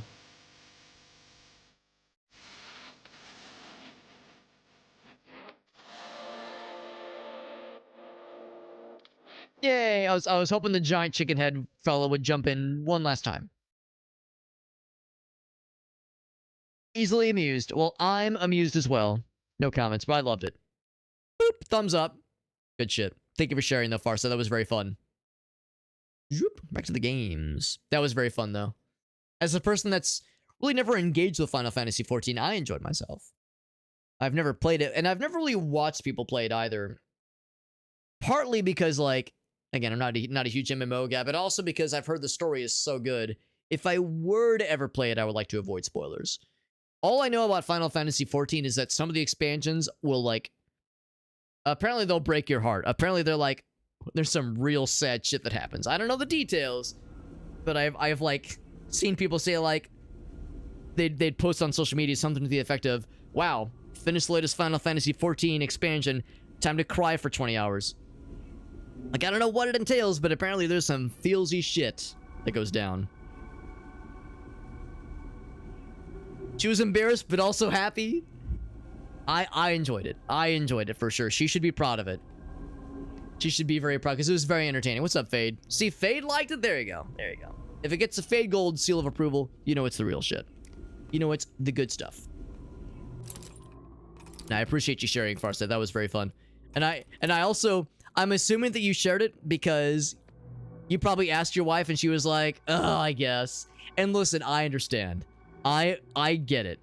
I understand the notion of, like, here's the thing I created, and it took a lot of time and energy, and looking back, there's a billion things I would do differently. I understand. We're all our own worst critics, and I am no exception to that. I'm so fucking hard on myself for the things that I create or have created in the past. And, you know, we all need to be more kind to ourselves. Gracie has been going through that to a pretty good degree recently. She's been like, oh, here we go. She's been doing a lot of fun creative stuff lately. Well, doing more fun creative stuff lately. Which is to say, not stuff that she's like being paid to do, but stuff that she wants to do just for fun. And she's been doing, I mentioned earlier, we've been doing a lot of fun stuff lately. Fun stuff with this, kind of this project, oh gosh. this project regarding one of our spare bedrooms. Kind of a fun project she's been wanting to do for a while that we've kind of been ramping up a little bit. Where kind of turning one of the spare bedrooms into a bit of a hobby room for her, or really just moving the hobby room because she already had. She does have like the little oh, there it is. She does have the what you call it? The Shayna, now's not the right time.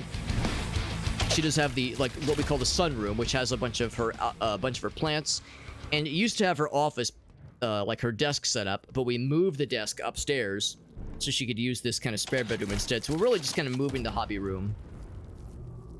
But trying to encourage Shanna to sit down because she's very much in the way right now.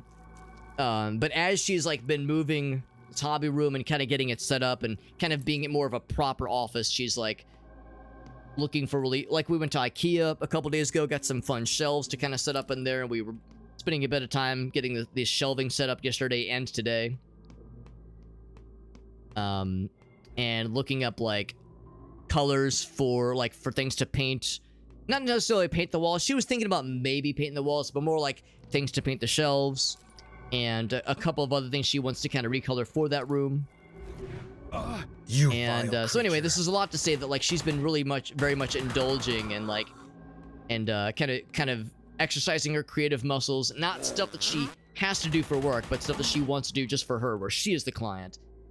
And she's kind of had to like, there's been a number of times where she would be like, oh, I kind of want to do this, but I think that'd look kind of dumb, don't you? Or like other people wouldn't like it. And it's like, no, Gracie, you're the client. You know, you're the decider here. You're the one that gets to decide what you want. You know, it's what you think looks cool. Don't worry about like, oh, what if we resell the house? You know, that'll lower the resale value, or other people will think it's stupid. Like, fuck all that. Like, no. We gotta like enjoy this as it is right now. This is for us to enjoy. This is for Gracie to enjoy. So she's very much going through some degree of that right now. I don't think she would mind me saying this. Some degree of like trying to be kinder to oneself, to say like, no, it's okay to do this thing that you want to do, and to like, you know, fuck any other kind of expectation or like voice that says, nah, that would be dumb, or that would be silly, or other people would look down, and it's like, nah, fuck all that. This is like the whole point of being a grown-up is to define expectations like that. You know, to define what is like, you know, acceptable for a creative or like fun room like this. You know, to define like these kinds of norms and expectations, and challenge them even. I think it's something to embrace. Oh god, these jumpy boys. So I want to launch some explodies. Oh, but I'm getting accosted. He's out of there. And in fact, I think I heard her say the other day, like, I need to be nicer to myself. Like, I need to be more patient with myself. Not me, but like her as like a first person perspective, being like, I need to be nicer to myself when I'm like doing these kinds of things. Because like she would say that what would sometimes happen. Hold on, what's it say? It says a bunch of Latin that I can't quite read. Yeah, she would like kind of talk herself out of like fun ideas for things. Like, oh, maybe I could try this art project or try this kind of fun hobby. But then she would like kind of get in her own way and be like, nah, it would take too much time. It would take too much energy. You know, just kind of like talk herself out of it. Ooh, we get some time twisty stuff. I'm getting visions from Thief 1 all over again. If y'all remember Thief 1, the weird twisty turny hallways, I like that shit.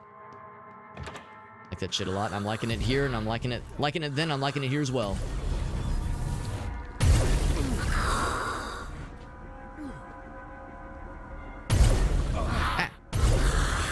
Horrible sight.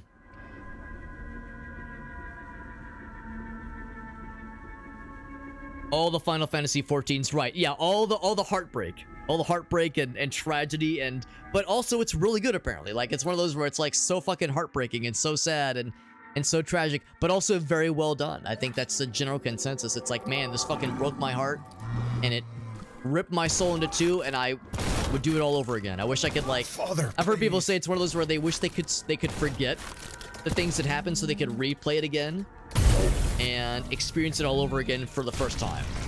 It's like a first experience, all from the get-go. Do a little heal, by the way. Augustus, I think I'm great. I never get in the way of my own success or my own creative ambitions. A lot of us do suffer from it. I'm definitely guilty of that. Absolutely. There's creative endeavors I've never mentioned before, and I don't think I'll ever mention on stream, because I'm like, you know, it's like I get in my own head, and it's part of it is getting in my own head, and the other part of it is like unsatisfied. It's like if I were to ever mention these creative endeavors on stream, it would be because I had the wherewithal and like the space. I had the wherewithal and time and energy to devote to like trying to do it good, you know, do it legit. If I have some kind of like embarrassment or some kind of like hesitation to sharing something like that, it's because I'm unsatisfied with it and I want to like go back and do it legit before I can be like satisfied and happy enough to show it off. I tell myself maybe someday. Maybe someday. Also, I'm assuming that guy's not dead. There's like breaks in the fabric of space-time. This is actually pretty sick. I'm liking this a lot. Also very spooky, and I also don't have a ton of HP. Gotta be smart. Smart about how I do this. Recoil this thing, goddamn.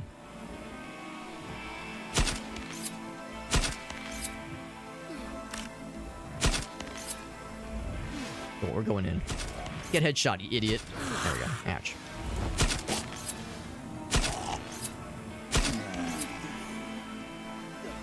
Go ahead and grab a couple of these things, and yeah. Can I fall through this? I probably shouldn't try it.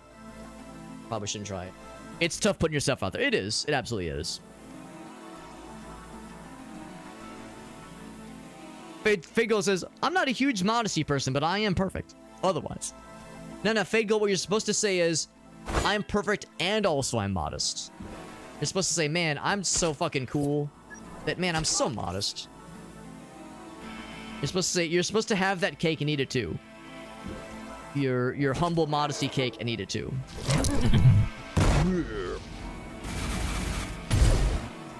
I've been leaning too heavily on the purple gun. I do like the purple gun, but I gotta use other stuff. There's more to life than just one purple gun, Alex.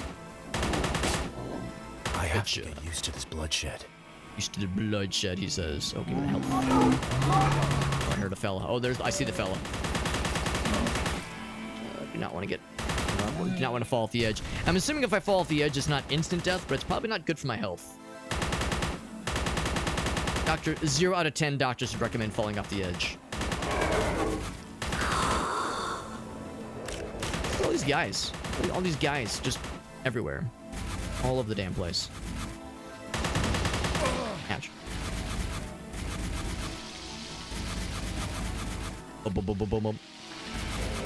Oh, it's because it's generating them, I think.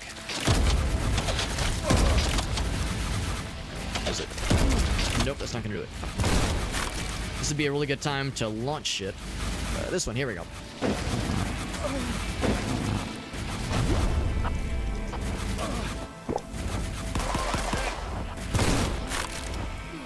I really wanted to use the rocket launch, but it's like so inconvenient in this particular space. What else I can go back to pick up? I kind of got chewed up there a little bit.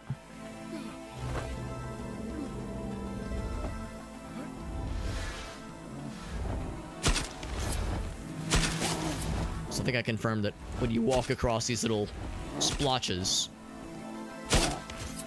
you do not fall through the floor. Although it looks awfully scary, like you're gonna fall through something, but now we're fine. It's just a reflection. Just reflecting the sky to us, the skybox. Excuse me while I kiss the sky. While I kiss that guy. So stuff I've made, Farsight. If you got the channel points, we can make it happen, baby. In game and After Effects, I'm down. I am super down. It's more of what you're comfortable with, and also if you got the juice, the channel point juice. Also, now that I've saved, whoop. Oh, you don't fall through at all. Well, that's disappointing. I was all nervous. Because it seemed like the bad guys were like sinking down, at least sometimes.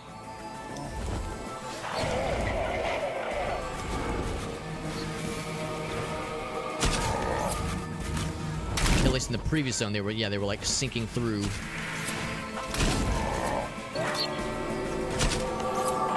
There's more spawning in. Ain't that some shit? A little bit of lag. It's okay though. I can't judge.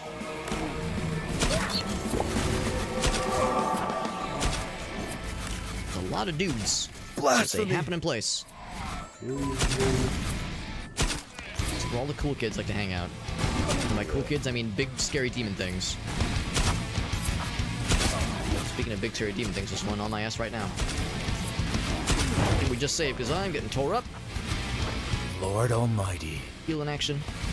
More healing. Ammo. Oh, that guy was fucking stomping my titties that whole time. I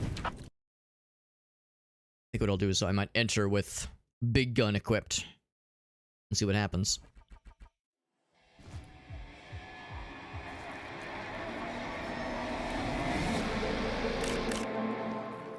Big things spawning big soon.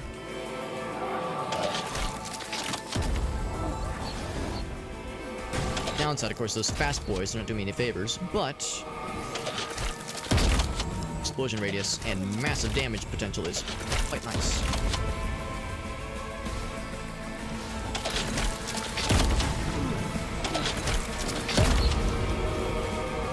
It's not always a guaranteed kill, though. Fucking deletes entire swaths of dudes. It's a fun word, swaths. Scary. That's the guy that was, what I say earlier, was stomping my titties. I can't say I blame. My titties are very, very delectable. And it's got good tastes. What can you say?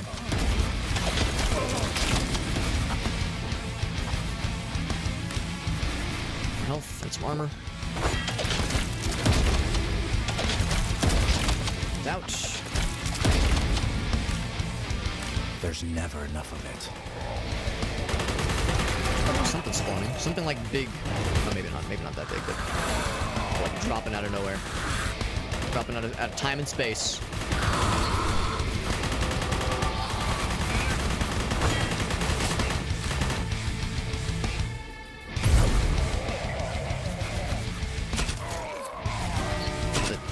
Calm down a little bit, I can use this weapon more confidently.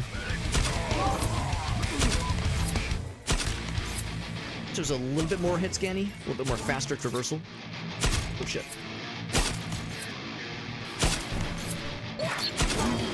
The time to like land a little bit unnerving at times.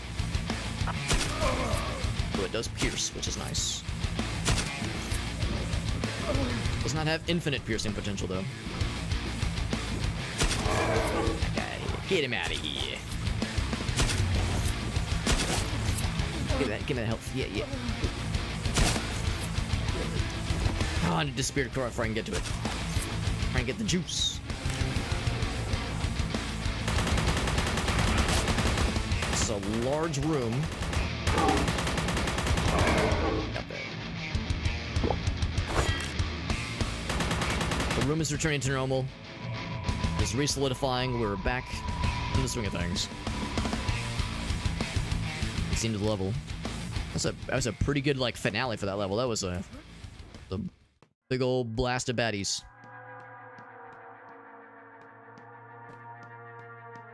I like the cool like galaxy view, but kind of nice from being reminded like right there's a brick and mortar location. We're not outside of time and space. We're in a real place.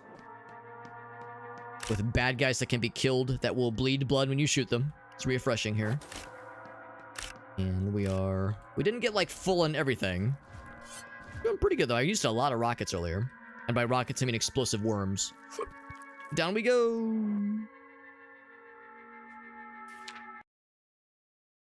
Can points be deducted from people?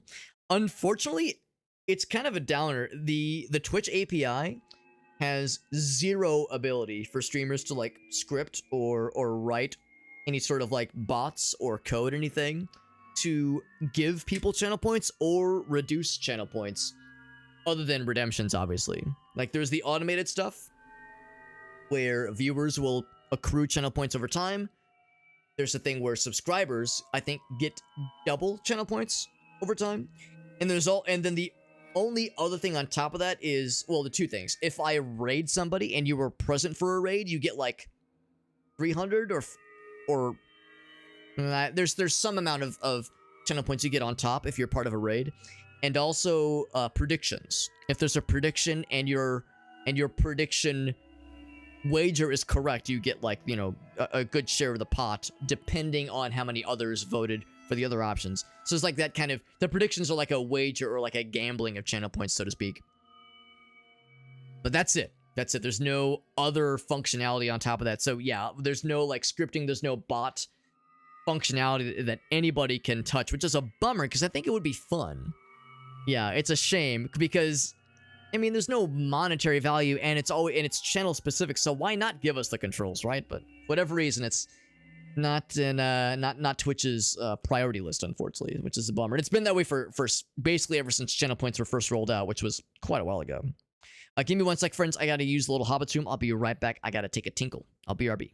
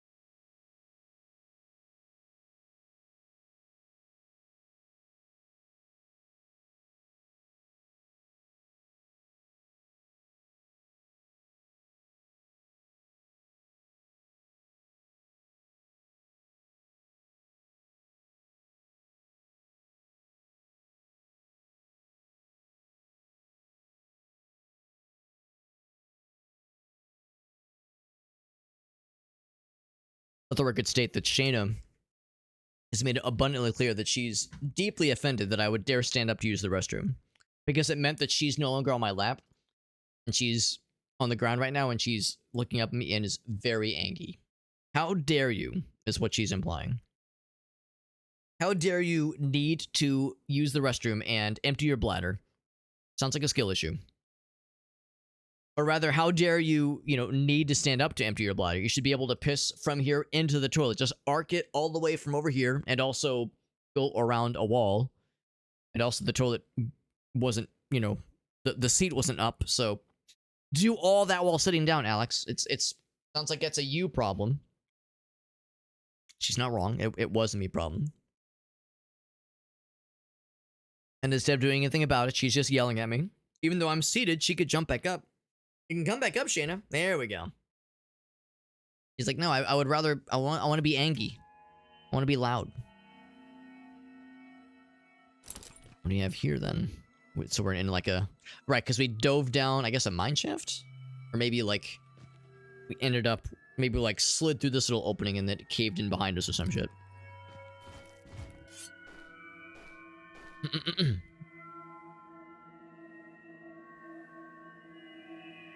Alright. I was thinking while I was using the restroom, and I was kind of reflecting on some of the stuff we were talking about earlier. The idea of like, you know, allowing yourself to try new things and like try something and also like be happy with the thing that you've made and not like feel embarrassed about it or like getting in your own head preventing you from trying some kind of creative endeavor or doing something that you will like, even if it like isn't necessarily a thing that will like have a function necessarily. Because I heard Gracie say that at one point when I was asking her if she had like any fun creative things she wanted to do, any fun like artsy things, and she was like, I remember she said something along the lines of like, I don't know, I mean, I could work on some artsy thing, but like, you know, it won't like have a purpose. Like, it won't serve a purpose. And I remember being like, you know, like that's like, you know, not really the way that we should be thinking about art or creative things. Like, it's not necessarily about like a function, like, you know, about like having some kind of like productivity or some, I don't know, some kind of mechanism to it. It's like, no, just the creation of it. It's like it's good for our soul. Think about that. It's good for like, and this is and I say soul as a, you know, I'm not a religious person, but I mean like it's fulfilling for us, right? Never stopped me before. I don't serve a purpose. Oh, Gauss, you do serve a purpose. It's to keep me in line, keep me in check. Make sure I don't get too full of myself, because you know I cannot be trusted. But no, all jokes aside, it's something and I think she realized that. She kind of came around. It's like, yeah, you're right. You know, again, like kind of being too hard on herself. And I can't remember how it came up, but at some point, this was like maybe a few months ago, I learned that she had never seen the Shia LaBeouf "Just Do It" video. So I made reference to it. I can't remember what it was, but we were talking about something, and maybe it was one of these kinds of conversations where I never want to be pushy. Obviously, I never want to be like, do some art, do it, motherfucker. I never want to be like, you know, pushing too hard. But I try to like give just little nudges, like, oh, you know, if you wanted to, we could do some art today or something fun or creative. If you want to, you know, I never frame it as a you gotta do it, motherfucker. But I try to be encouraging without being pushy. And at one point, like she was kind of hemming and hawing, like, I don't know, you know, I don't know if I should. And at one point, I did like the thing where he's like, do it, like, you know, jokingly. I wasn't like gonna yell at her, obviously. But when I did that pose, she was like, what are you doing? And I was like, do you not know the video, the Shia LaBeouf video? She's like, what are you talking about? So I was like, all right, bring it up on the tube, let's watch it. So we watched the Shia LaBeouf video. She was like, I've never seen this before. I was like, how did you avoid watching this? It was everywhere on the internet. It still is. People still reference this shit all these years later. But honestly, you know, all jokes aside about the Shia LaBeouf, like, just do it video. Do the thing. I like when he does this with the hands. Just do the thing. Just fucking do it. Yeah. He's so like into it, man. He's so into it. Like, it's a funny thing to meme on, but at the same time, you know, there's like something to that. It's a simple message, obviously, but there's something to it. The idea of like, if there's a thing you want to do, to quote the great philosopher of our time, just do it. But at the same time, I recognize sometimes there are barriers to entry. Sometimes there's like, you know, honest to goodness mechanisms, or not mechanisms, like what's a good word for it? There are speed bumps, there are hindrances that prevent us from indulging in something. Like Farsight, you know, we were just talking about like with Farsight, you know, wanting to encourage his wife to do like more fun and creative things, and sometimes, you know, you got work obligations, kids, family stuff. Sometimes it's hard to make the time and the energy for it, and that's perfectly understandable, of course. But the same, but yeah, it's like if it's something that somebody really wants to do, like, you know, it's one thing if, and I'm not trying to like harp on Mrs. Farsight in this example, just kind of using that as an example. If she's just like, I'm not sure if I'm really into it, you know, it's like it was fun, but like it would take a lot of energy, and I'm just not sure I'm vibing to it. No one could you know, hold that against her. If it's just like, like it was fun, but I'm like kind of done with it for now. Like maybe at some point in the future, but I don't really have that like.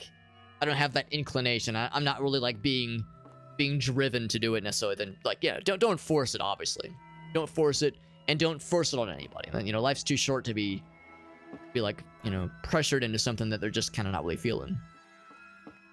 But yeah, but at the same time though, yeah, on the opposite end of that spectrum is if somebody is kind of feeling like, man, I really want to get back into blank, or I really want to try blank for the first time, but like, you know, the conditions aren't right. You know, the conditions aren't perfect. I'm gonna have to paraphrase this because I don't remember the exact phrasing, but it was something along the lines of like, you know, if there's something you want to try, the conditions will never be perfect for it. Like there's the conditions to try something new will never be perfect. So it's like sometimes we have to like get by, or not get by. We have to settle for trying a new thing, or like trying for circumstances that are maybe not ideal but good enough to allow us to try something new, or to take on some creative endeavor, or I don't know, piano lessons or dance lessons, or I don't know, yeah, learn a new instrument, try a new hobby, rock climbing, I don't know, traveling, anything like that. It's like there's so many times when we can make excuses to talk ourselves out of something that are perfectly valid. I am just as guilty of that. The number of times I've been like, man, I don't know if I can really comfortably afford taking that trip, or going to that convention, or going to that concert, or buying that video game.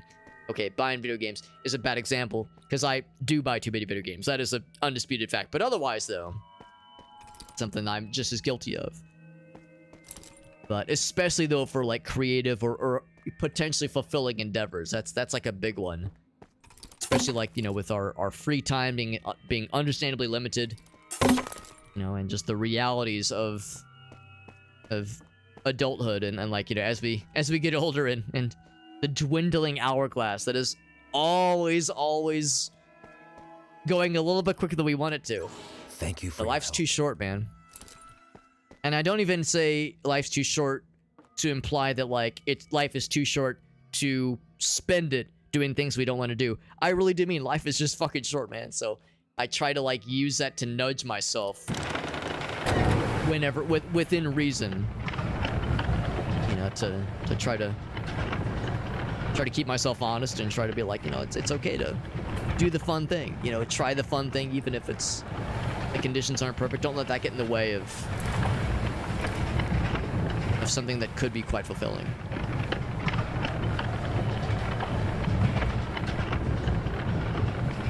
We were talking the other night about when I went to that game developer conference. Or it wasn't a conference, but it was like a series of panels and that kind of thing, and a lot of it was more focused on independent game developer stuff. And I'm not into game development, but I like indie games. And this was a local St. Louis series of presentations and panel discussions, and it was a festival, really, like an indie gaming festival that was more slanted towards game developers and also people that work on games, writers, or artists rather, musicians, asset artists, that kind of stuff, and also coders, obviously. But I went not just because I was just interested in it, but not necessarily because I was trying to get into game development. I just like the vibe. I just like being around that creative energy. It's inspiring. And I talked about how there was that one presentation that really stuck with me, where the guy was saying, like, it was one of those, as you would expect, how to get into game development. You know, from indie game developers that hadn't made it, so to speak, but had been in the biz for a while and knew some of the pitfalls rather, and knew of like and things to avoid, things to recommend. It wasn't like a rags to bitches story, obviously, because they hadn't made it, but it was a here's what we've learned so far, and we're still learning. And yeah, the thing that still I think about from time to time in this, and I think about it in a lot of respects, not just in game development, not just in like, you know, and like how to do a hobby, but just with a lot of aspects of life, is they were talking about how like to really not necessarily make it as a game developer, but if you've got the sauce for it, like does this person have what it takes to put in the time and the energy for it, the energy for it to really make it work? Because a lot of people try their hand at game development, and a lot don't. Not, and again, make it not necessarily from a financial perspective, but like be able to commit fully to it and be ready to roll with the punches is a big aspect of it. Being able to roll with the punches, because it's a grind. It will take a lot more time and energy than any of us want it to.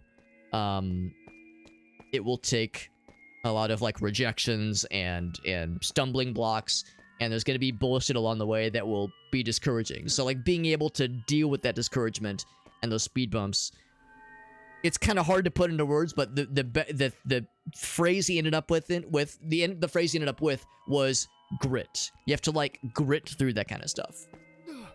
I think about that a lot. Like, how do you have to have the grit to be able to like recognize this is still like a beneficial and fulfilling activity, or fulfilling pursuit, even if it doesn't end in financial success and you know, making the next Balatro, the next Vampire Survivors, you know, the next indie game sensation. Can it still be fulfilling? Just that pursuit of something, of making something cool, making something that they're proud of. It's the journey, you know, it's the journey, and accepting that is like a big part of it. I think about that a lot. That notion of like, be ready for some bullshit, be ready for some unpleasantness. There's gonna be long hours, obviously not much pay, obviously.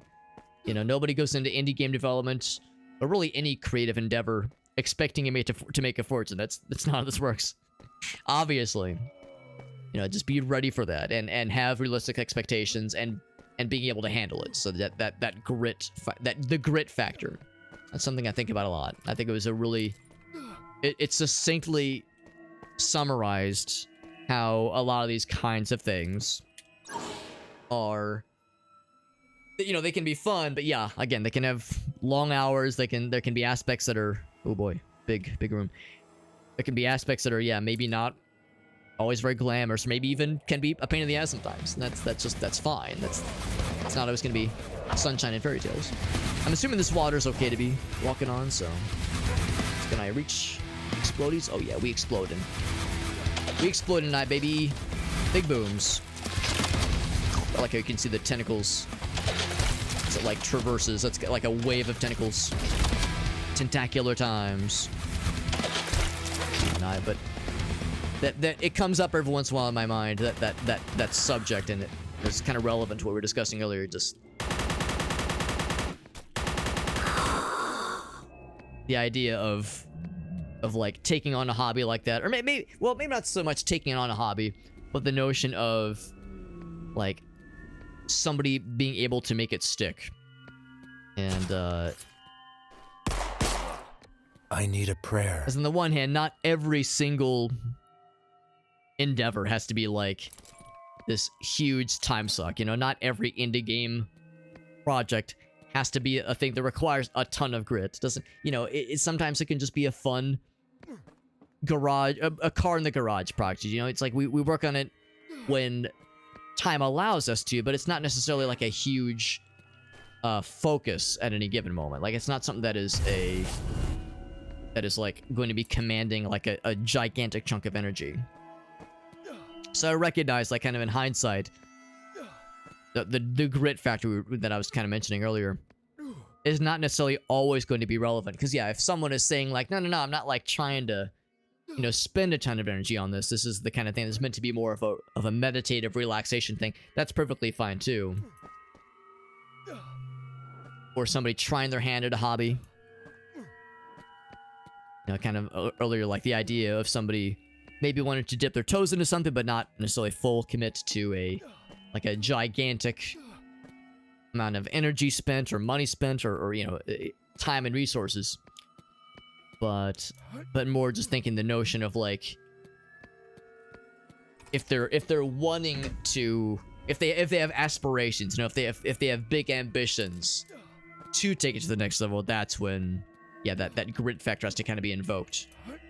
So, yeah, thinking more about it, I recognize that there's kind of multiple levels to this. You know, it's not a one size fits all situation where the same amount of advice can be dispatched willy nilly. to make sure I'm giving anybody the wrong impression necessarily. Well, look at that coincidence. 19, 19, 19. Actually, well, for the last two, it's not quite so ridiculous, but lots of 19 bullets left. Oh, shit. I almost got past it, too. Almost squeaked by. Boss battle? And nothing yet. That musical sting makes me wonder, though. Very rarely do they have a boss battle after standard encounters. Because we had to fight some regular fellas. But we have a save point, though, and a bunch of stuff.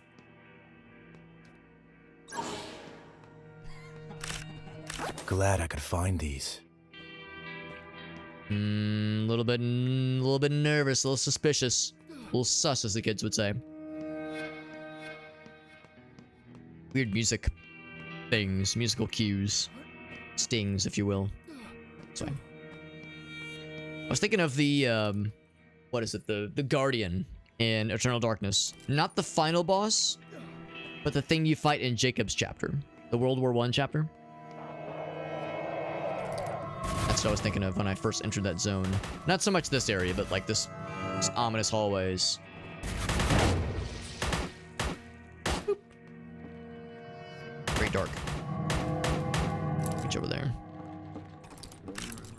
Ooh, big, ominous, like giant, tall pedestals. Wooden platforms seemingly go into nowhere. Very dark. The lifts in the distance.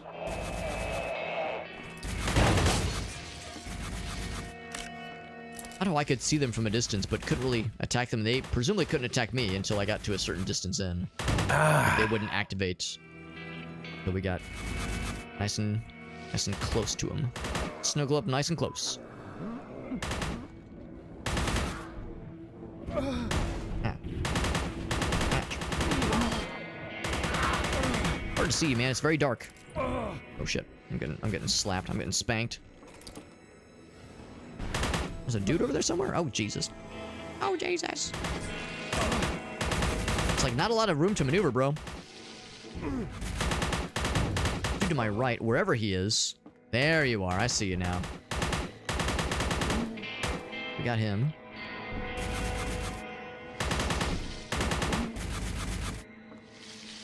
And this is an annoying area. I don't like much of having to squint. I could turn up the gamut. I'm not sure it would help necessarily. I just gotta get good. And we'll use the lantern when we can, but like the issue is like they're all fairly far away from us. Oh my god. So I guess if you knock them down, there's like a kill plane that will drop them. The lantern obviously can't see that far. It's really not from like multiple platforms distance away. It's just kind of the fog, like a latent fog that prevents a good draw distance here.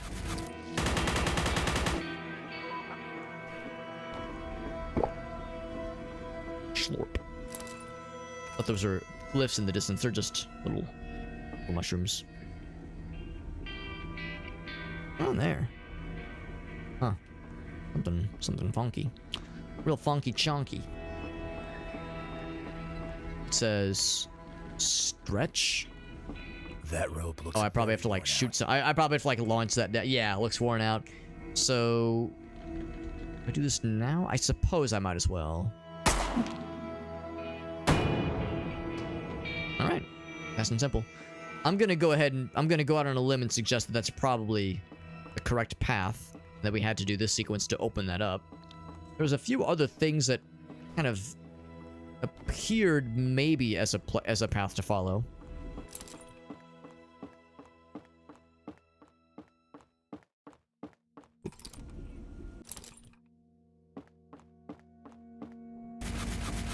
Oh, more bad guys. I hear them spouting off with a bullshit. I think it was this one. So if I had to guess, I wasn't paying the closest attention to where that platform fell. I think I just walked on was it? Maybe? Going up and upward seems like the right path. Oh, no, that's a secret. Okay, never mind.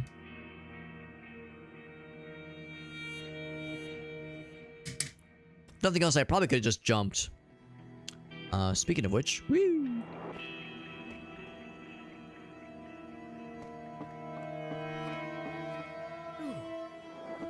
I think that's exactly what we'll have to do. I think this is where we came from. That's not it.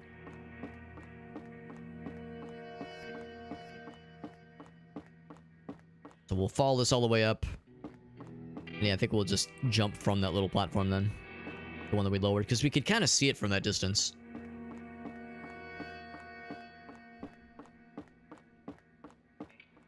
It's this one right here.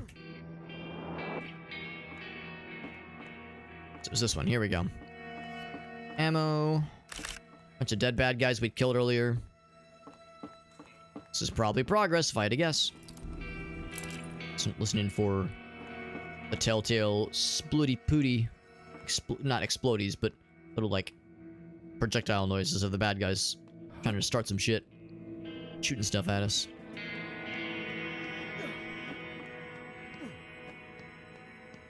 Health. Very Supplies. large and sparse area.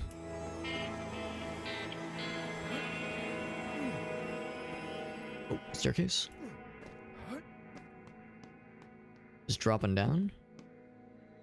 Oh, yes, that's what we're doing. Not a staircase, it's a... it's tracks. Oops. Hop in. I'm watching for Leon. Watching for Leon Kennedy in Resident Evil 4. The minecart sequences. And or Donkey Kong Country. Minecart sequences. Looking for both. Anything else before we finish the level? The game loves to hide secrets just before you exit. Also, one little fella. Oh, multiple fellas. Yeah, they love to hide secrets right before you exit. One of their favorite tricks. This big guy. Pops. Pop goes the weasel. In the same carts? That'd be fun. There was that really ridiculous Donkey Kong Country parody video. It was an animated parody video that just came out a day or two ago. I watched the whole thing and it's very funny, but man, that one part where we're like, if you've seen the Donkey Kong Country cave-in video, you already know, right? You already know there's that one part where there's like a cave-in and it's like very real and sad and like dramatic, and then immediately goes back, like snaps back very suddenly to pee-pee poo-poo jokes. And like gets so like real and like dramatic for like 2 minutes. And then jumps right back into like dumb absurdism without missing a beat. Ridiculous, but it was very fun. It's a very good video. Even though it was... Oh, wrong button. Even though it's a little bit over the top. Far be it for me to criticize a YouTube like funny thing for being over the top.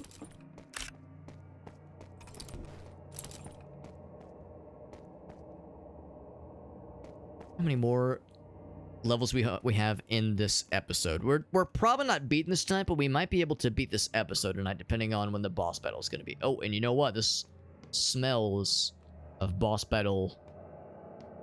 X marks the spot. Boss battle like energy. And that's just a little bit of the boss battle aroma to this area, to this arena in particular. Big old blocky furniture. Let's just start pulling levers and see what happens.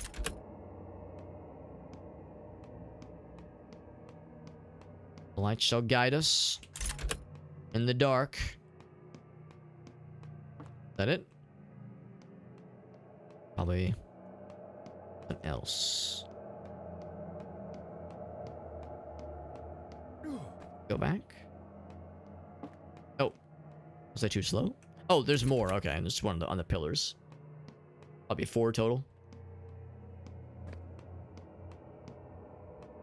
Lack of bad guys is a little bit surprising. Any kind of situation in a game like this, in a level like this, where you're hunting down levers to pull or buttons to press, there's gonna be distractions. You're not just gonna be left to your own devices. There's gonna be some bullshit coming at you. Can I go back? I could, but there's nothing up here. Probably one last little switchy. Check all those columns.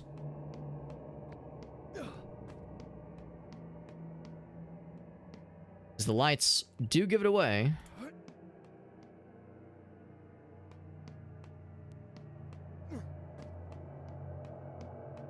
I'm missing. Maybe there's like an order to them? No, it doesn't appear to be.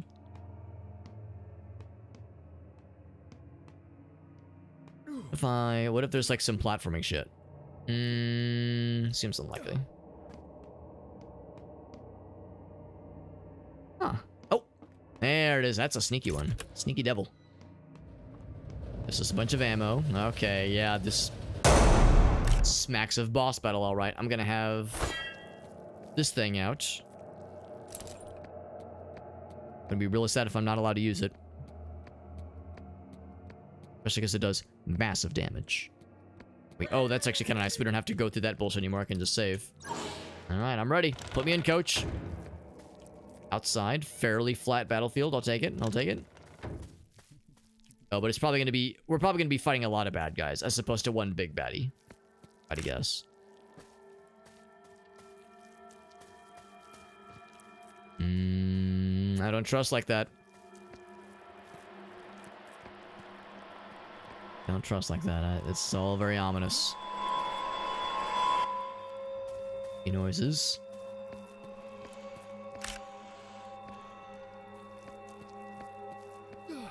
Gotta be a thing I need to like pick up. Or oh, what are we? Oh, we're fighting Beelzebub. Some damage. He's like a little Wembley fella. He's like a little Wembley Bimbley boy. He's smaller than I was expecting. I'm guessing there's like a bunch of them, or like either a bunch of them, or this is like one of several forms.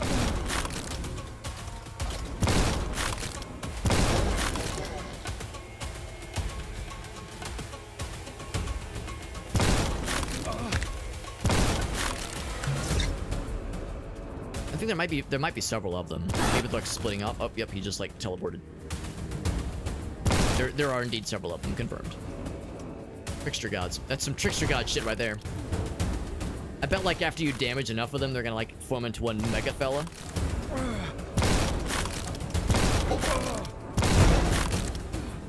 That's what I'm suspecting. Okay, I just went for an uppercut, then I fucking deleted his entire penis. Your penis is mine. Shotgun kind of fucks with these guys, but only... Oh, for one, it was fucking. Until I ran out of juice. But this thing will fuck too. Ouch.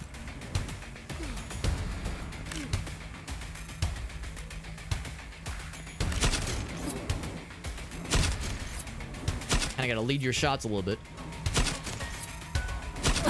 Oh, and I just noticed they have their own little separate health bars. So they're probably like little fake fellas. That's good damage. Oh yeah, that was the real dude.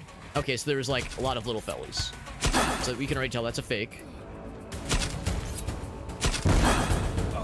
That hit one of them. Well, one of them hit the real one, that is. Show yourself. Show yourself, foul beast.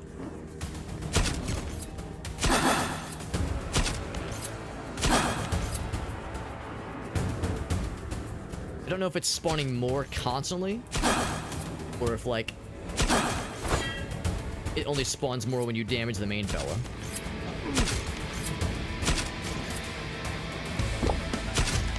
I feel incentivized to still kill the fakers.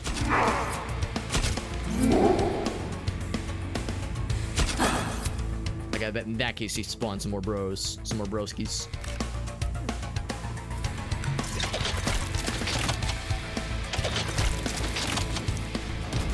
It does seek them out sometimes. It's a little bit inconsistent, but like when it homes in on bad guys. Yeah, then it does seem like it's seeking them out, like it's homing in on them.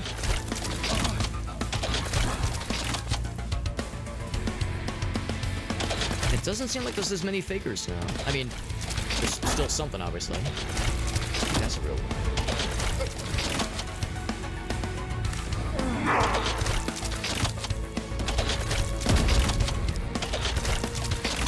so fast.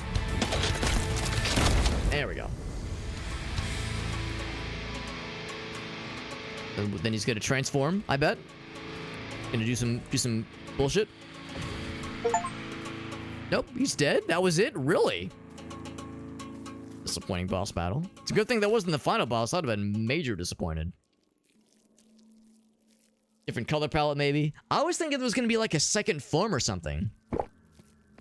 That's the easiest boss battle by a huge margin. That was nothing. What a pushover. And you know how it is with games like this. You know, the first boss is gonna be the easiest. The second, that's a little harder. Third is pretty hard. Fourth, oh my god. So I thought this was gonna be a spicy boy, but that was a lukewarm boy at most. It's nothing. Let's scoop up some extra ammo and be off to the races then.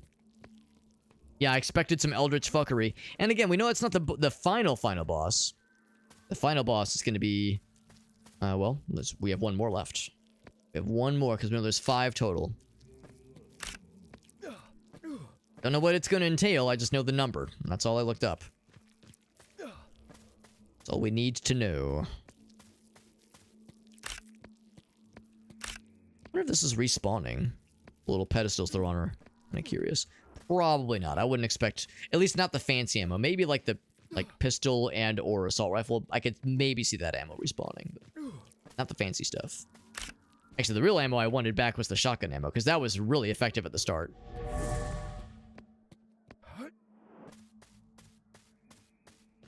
We got pretty much all there is. All there is to see here. I mean, I'll give them this much. It was at least a unique boss battle relative to the other ones. Something that wasn't just giant big baddie was kind of a welcome sight, honestly. So it was a little bit refreshing that it was something different. It just wasn't very hard.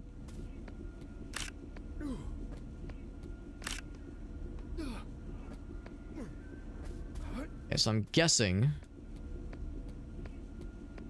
it's this way. I don't think this was open earlier. Down we go. Will he pop back up randomly? Yeah, maybe like the final boss that we see is like that dude but evolved in some way. Who knows, man? Who knows?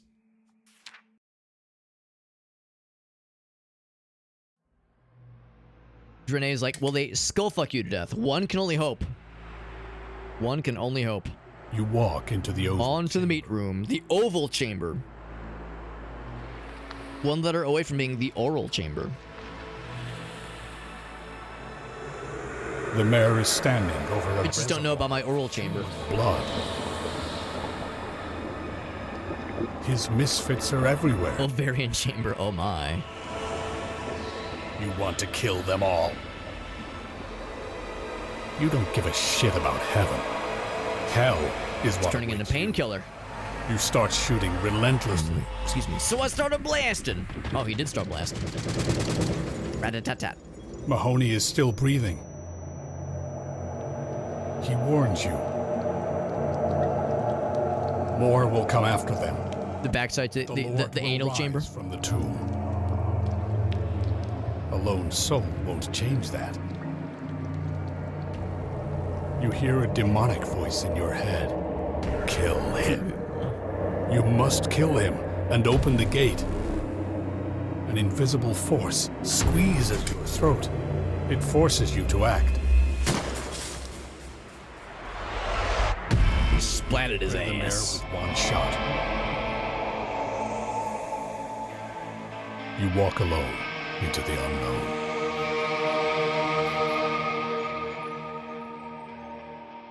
Into the unknown indeed. Indeed. Indubitably. I don't think if we fought those things in that loading zone, the little floating testicle fellas with teethers. Ooh, we're in the space zone again. Oh man, we're in like the big meat fast zone. We're like traveling through space and time. It is heavy, but it is worth it. Fucking meat testicle zone, apparently. Always down for some fast meat testicles. What can I say? It's kind of like that that one Unreal Tournament 2004 map. The yeah, all meat and intestines and skulls and faces. He's even got little tears. Oh, he's sad. He's got the Bible thumb. But no, it's like that one Unreal Tournament 2004 Capture the Flag map that we all love so much. The one that was like, you're in like outer space. It's like the 2 citadels. Kind of got that energy right here. I'm kind of vibing to it. And it wouldn't even shock me if that was not a coincidence. It wouldn't shock me if that was a very intentional, like a deliberate kind of influence. It's design.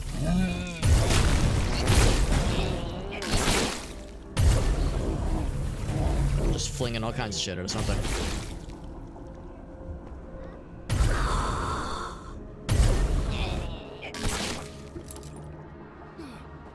It's like stuck. He was like stuck in that little spot over there. I feel a little bad for him. Not too bad though. It's a portal. Oh, it's probably spawning little fellas. Ouch. Horrible sight. Also reminds me a little bit of Zen from Half-Life 1. Yeah, Cthulhu in the background. Yeah, we saw him too. Like a very obviously inspired by Cthulhu kind of monster deity demon thing. Like if it wasn't Cthulhu proper, it was awfully evocative of him. But those might be the testicle fellas I was talking about earlier. Little floaty boys.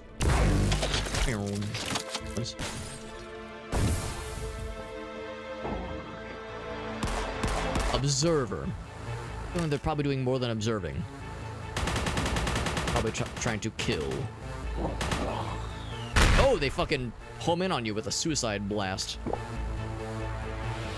turn into spiky boys and they try to shit on your parade. Violently and capably.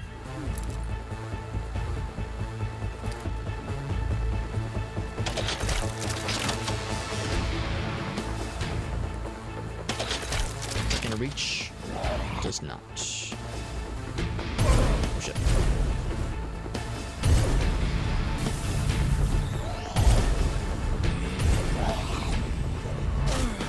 Oh, I could have gone around though. That's okay. Lots of shotgun ammo for just such an occasion. Getting closer to whatever is in that citadel. And good. Or maybe something not good. Something evil, perhaps. Oop, almost slipped right off. I'm assuming if you fall off to your death that you lose. I'm assuming it's not the kind of thing that they'll like teleport you conveniently back to safety. Die! Headshot. Can't really headshot though. Dead. Yeah, can't really headshot those guys because they got no heads. Ain't got no craniums for the headshots. No crungus. Yeah, that is basically how I expected that to go. You fall off to your death and you're just dead. It is heavy, but it is. We said restart checkpoint, but there was no checkpoint, so we just restart the level, unfortunately. Okay.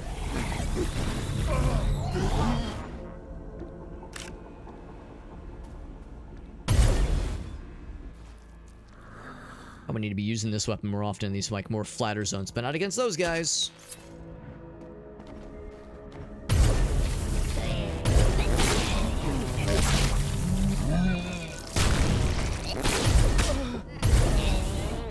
You said you were allowed to still be alive. What the hell? Cheating.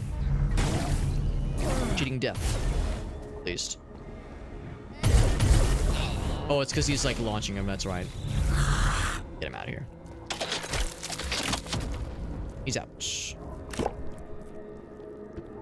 In fact, I feel like I need to go back and grab some of that stuff. Never mind, I have nothing to pick up. They used a bunch of other ammo.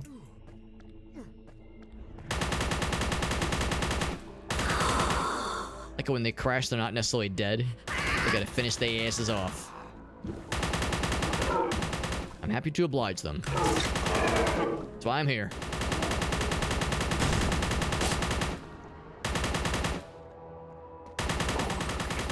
You kill him from afar, and then they'll... Actually, it looked like he just kind of popped on his own. Surprise. Abomination.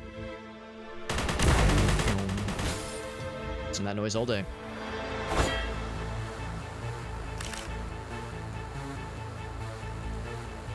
Careful on this stuff. I think we learned last time. Oh,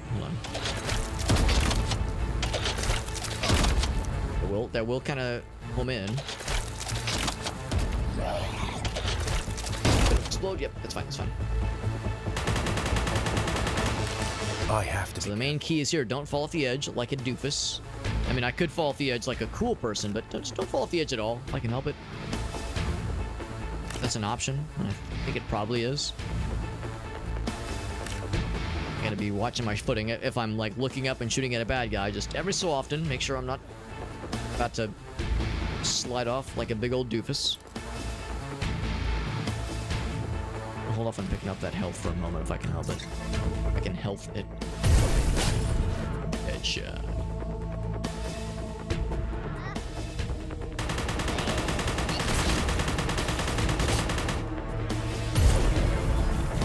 Alright, this was where things got weird last time, so I'm gonna be a little bit more careful. Or sure of my footing.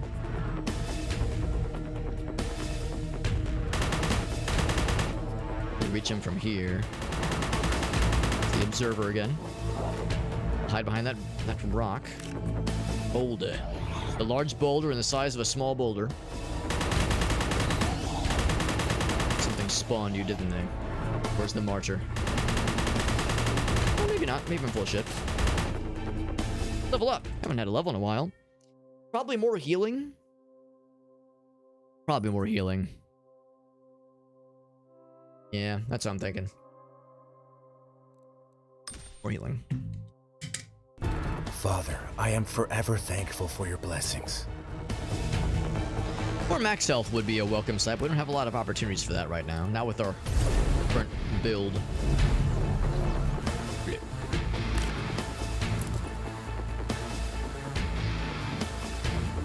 What else I can snag? Shotgun ammo. Nothing down that way. Actually, some enclosed spaces where I can't fall to my death would be a welcome sight. Today's day and age.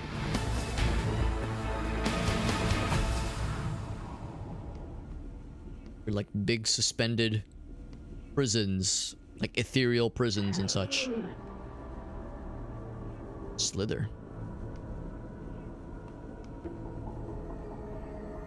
Where'd they go? Oh, there they are. Those little fast fellas. Headshot. New enemy unlocked. Lots of new enemies, I think. Like, we've seen a number of new enemies in this zone.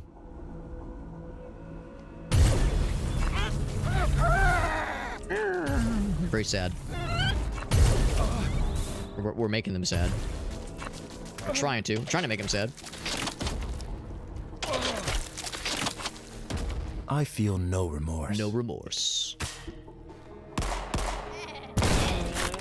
But there's something that spawned him.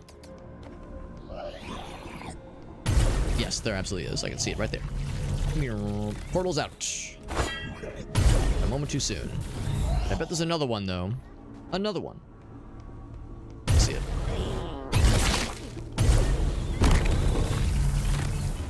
Right.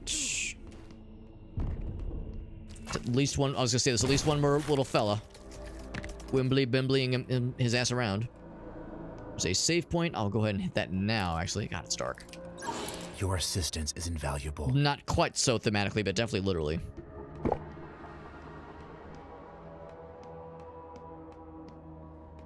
So we're full on explosives. And on the harpoon gun. Use the harpoon gun in a hot minute. Always think to encourage. So no keys right now. Maybe a longer level, I can just kind of tell. This is fine. They don't have to be bite-sized. They can't all be fun-sized like me.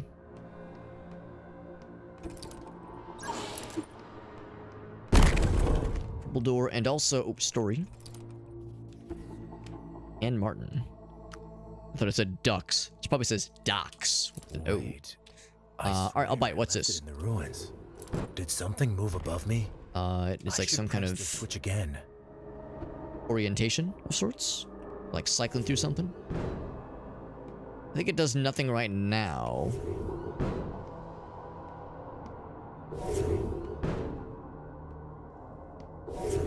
Yeah, I don't don't see anything happening right now, but I suspect it'll do something as we, like, unlock more things. Odd noise. They all got awoken at the same time, so they're like... "Arr."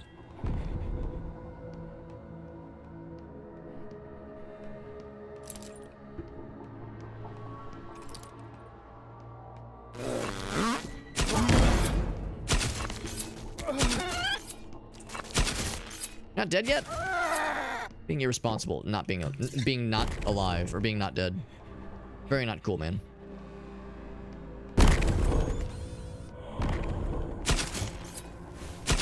Didn't kill probably because it wasn't a headshot.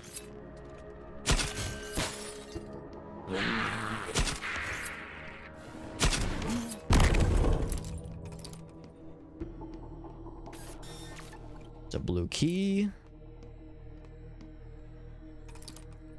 A bunch of stuff past there. Have a good night, Renee. I know it is getting kind of late. We'll probably be wrapping up, but maybe after this level ends. I was maybe thinking to see if we can push it to the end of the game tonight. But I have a feeling these last couple levels are probably going to be slight doozies. So we might, you know, play through another level or two and then call it. But we'll see. We'll kind of see how we're feeling as the night rages. And we do be raging.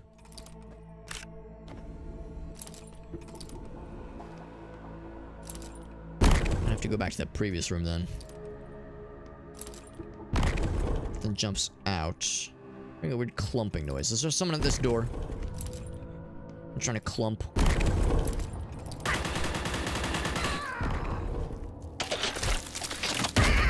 See, I can just launch some explodies. Oh god, he got a little bit close. Just for comfort.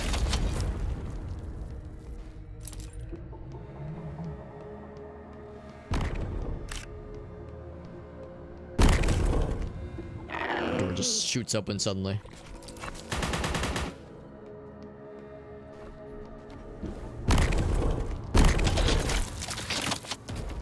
Alright, so now that I'm kind of getting the hang of this, there is the homing, but only on ground targets, and it's like, it does get confused sometimes, and there's stuff on different elevations, but generally speaking, yeah, I will lock onto ground targets pretty darn well, but it's not like a guaranteed hit, obviously, but it'll arc towards them.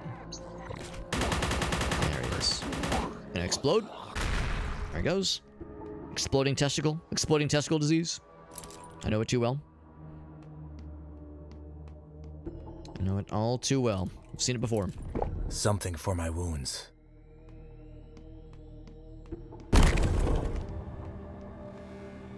We're just boomed. Maybe it's the sound of the door closing? Oh, shit.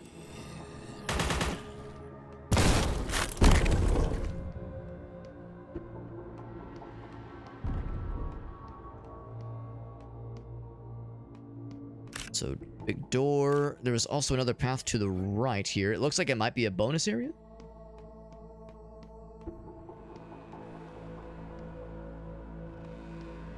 And it's a lot of resources. It's got something for us. Dangerous jobs require proper uniforms, which is to say armor. Which is not a bad idea.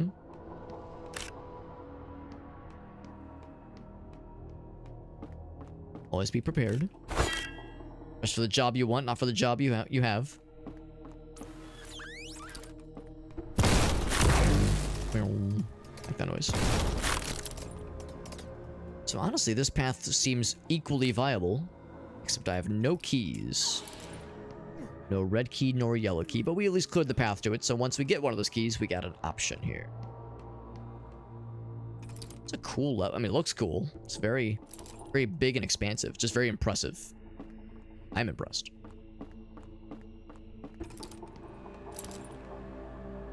So, right, let's go ahead and continue then. Is it this way, I think? Yeah, where we saw from afar, like there's some cool shit going on here. Some cool gamer shit.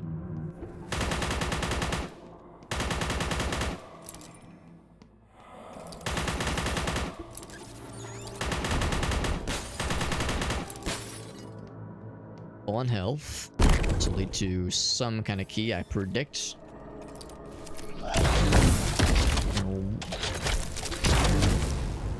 That guy.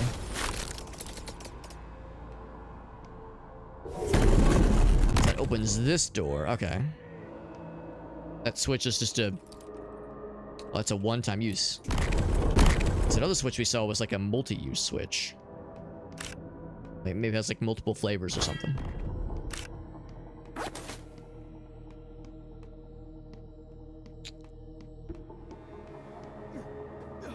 We're probably gonna come back here a bunch of times. Before I jump down, was there anything else? I thought there was another path that kind of caught my eye previously.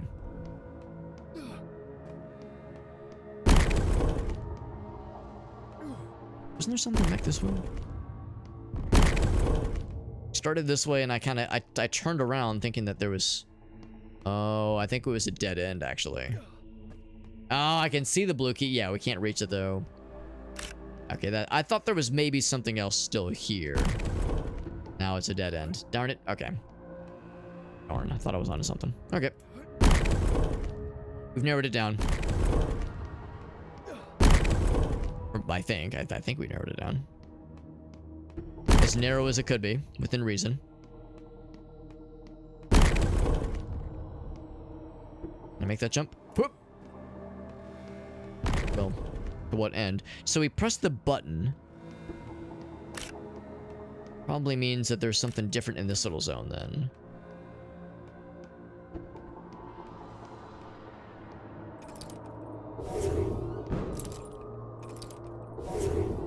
Not sure what this is doing differently, if anything.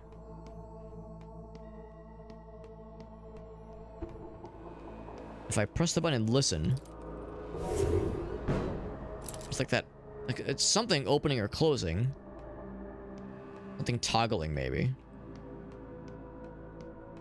A little concerning because I hit the button a few times, so it's a little bit unclear. Was there anything that was like mysteriously closed off? Oh, there was this gate. Gate is open now. Hey, look at that. It's kind of a coin flip, honestly. Oh, right. Yeah, we'd been here. Yeah, we'd been this way. Oh, that's what that switch does. It toggles the two. Okay. It probably toggles a lot of things. Illegal or not, I need Good it. to know. Good to know. All right. So now, this will lead us to some good shit, probably. Lots of alcohol.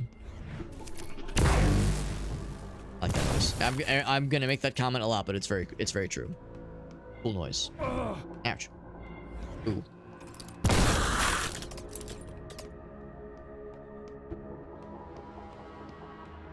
Alright, so either of these. Oh wait, no, this is not a broken bridge. Never mind.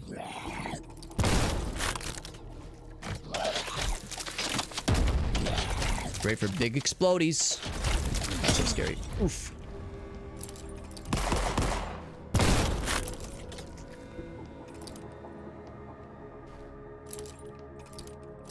Really dark. I'm gonna rely a little bit more than I would prefer on mousing over things to tell me health bar, like the names of things and health bars. That didn't kill you, what the hell? Guess it's so wimbly bimbly.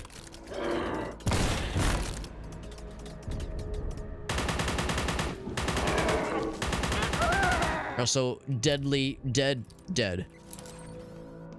More bullets. So I killed them. Alright, I foresee we're getting a red key soon. Given the red door behind us. The red door over yonder, babe, that's where my baby stay. Oh, shit. That's Red House, Alex. Red House by Jimi Hendrix. Not Red Door. Same thing.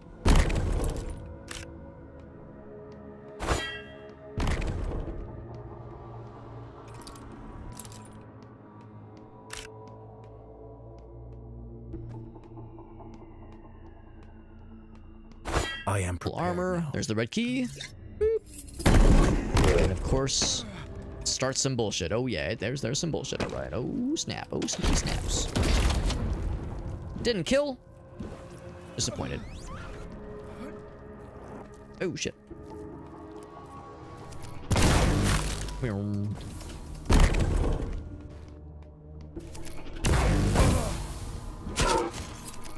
If I get in there. My shotgun sniper. There we go.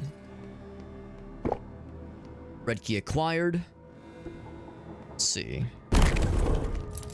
Where he came. This is a very maze-like area. The red... Actually, hold on. I'm curious. So this is the main area. I'm going to blast these fools. Blast their asses. Lots of asses that need blasting right now. Including yours. In fact, just line your ass up. Line your ass up for a proper spanking, please. Die! Headshot. I realize those guys could be headshot, but I guess it kind of makes sense. Ouch. Dead. That wouldn't be a bad idea to save right now, given that we've done some stuff.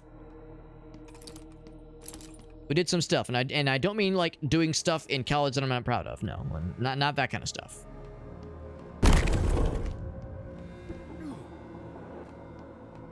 And also, I don't know the definition of doing something in college I'm not proud of.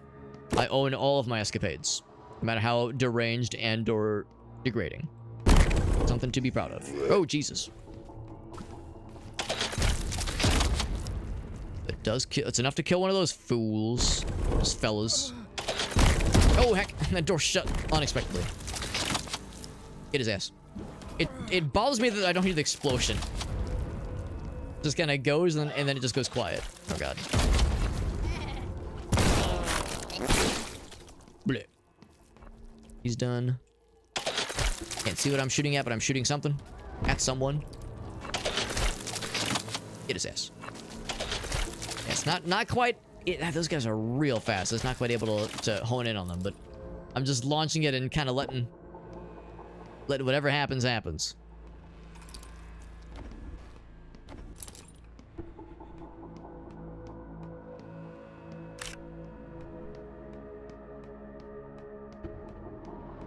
This is an awfully winding side path. Where's it gonna spit me out? It'd be cool if it gave me the blue key, but I'm not sure it's... Not sure that's quite where we're going yet.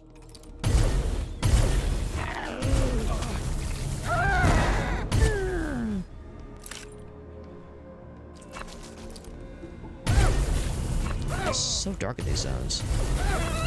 I'm not sure I'm a huge fan of like just how dark and hard to see shit it is. I get it. I get why that's the case, but like from a lore and world building perspective, sure, but from a funness perspective, it's like a little bit annoying, honestly.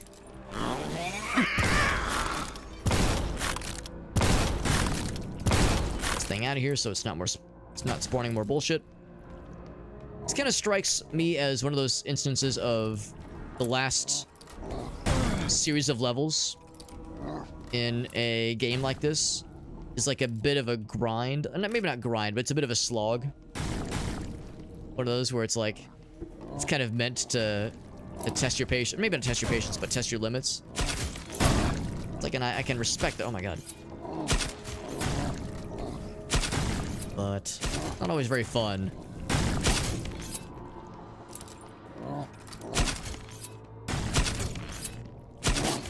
Hard time getting those headshots, good lord.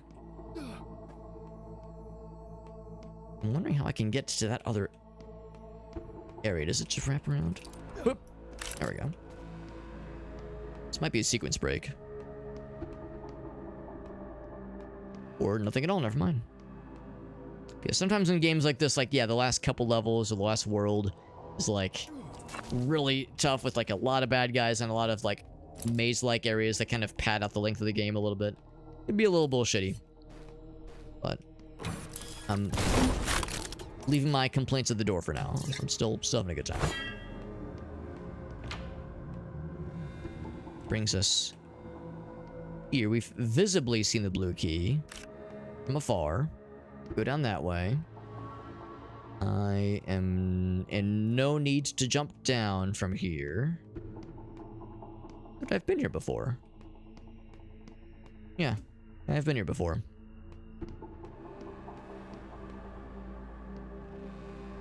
Have any reason to press that button again? I don't think so. I'm kind of... We'll chase this as far as it'll let us go. So we've been here before. We killed all the bad guys. We did all the good stuff. Through here. Just kind of loops back around. What did I hear? Oh, that might have been the save guy. It's happy to see us. Okay, now this guy's here. He wasn't here earlier. Other bad guys were here, though. Unless something is spawning him, but I don't think that's the case.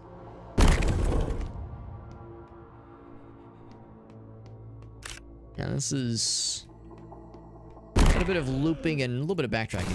But if it's spawning new bad guys, that's, I guess, a good sign. The usual video game adage, the presence of bad boys, generally a positive thing in a case like this. Oh, but this, we gotta toggle this switch. Okay, we gotta toggle the switch again. Who up right now toggling this? Toggling they switch. Playing with day worm, toggling they switch. Anything. Anything and everything. So if I press... Oh, I can't press this one. Damn, that was a one-time deal. One-time thing. So in that case, I drop down here. See if that does it.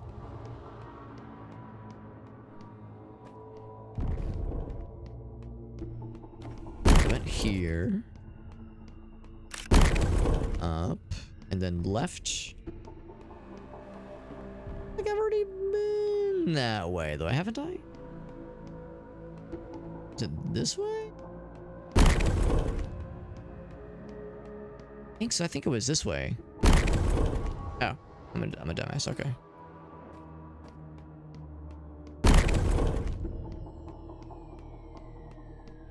What about the other one? What if I go this way? I feel like I've already taken that. Not that was closed up. Okay. So this is the one we need to find then. Yeah, this is the one where we need to find some kind of way to raise that gate.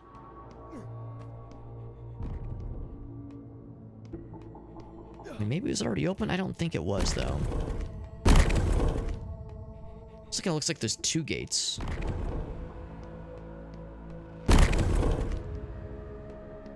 Go back this way. But there's something I probably missed here. Oh, presence of bad. Okay, so this is new then.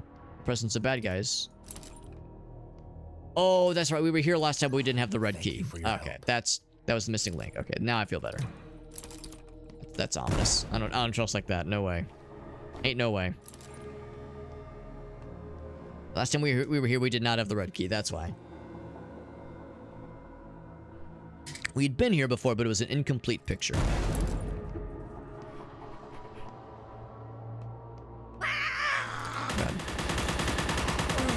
Ouch.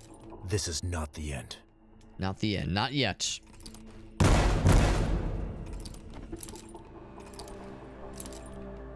Some armor.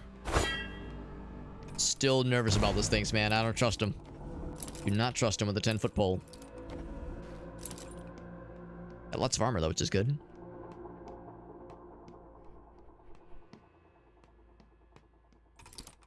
Excuse me. Woo!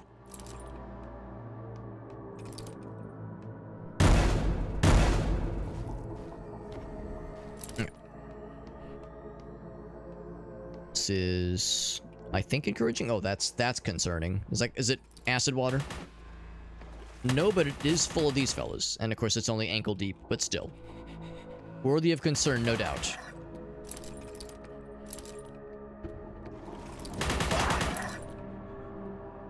This is something more akin I would expect to see in Hands of Necromancy than a game like this necessarily. Oh god. Oh god. Oh, I don't like that. Oh, I don't like that. Jesus. That's kind of some bullshit right there. Like, how are you gonna know that that was gonna happen? Better hope when you drop down you've got like 50 some odd health. Or you're able to recognize that noise and can react accordingly. I get her? Oh yeah. Oh yeah. Destructible wall, very nice. Only time ever we've seen it happen, but still counts. Oh, I was about to talk shit. I was about to say, yeah, you best run away. Then he fucking jumped in my mouth. Took a shit in it. And not the good kind. Oh, they bounce. Little bouncy boys. That's fancy. Why is it purple? What's purple here? Something lurking. Something this way lurks. What's that noise? It's like a fella. There's multiple fellas. I was thinking there was gonna be a guy on the side.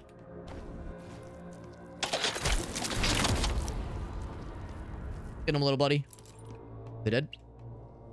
They're dead. Armor, good. Dangerous jobs require proper uniforms. Oh shit.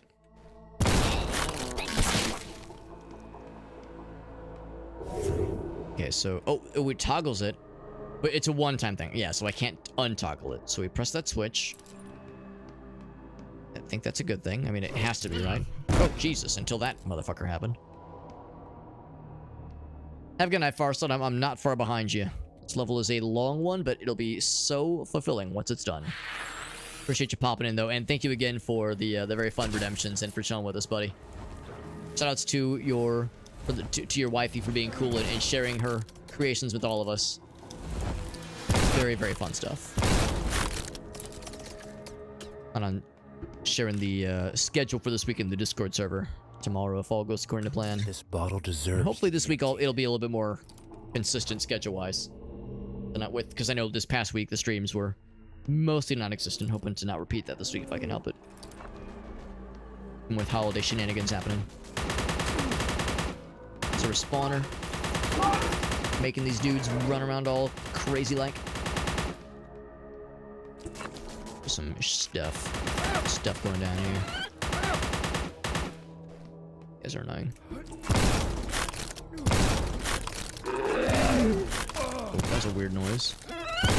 Stop being alive, bro. It's very cringe. Oh. I'm kind of surprised he didn't notice me there. I was just so stealthy. Alright, so I think... Oh, fuck. I think that was the second gate. There was like 2 gates that were closed. I bet that was it.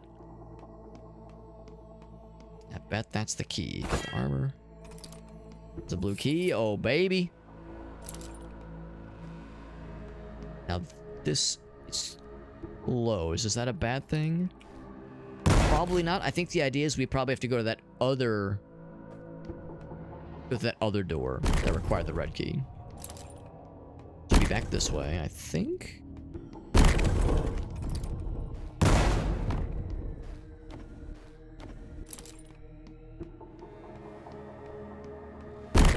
Really easy to get this all confused.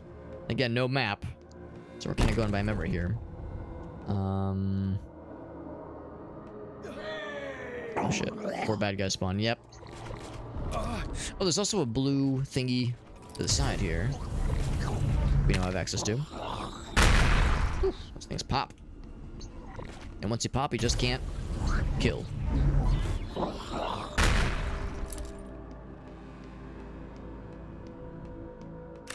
Then it rains down exploded testicle shreds. Go ahead and save. Continue to make progress. Setbacks are fleeting. I will What's succeed. that other hallway, though? Not sure if this is the right path, but it's gotta be something.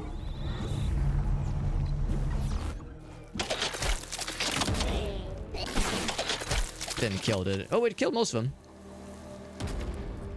Now, I'm actually glad that went all the distance. Oh, God.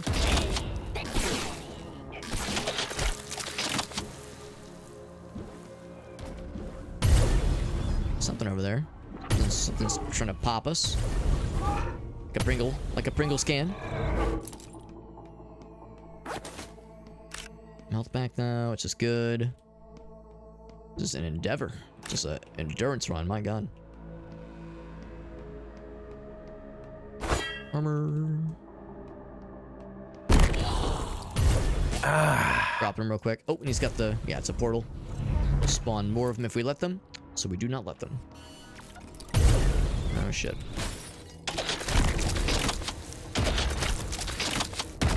There we go. Well, a little bit scary, but we got him. I think before it gets... They could spawn much more. Give us a lot of madness juice. Armor, health, ammo. I like all those things. Essential vitamins for a balanced boomer shooter breakfast. Shotgun out for this. This is some close quarter shit. Hey. Real close. Also real dark. Doom 3, where you at with your flashlight out but not gun out simultaneously? Kind of action. I guess. What do I have? I have this thing. Did that do it? Probably a secret, if I had to guess. If it is, it's not available yet. There's probably a switch for it then. Ooh, man, some weird frame drops, honestly. What was that? What was that? What'd you say, mutant? If that's your real name? You know, I'm not expecting to have some frame drops here. I mean, it's not an overly demanding game or an overly demanding area. It's definitely scrunging up a little bit. God, he was way too close for that weapon. You will pay. I think maybe they blew each other up. Or, I don't know. Somehow I didn't take too much friendly fire damage with that explosion, but... Possible he was going for the other guy, the enemy fellow that first damaged him, because technically he damaged the bad guy before I did. This little explosion shit. Shenanigans.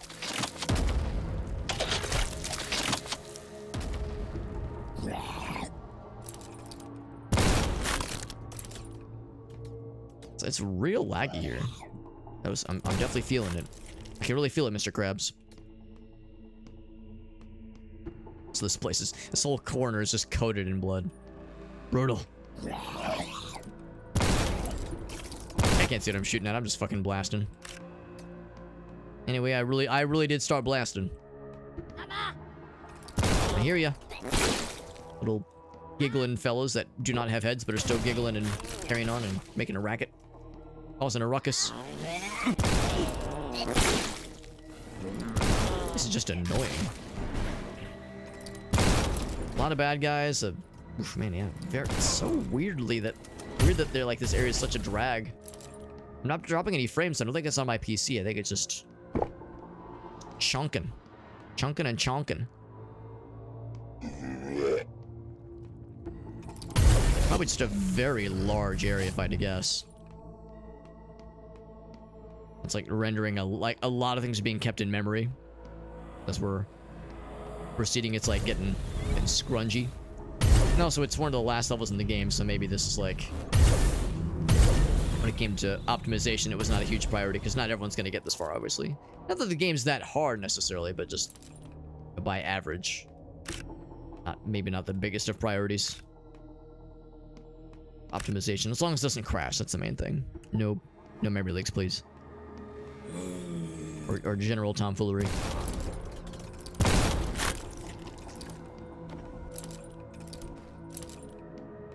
All that for the yellow key, which I didn't realize there was yellow key. Hey, the lights are on now. Oh, you fucking... That's mean. Clever, but mean. Say we just ignore all that, because we gotta get here before the spiky boys do. We don't have a speed boost option, unfortunately. I would use one if I could. Oh, that was mean. Ooh, buddy. Ooh, buddy. Are we good? I had to guess. I was gonna say they'll get splattered. Whatever I didn't kill gets got. It's our first time we've ever had like a time limit kind of thing like that. To my knowledge, where yeah, you get auto murdered if you do not exit in time. First time for everything. Got the yellow key now. I saw any keys require the doors require the yellow key. The level is struggling. Like it's getting kind of hard to play, honestly. Alright, back in the main zone.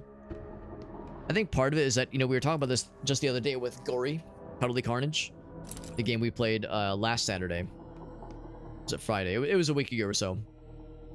Where games, especially indie games, will start to struggle quite a bit if too many decals are loaded into memory, which is to say like bullet holes or blood splatters, that kind of thing. And that might be what's happening right now. What we might be seeing right now is a function of corpses aren't being cleaned up. You know, like some kind of limit isn't properly being enforced and it's starting to drag things down a bit. I mean, maybe if you've got like 128 gigabytes of RAM, maybe it's not so much of an issue. I've got 64 gigs, which I think is plenty, but I think that might be what's happening here with this, like I a feel no remorse. like a limit being reached, or at least being rubbed up against. That's starting to impact negatively performance, and it's really noticeable. But again, it's not on my computer's end, at least. Was it this way? I think it was this way. I'm not dropping frames, but yeah, the game is in a weird spot right now. A shrine to Oh, mark and I was wrong. I thought it was a blue key. The yellow key door. So this is the place to be. Oh, fuck. Unexpected. And a little spooky, given our maybe less than optimized state right now, but that's okay. We can handle it. And if we can't handle it, we did just save, so what's the worst that can happen? Kind of committed to that, killing him.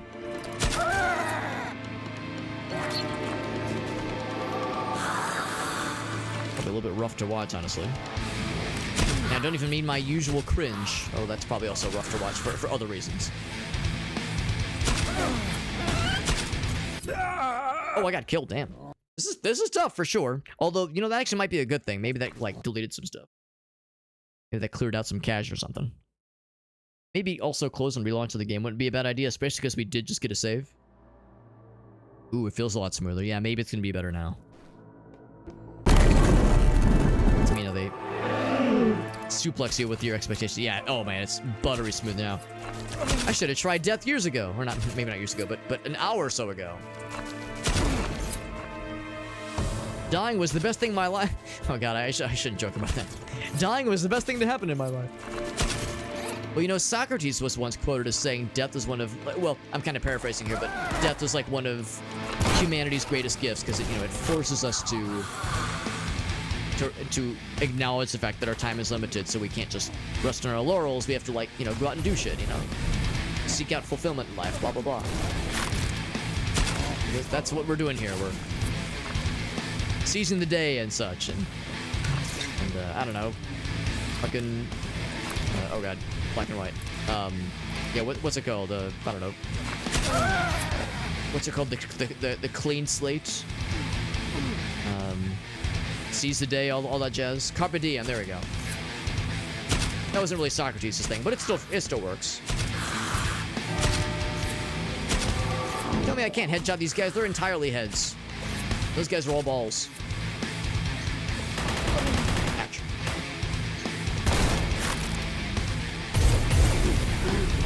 There's nowhere to run. Man, oh man. There's a happening place. That guy got headshotted.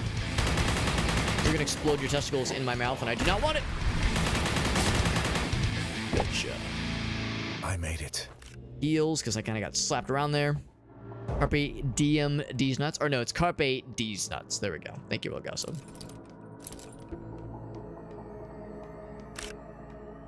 Elgaso succinctly getting at what I was struggling to put into words. These nuts. Desperate times. Pretty call much for always desperate a measures. solid bet. To summarize what I'm trying to get at in life. I think that was all the goods. We killed all the baddies, we exploded a bunch of stuff, and we learned a valuable lesson. And the valuable lesson is bad guys are to be vanquished and exploded and killed and not to be left alive anymore. That G-Man of the Half-Life variety? G-Man ain't dead. Oh no, it even says G-Man lives. I think fairly thinly veiled, very thinly veiled, either Half-Life 2 reference, or maybe it's like a weird, maybe it's like a Machinima series. I feel like I've heard that phrase for G-Man lives. I think it might be like a Machinima series reference. Talked before about like how really like obvious nerdy references, like, hey you guys, remember Portal? Remember Star Wars? Remember like those kinds of like wink wink nudge nudge real not so subtle references? It like takes me out of the game a little bit. It's like I'm reminded that, and I'm not an idiot. I know we're playing a video game, but I'm really reminded that I'm playing a video game and I'm not like inside of a universe. It's a little bit disorienting. Like I enjoy nerdy people being encouraged to, you know, indulge and whatnot. I'm certainly guilty of that, but it's like a little bit on the nose. Like, you know, a little bit of subtlety goes a long way, you know? Subtlety. Subtlety. It's, yeah, there we go. Half-Life 3 for time travelers. And of course, that's relevant because, you know, there was that interview, or a series of interviews, with the Half-Life 2 update that went live a few weeks ago or so. And there's a discussion of Episode 3 and why it hasn't happened yet and why, you know, things got put on hold. It's some interesting stuff there. I haven't, like, read it or listened to the interview myself, but I've caught the headlines, obviously. So there's some interesting little blips and blurbs. Everything we could hope for right now. So see for yourself.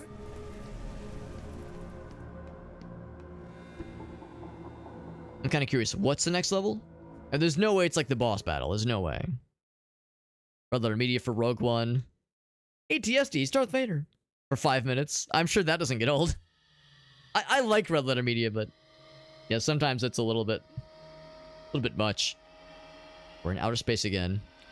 If it's the boss battle, no, it's not. Yeah. So how's about this? We'll continue this next time. It's getting late. 2:30 a.m. Yeah. If this was like gonna be the final boss, then I might go ahead and toss us in for good measure. But it's getting pretty late, so I think we'll wrap it up here. But next time we play this, we'll for sure be able to beat it, and that'll probably be pretty soon. Probably be pretty soon once we be able to put this thing to bed. This was fun though. This was fun. It's our first time really doing a sit down, like, full stream of this game, because really I've only played this game on stream after doing something else, whether it was Din's Champion or like with Aliens and with Krath, or Outlast Trials with Reaper Queen and Aiden. So it's nice just doing a dedicated stream of this game, especially because I knew we'd be getting pretty close to the end, generally speaking. But yeah, next time we play it, we'll for sure be beating it, just because we're clearly nearing the doorstep of the final boss. And then we'll be able to at least play through the first chunk or so of the second game, so we can get those extra giveaway keys unlocked. As that's kind of like the main impetus behind me playing the first game, at least. Forgive Me, Father 1, is that there's a kind of like a promotion going on right now with the second game through a site kind of similar to Dare Drop that I use often. It's called Lurk It. And every once in a blue moon, they'll do these kinds of giveaway campaigns where, yeah, if you stream a game and get to a certain point, you'll get some extra keys. And I've always wanted to play I want to play both of them. It's been on my list for sure. So it's just kind of a nice initiative, a nice incentive to play through these games. And I don't even have to play through the first one. All I have to do is play through a chunk of the second game. But it's kind of like a fun excuse to go ahead and kind of get caught up. And they're not overly long games, so I might as well. This is only like session 3. And again, we've really only the first full session we've ever done of the game. So yeah, next time we play it, we'll go and wrap it up. And that'll probably be tomorrow. Probably. I would say the chances are good we'll be able to wrap this game up tomorrow. I'll post the schedule in the Discord server for what to expect for this week. And like I said, you know, at the start of the stream, obviously, you know, you could probably tell I was a little bit bummed, maybe even a little bit frustrated that the schedule from this past week prevented really any streams beyond just Tuesday from happening. I think we should be like in pretty good shape to have things kind of normalize a little bit now that things are kind of calmed down schedule wise. So we'll play more of this game. Or rather not even play more, finish up this game hopefully tomorrow, start a couple new things. There is I should also mention that the next Extra Life 8-hour marathon stream is going to be obviously not yesterday Saturday, but next Saturday, so November 30th. So November 30th, this coming Saturday, 8-hour plus stream. We're going to play a bunch of games. I've got a good list of games queued up. I'll probably post a list of games in the Discord server with the weekly schedule. I can just tell you verbally, there's a couple of like pretty oddball games. Obensauer is a game. I got a review key for this one, and it looks very weird. I know I say that a lot about a lot of the games that I play. I'm really curious about it, and I've heard it's very good. I think it's got overwhelmingly positive on Steam. Kind of an oddball little, just kind of, you know, weird, obscure title that I missed when it first came out, but it kind of came across my radar. It looks really cool. Be playing that for a bit. Also, Random Lead Receiver 2. I got a review key for that one out of fucking nowhere. That game's been out for a long time. I think what I might do is maybe after we finish the Forgive Me Father stuff, I might just play a little bit of 1 just to get a feel for Receiver 1. Because I think I don't know if you need to have played the first one necessarily, but I think having a little bit of knowledge on like the gunplay mechanics will go a long way. So we'll probably fuck around a little bit with one sometime before Saturday. But yeah, we got some like weird and fun little quirky games queued up, so that'll be fun. I tend to like focus really heavily on the weird shit for the marathon streams, and this will be a similar kind of deal if all goes according to plan. What's up, Unstable? We got Dolph as well. And then there's always Kenshi. There's always Kenshi. Always Kenshi lurking in the background, waiting for its time to shine in the spotlight. But no, thanks for hanging out with us, friends. Like I said, yeah, we'll do the Discord. I'll make sure to post the schedule in the Discord server. Plan on wrapping up Forgive Me, Father. We'll plan on and starting the first chunk or so of the second game. Some Receiver 1. And maybe later this week, we might start some Vermintide 2 specifically, but we'll see. Kind of play that part by ear. I mentioned Dungeon Crawler, the Daredrop campaign for Dungeon Crawler. Apparently that game is awesome. Game looks really, really good. And I'll have to kind of consult my list, consult the goods as far as like kind of stuff that I'm tracking. But yeah, like I said, the big stream will be on Saturday, 8-hour plus stream of the good stuffs. Otherwise, the only other thing I have left for the night is to do the Metal Slug giveaways. We have 4 Steam keys for this game to give away. And let's see, what's this? Here,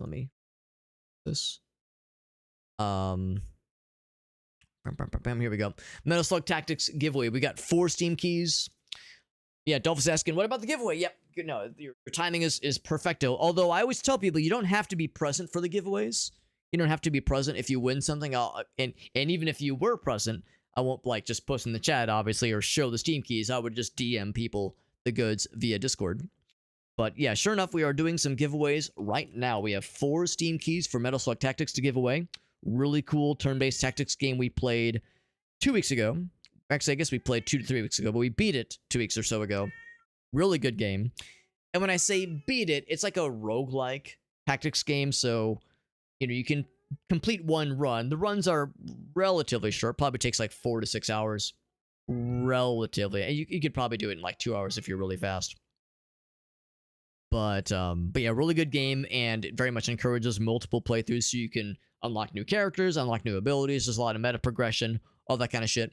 So yeah, so we have that to give away. It was a very good game. If you like Metal Slug, if you played Metal Slug games in the past and you like Metal Slug in general, it's a weird one because you might not like tactics games, but if you like the idea of a tactics game that rewards a lot of movement, a lot of running and gunning, and being smart with your positioning, but not just hunkering down and like firing behind cover. This ain't no XCOM. You can't just hunker down behind cover. You gotta be moving and grooving constantly. It's very good. So I think it plays in the spirit of Metal Slug well. So if you got an open mind and you like it, and you like a tactics game that is, strategic and tactical, but still encourages flying by the seat of your pants and running and gunning and constant movement, it's very good. It's very good. Is it like Tactics Ogre? I actually never did play Tactics Ogre. Never did play any of those kinds of games. In fact, I guess this was my first tactics games. I never played Final Fantasy Tactics. I know there's other games with the word tactics in it. I can't think of them, but I know they're out there. I guess Fire Emblem. Fire Emblem's kind of, when I think of Fire Emblem, I think of them being closer to Advance Wars. But I mean, we're kind of blurring the lines at that point. But anyway, all right. So let me go ahead and make sure I got all the keys on hand before I overpromise anything. But I think we got them all from the Daredrop admin, so I think we're good to go. Let me also assemble the list of names for said giveaway. Make sure I got all the peeps.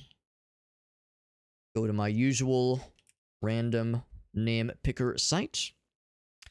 Fire Emblem. Yeah, Fire Emblem is closer to Advance Wars, I would agree. And also in Metal Slug Tactics, if one of your guys dies, you can resurrect them. You have like resurrection tokens, whatnot. So there's not nearly as much finality as there is with Fire Emblem. Yeah, but exactly. They're a tactical game. But when I think of like tactics, I think of like isometric Final Fantasy Tactics. That's what I think of. And like Final Fantasy Tactics Advance. There's other games that are isometric and are like tactics. I just can't think of them. I know they're out there. Yeah, Tactics Ogre. Yeah. I know there's others, but I don't know. I can't think of what they are. I'm too tired. All right, let's get the list of peeps. Get the list of peeps here. Got everybody accounted for. Everybody and their mother. And their mama. Right. So I'm going through the Discord server. I should mention, by the way, it's not too late to enter. If anybody is listening and like, oh man, I missed my opportunity. It's not too late. You too, you with the face, can enter in on this giveaway. All you got to do is go to my Discord server. The link to do so is in that Linktree page. Join the Discord server if you're not already in it, and hop over to the Metal Slug Tactics Steam Key giveaway channel. We have, I guess it's a giveaway thread. We have threads within the Discord server. It's basically a channel. We create a new thread whenever we're doing a giveaway. This one is no different. It's really obviously labeled, and the instructions are included, but I'll just tell you, all you got to do is go to that channel. It's called Metal Slug Tactics Steam Key Giveaway, and you post a message. Post one message, and that's it. One message in that channel, and you're off to the races. There is some verification that you have to go through. So if you're like racing to like join in on the giveaway, and you're like, oh man, I'm waiting for the email verification, and it's taking forever, what the hell?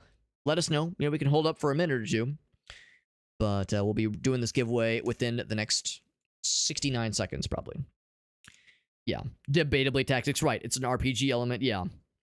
Yeah, well, and that's a fair point, too, because by that measure, Metal Slug Tactics is maybe gets wiggly and wobbly with the tactics definition because it's a roguelike. And that's not normally how it goes with, like, the standard, like, Final Fantasy Tactics and probably Tactics Ogre.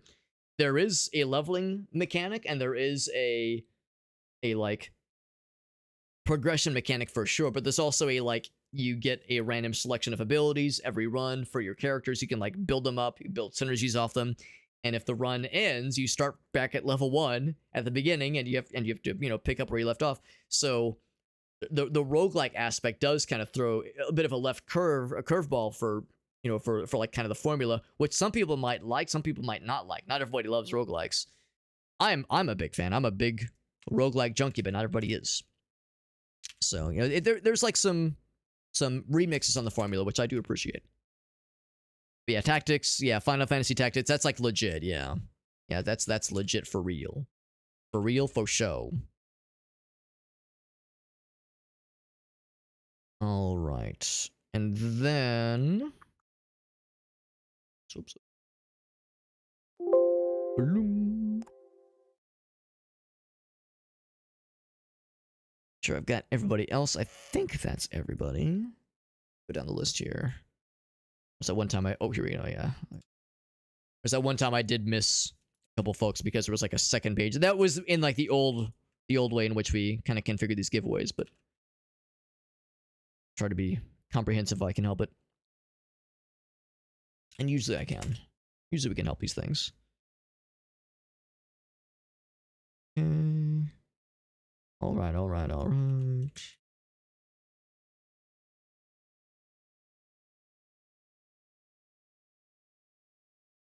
Okay, auto exec, check that. Almost done with assembling the names.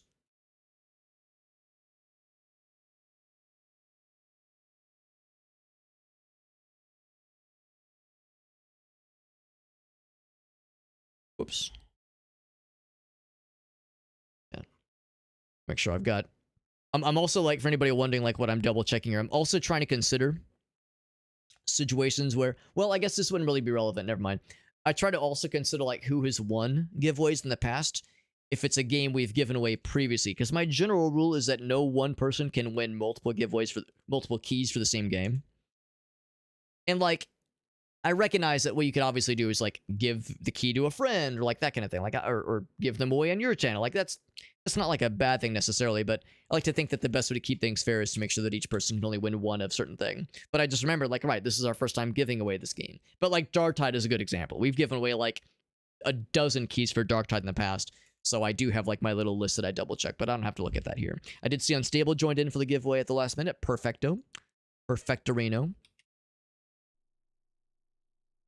And then, let me do one quick additional scroll through, and then we'll be in good shape. Like I said, it's not too late to enter in the giveaway. Once again, all you got to do is join the Discord server. We're doing this very soon here, and I'll lock it down. We're locking it down so that beyond a certain point, we'll be fully committed to the list of peeps. List of peep arenos. Okay, so there we go. Yeah, always done for, well, yeah, be prepared to die with roguelikes. I was pretty impressed. I feel like Metal Slug Tactics is a pretty fair game. We did die once, and it was a pretty tough mission, but it was because I had neglected to consider a couple things, and I kind of got at the end.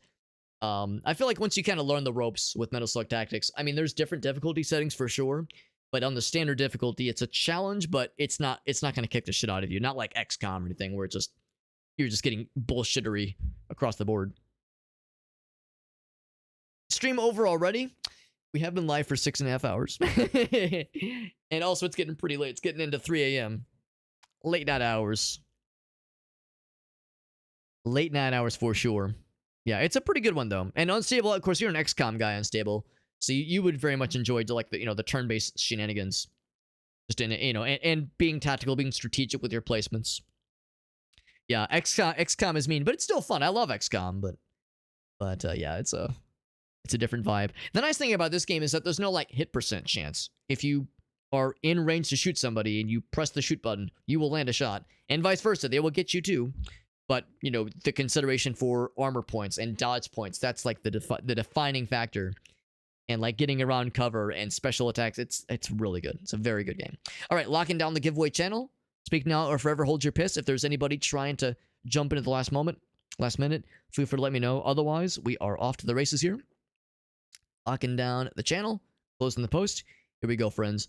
Rolling the giveaway for 4 keys. Not 1, not 2, not 75, but 4 keys to give away. Here we go, friends. Rolling 4 giveaway keys for this game. It's going to be as follows. We got Brooks, Archer, Aleph, and Silver Int. I think Arch is a relative newbie. They think they joined fairly recently, and I don't think they've actually won anything before. I don't see their list in the list of names of like previous giveaways. That's always exciting. When someone new joins in at the end, or not at the end of the giveaway, but a relative newcomer wins something. A first time winner. But there we go. So Archer, Brooks, Aleph, and Silverant, congrats to the winners. I'll be DMing you shortly with your giveaway keys, which I do have in hand, so we're already good to go. And for the rest of you who are like running to the armory, running to the stock houses to grab your pitchforks, chanting rigged and shenanigans, the good news is that we'll have more giveaways soon. You might have heard me mention earlier that there's a dare drop campaign for Vermintide 2 that I would like to join in on. I think we've got like another 3 weeks, so there's no huge rush. The timing with Thanksgiving is a little bit tricky, but I think we'll be able to squeeze in like a few Vermintide 2 streams over the next few weeks. No guarantees on what we'll be able to unlock. Some of those giveaway challenges are going to be kind of tricky, but we'll see what we can do. I'd be willing to bet we can get like at least a few, maybe 1 or 2 keys. We'll see how it goes. It's a Fat Shark Games dare drop campaign, and they're usually pretty generous. It's the same developer and publisher as Darktide, and with some of those Darktide challenges, it was like, you kill 3 bad guys and you get like 4 giveaway keys. Like some of those were really generous. I don't think Vermintide is quite to that degree, but still, we'll come away with something for sure. And then also Dungeon Claw. That I cannot emphasize that enough. That game looks really fucking cool. And I'm looking forward to hopefully playing that sometime this week. I know Alias has been playing it a lot. He really likes it. So, and I tend to really enjoy the same kind of games he enjoys. Not always, but frequently he tends to enjoy that. We tend to enjoy similar stuff. So if he's been enjoying it and highly recommends it, it's a good gosh darn sign. Good sign. Anyway, hope everyone has a good evening. Thanks for hanging out with us. And or I guess good morning. It's almost 3 a.m. here. Holy shit. East Coast is almost 4 a.m. What the hell? Lost I can't prep the remaster for real life, that is. Yeah, is that what we're talking about? Poked you with my rubber spatula. It was a love poke, okay? It was a love poke and a love stroke.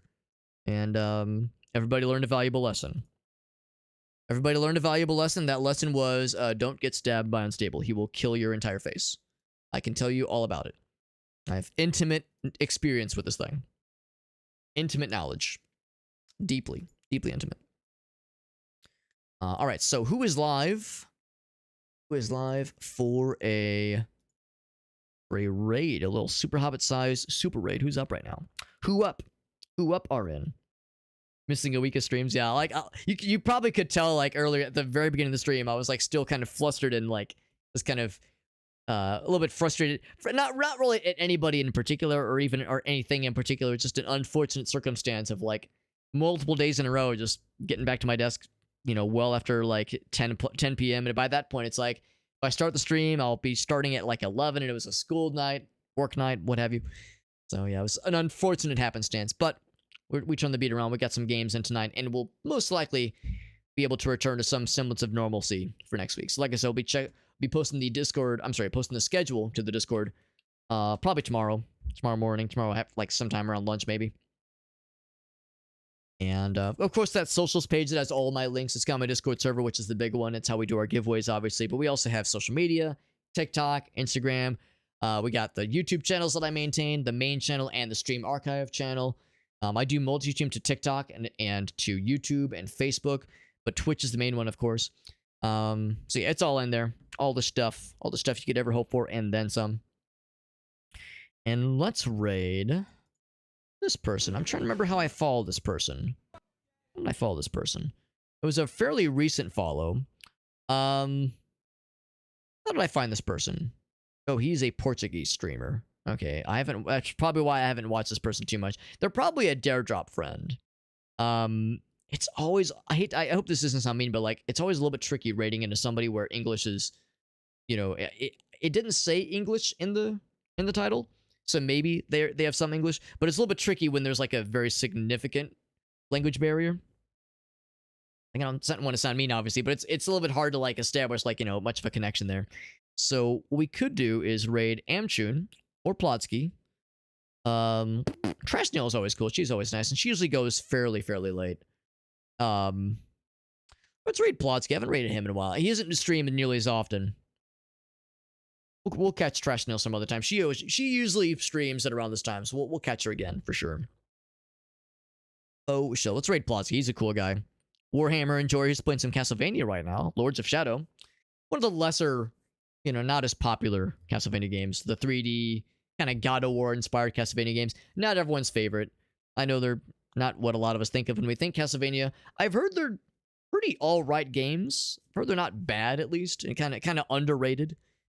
I think history will like remember them more fondly than when they first came out.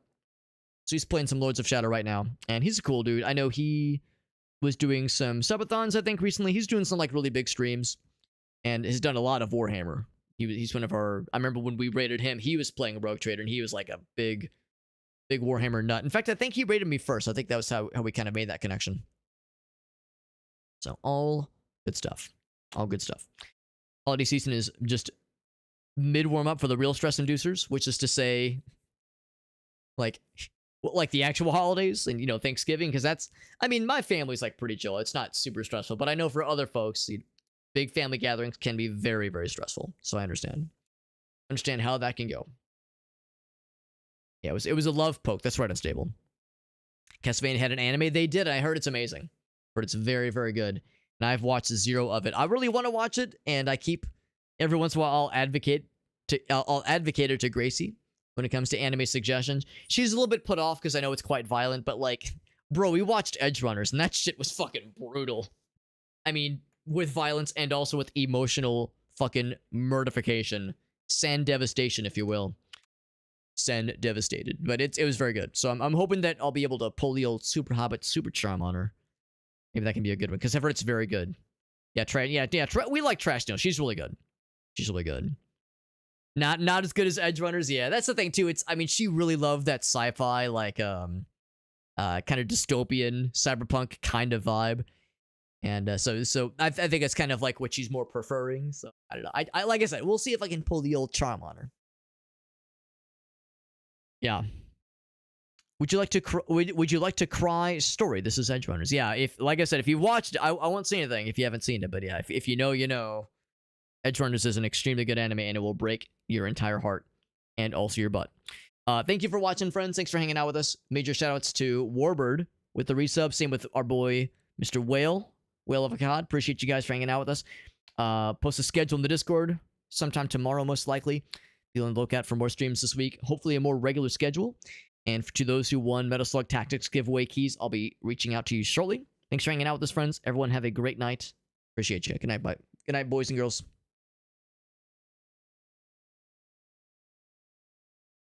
Hello, young man. You're quite handsome. Thanks. I take my teeth out and gnaw on it like gas station beef jerky.